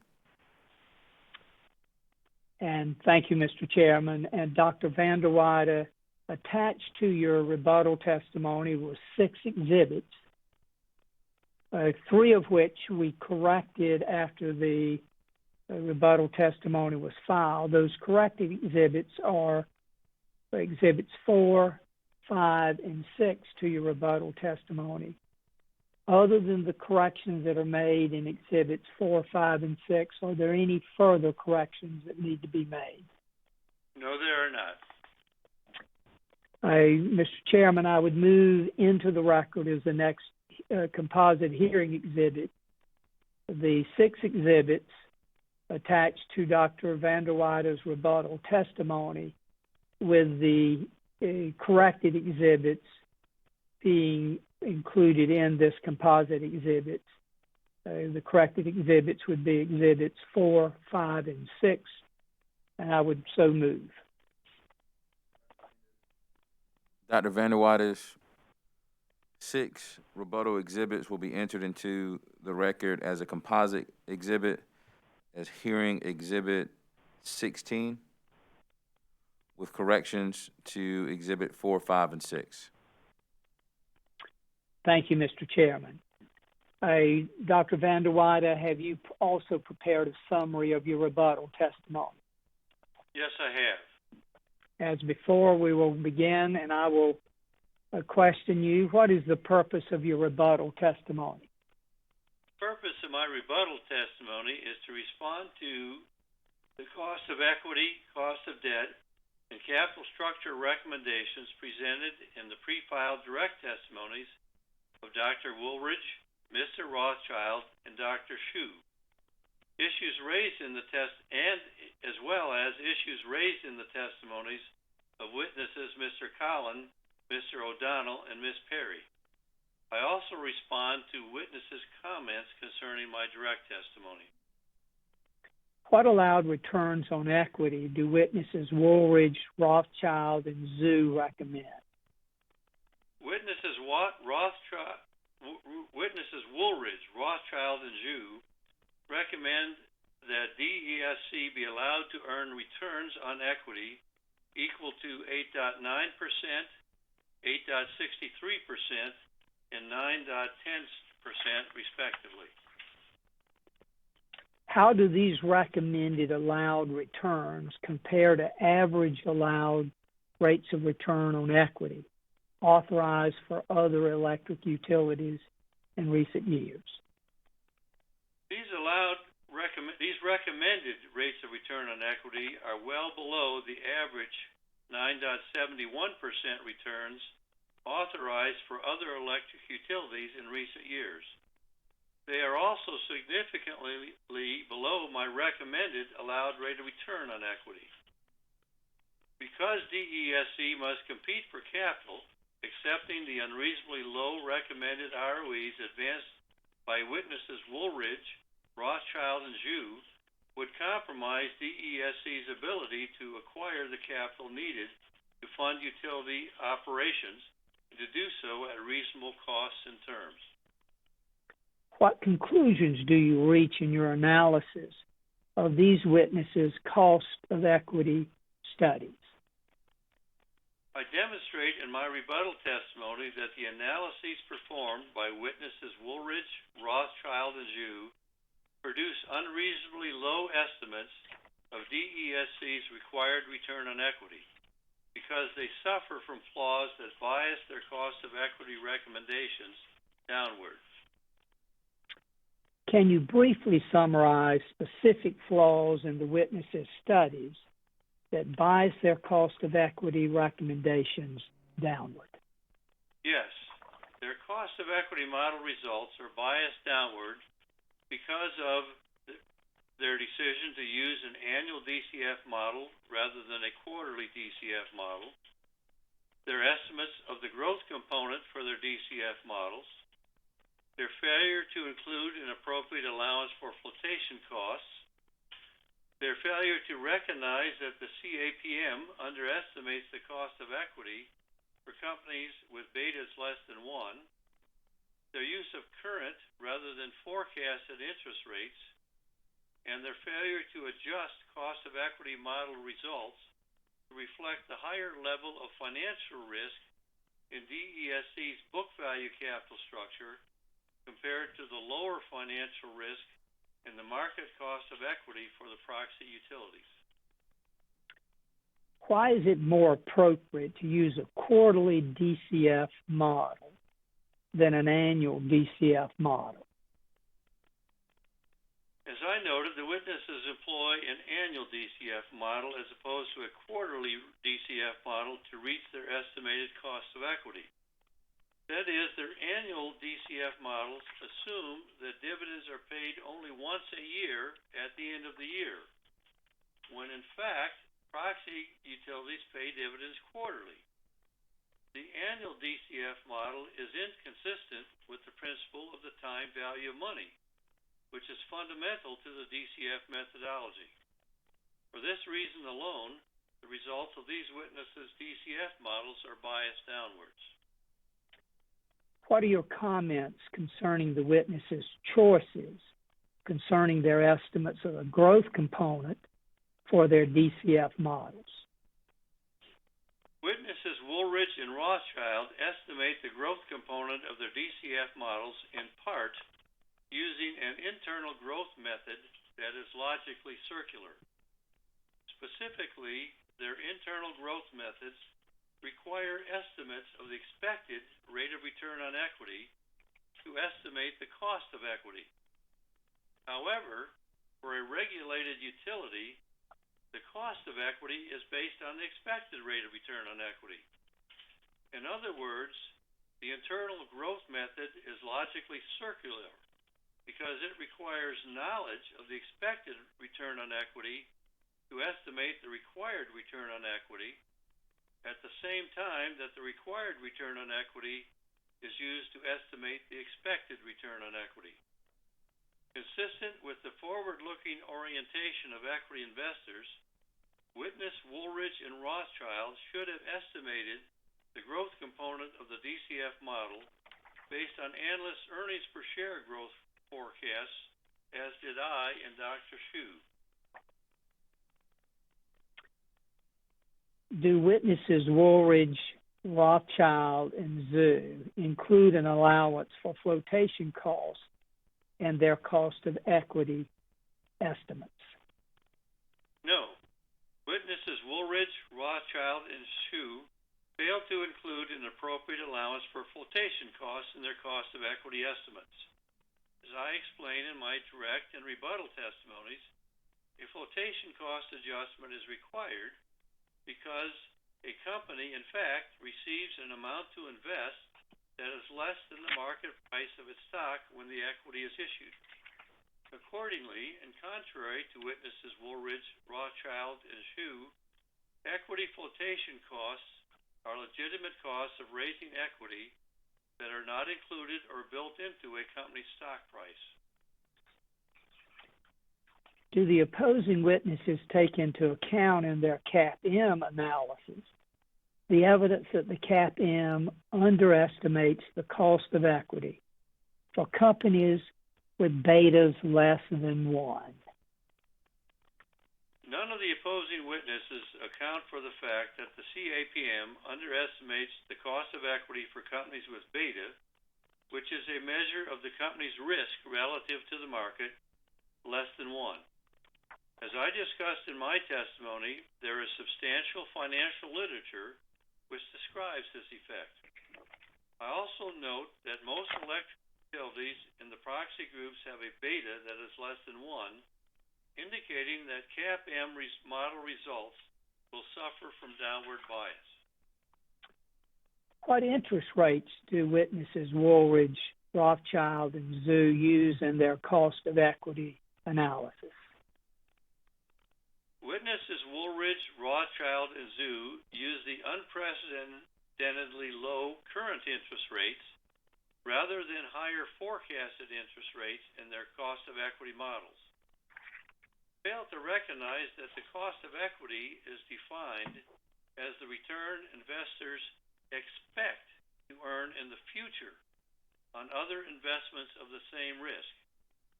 Employing the current low interest rates to estimate the interest rate component of CAPM and risk premium cost of equity models, of course, reduces the resulting cost of equity estimates of these witnesses.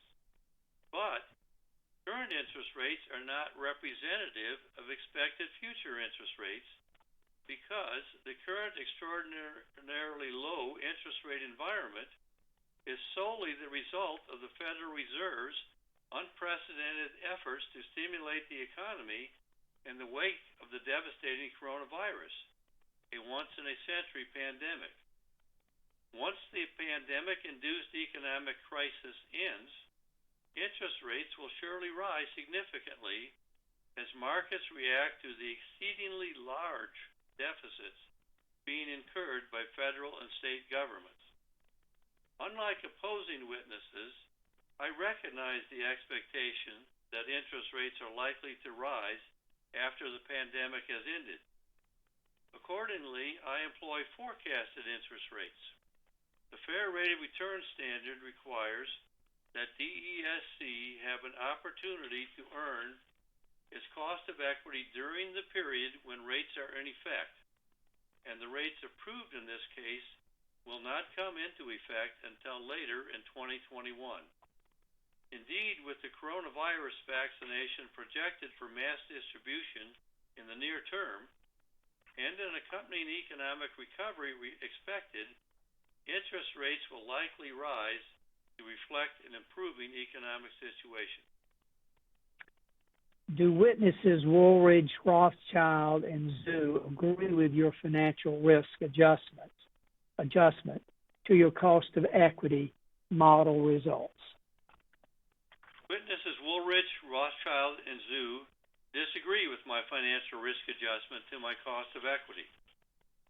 I make this adjustment to reflect the higher level of financial risk in DESC's book value capital structure compared to the lower level of financial risk in my market cost of equity estimate for the proxy utilities. As the Commission is aware, the financial risk of investing in a company's stock and hence its cost of equity depends on the company's capital structure. But it is very important to understand that investors assess the risk of a company's capital structure based on market values of debt and equity, not book values of debt and equity. Thus, investors assess the financial risk of my proxy companies by their market value capital structures, but DESC's book value capital structure is used to set rates in this proceeding. The average market value equity ratio of my proxy group companies is 64%, whereas DESC's revenue requirement is based on a book value capital structure of only 53.35% equity. To reflect the market's perception of the lower financial risk of my proxy companies' capital structures relative to the greater financial risk in DESC's recommended capital structure, I employ an appropriate financial risk adjustment to my recommended ROE for DESC. The lack of an appropriate financial risk adjustment by witnesses Woolridge, Rothschild, and Zhu results in a downward bias in their cost of equity recommendations.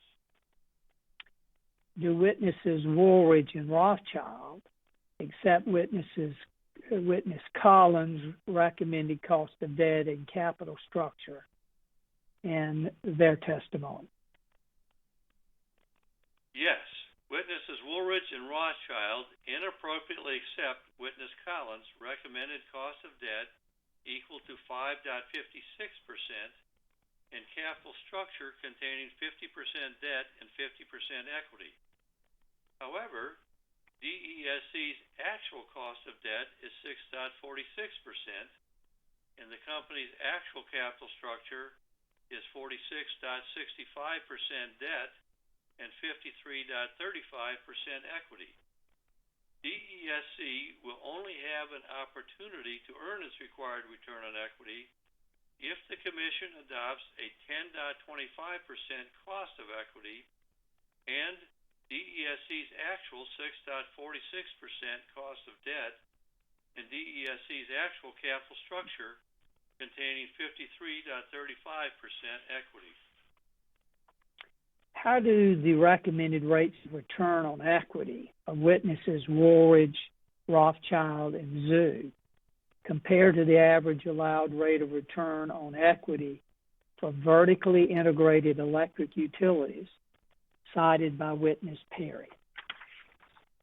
Witness Perry reports that the average allowed rate of return on equity for vertically integrated electric utilities from 2017 to 2020 is equal to 9.71%. I note that 9.71% is significantly higher than the allowed return on equity recommendations made by witnesses Woolridge, Rothschild, and Zoo. And I also note that 9.71% is close to the updated base cost of equity that I obtained in my studies and relatively close to the 10.2 to 10.6% allowed rate of return on equity range resulting from my financial risk adjustment.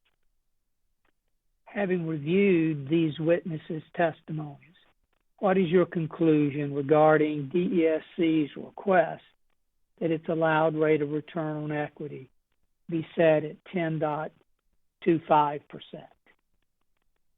Having reviewed these witnesses' testimony and having also updated my analysis and financial models as of October 2020 to verify the reasonableness of my initial analysis and models, I conclude that DESC's request for an allowed rate of return equal to 10.25% is fair and reasonable because it best reflects the return that DESC would need to earn on the equity portion of its capital structure to attract capital in today's current financial markets. Further, I note that the cost of equity recommendations of witness Woolridge, Rothschild, and Zoo are unreasonably low, reflect downward bias, should be rejected. That concludes the summary of my rebuttal testimony. Thank you. Thank you very much, Dr. Van der Weide. Mr. Chairman, Dr. Van der Weide is available for questions from the parties and from the Commission. Thank you very much. Cross-examination, AARP. AARP has no questions of this witness. Thank you, Your Honor. Walmart. Good afternoon. We do have cross-examination for this witness. I will note that part of it involves a confidential exhibit, and I had mentioned that before we started the hearing. Counsel for Dominion and I have spoken about it, and we believe, first, that the confidential exhibit is among those that I have provided to Ms. Wheat to distribute to all of you, but that it would need to be separated from the rest of the exhibits if it's part of the record. And then secondly, it's my understanding from speaking with Mr. Willoughby that only the parties who have signed confidentiality agreements with Dominion be on or allowed to hear this part of the questioning.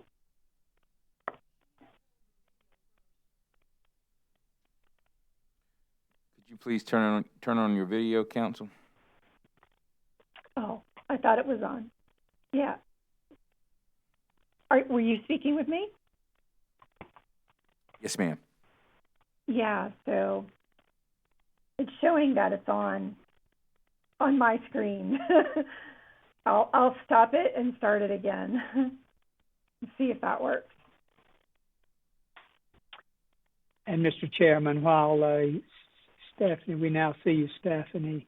Okay, but sorry about that. Mr. Chairman, I understand, Stephanie, you correct me if I'm wrong, there's just one exhibit that you have from some discovery responses that we made, and it's a one-page exhibit. Is it possible, Stephanie, that if you have other questions that you could go to those and leave that exhibit to the last, or maybe that exhibit is the only question you have?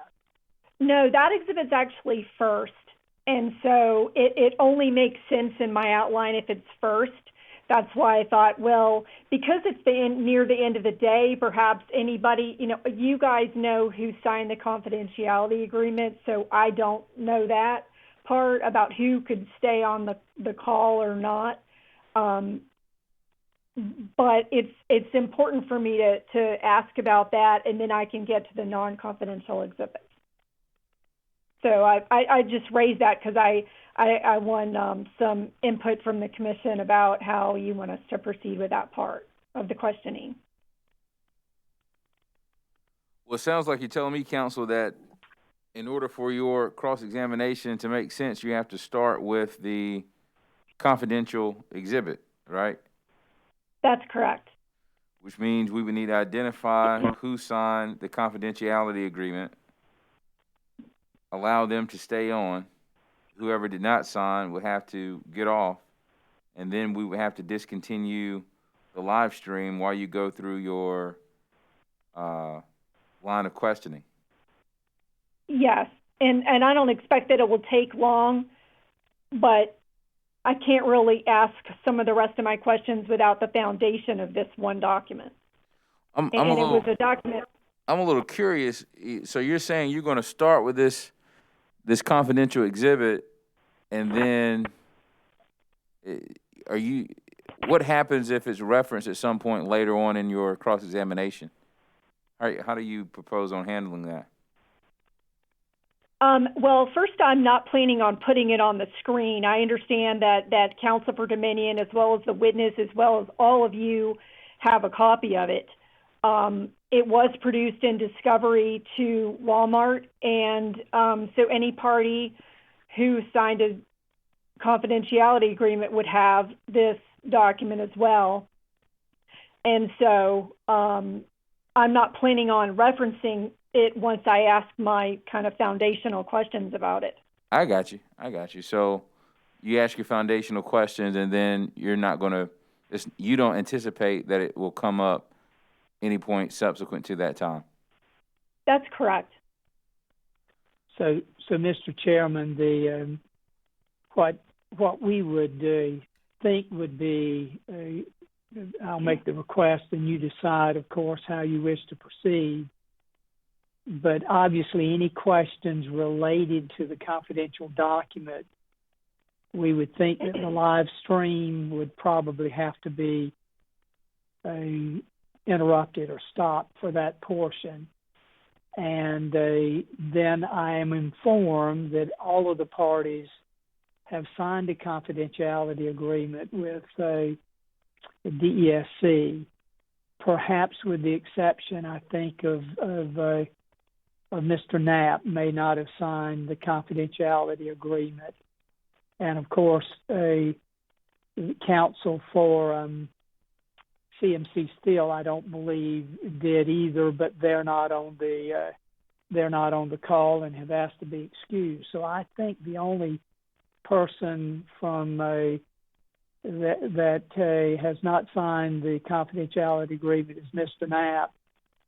So everyone else would be able to stay on the line, but the live streaming for that portion of questions related to the confidentiality agreement would probably need to be interrupted for that portion of the cross-examination. Mr. Chairman, this is Frank Knapp. Yes, sir. I have no questions for this witness, so I'll be more than happy to take leave. All right, sounds good. Thank you, sir. So Mr. Knapp is signing off.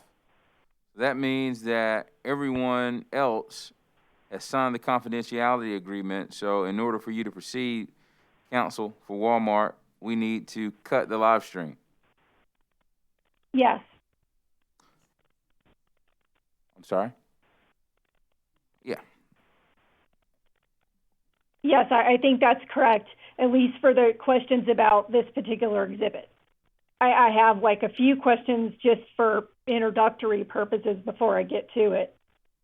And so I can tell you when I'm going to ask questions about it.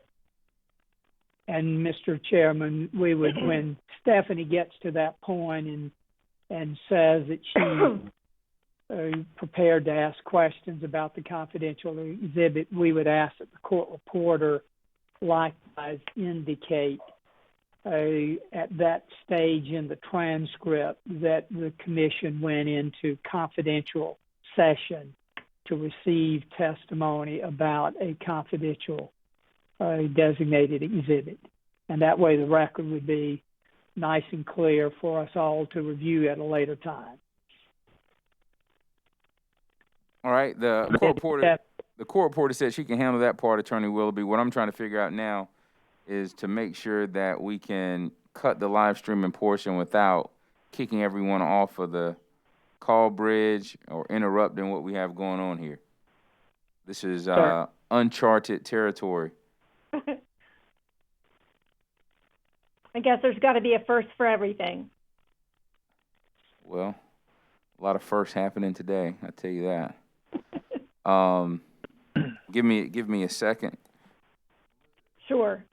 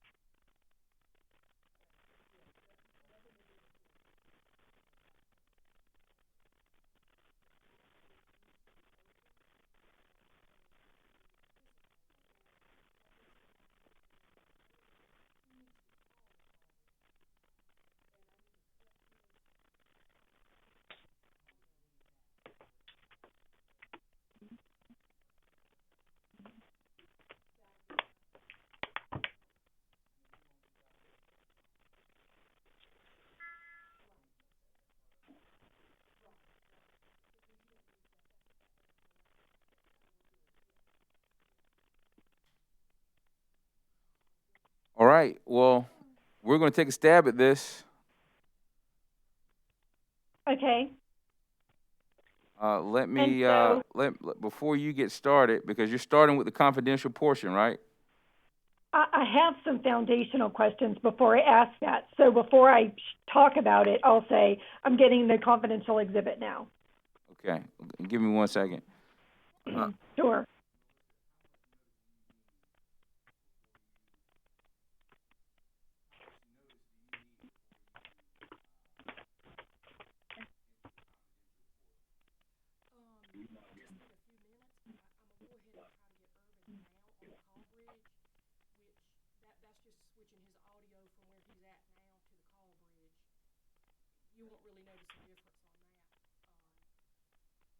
All right, counsel for Walmart, please proceed. Okay. Before I proceed, do you have any instruction for us if, for whatever reason, we get cut off when we take it off live stream? What do you want us to do?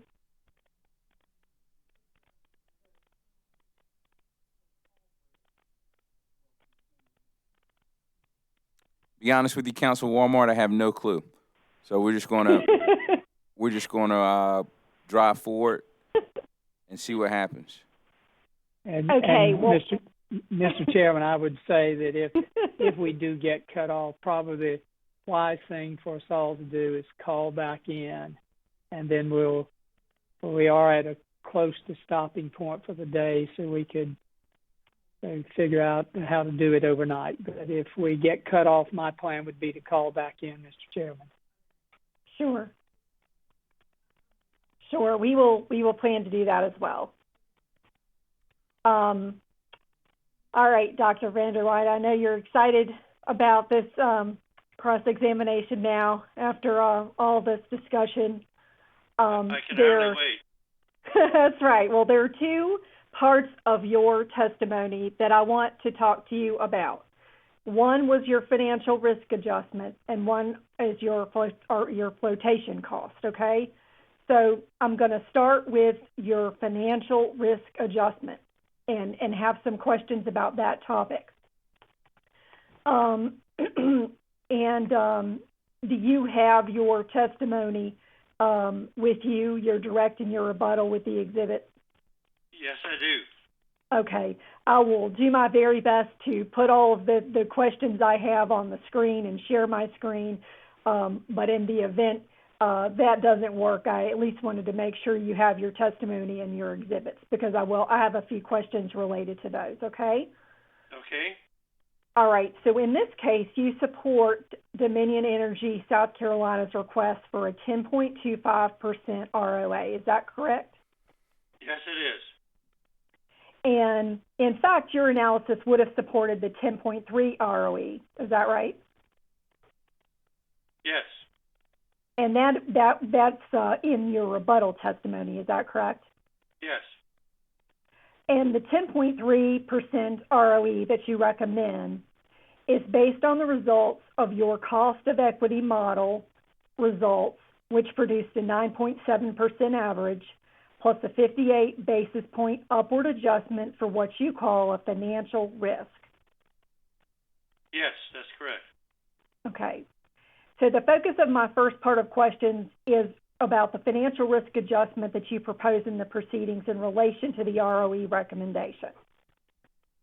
So in this case, the company is asking the Commission to approve a capital structure of 46.65% debt and 3.35% equity. Is that correct? Yes, it is.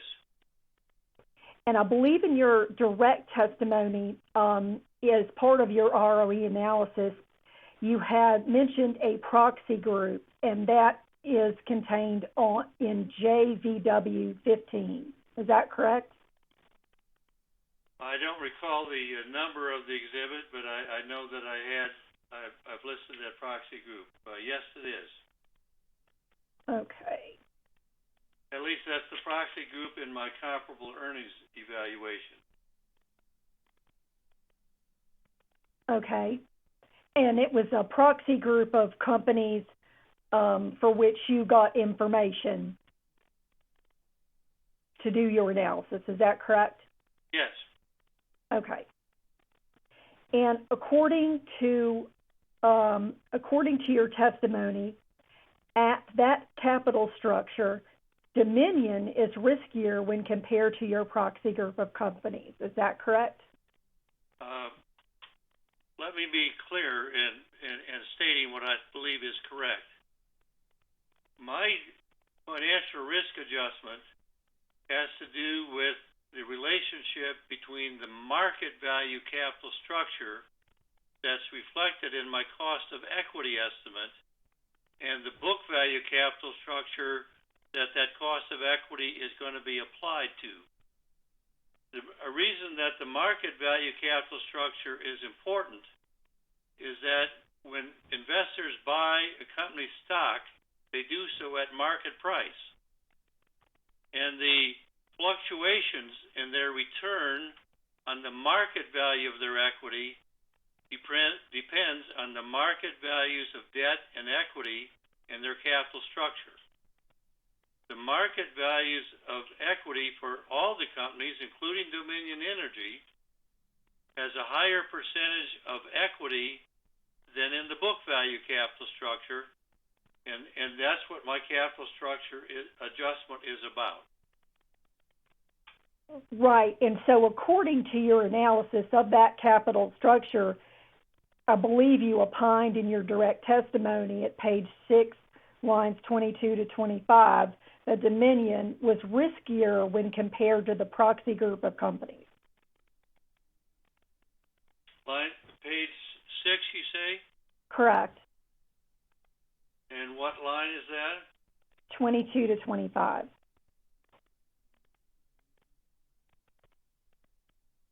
I said that the recommended, it isn't correct the way you stated it.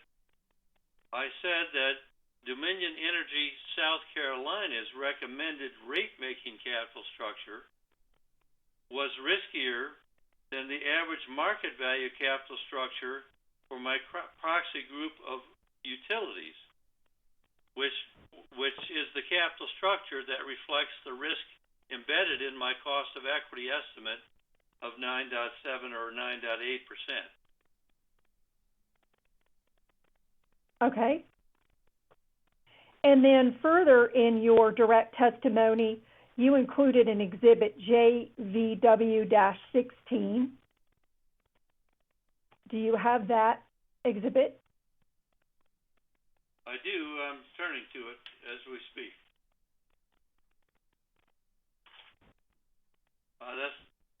Yes, that's I believe it's the last exhibit in my testimony. That is correct. And according to your calculations set forth in your exhibit JVW-16, the average market value capital structure for your proxy group of utilities is 40% debt and 60% common equity. Is that correct? Yes, in 2019. Okay. And that's based on data from Value Line. That's correct. And so you understand that the company in this case has proposed a capital structure based on book value. Is that correct? Yes. And your exhibit JVW-16 calculates the market value capital structure for the proxy group. Is that correct? Yes, it is. Okay, so what I want to do is make sure I understand how you did the math to arrive at the numbers that you got in JVW-16. Okay. So the first question I have for you is, it looks like you relied on data about debt and equity from Value Line for each of your proxy group companies in the calculation. Is that correct?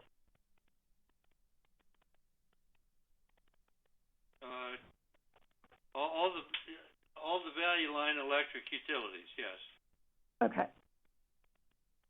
And then you took each proxy group company's debt plus the market value of its equity to calculate the company's total market value capitalization. Is that correct? Would you repeat that question, please? Sure.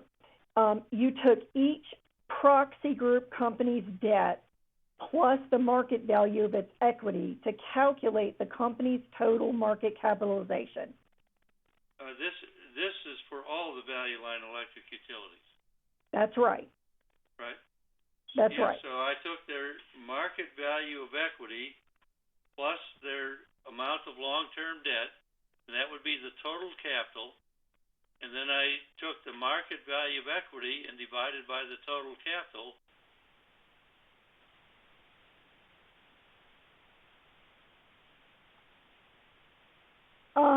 I think your volume went off. Dr. Vander. I can't hear you.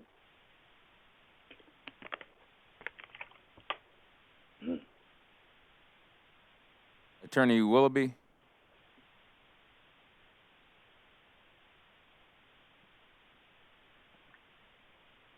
So, Dr. Vander Wyde, can you hear me? If so, just kind of hold your hand up.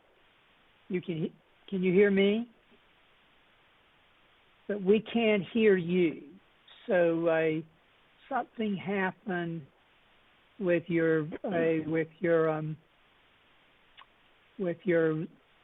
communications line. Now let's see.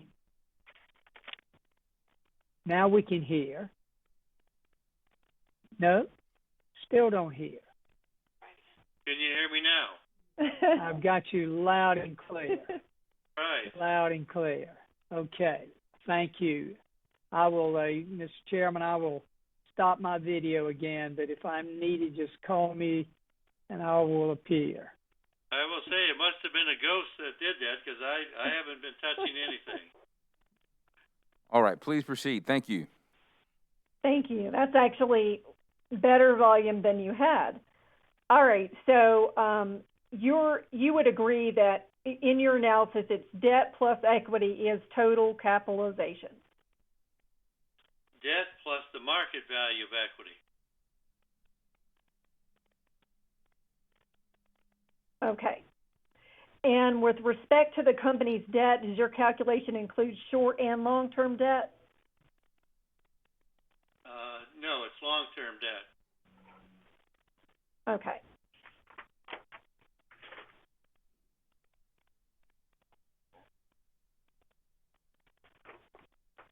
And so then that means that the total capitalization of a given proxy group company would be the sum total of the long-term debt plus the market value of equity. Yes. Okay. And then to determine the percentage that is debt, did you take the long-term debt and divide it by the total capitalization? Yes. Okay. Here is where I am getting to the confidential exhibit. All right, Melissa, would you get us prepared to enter the confidential zone?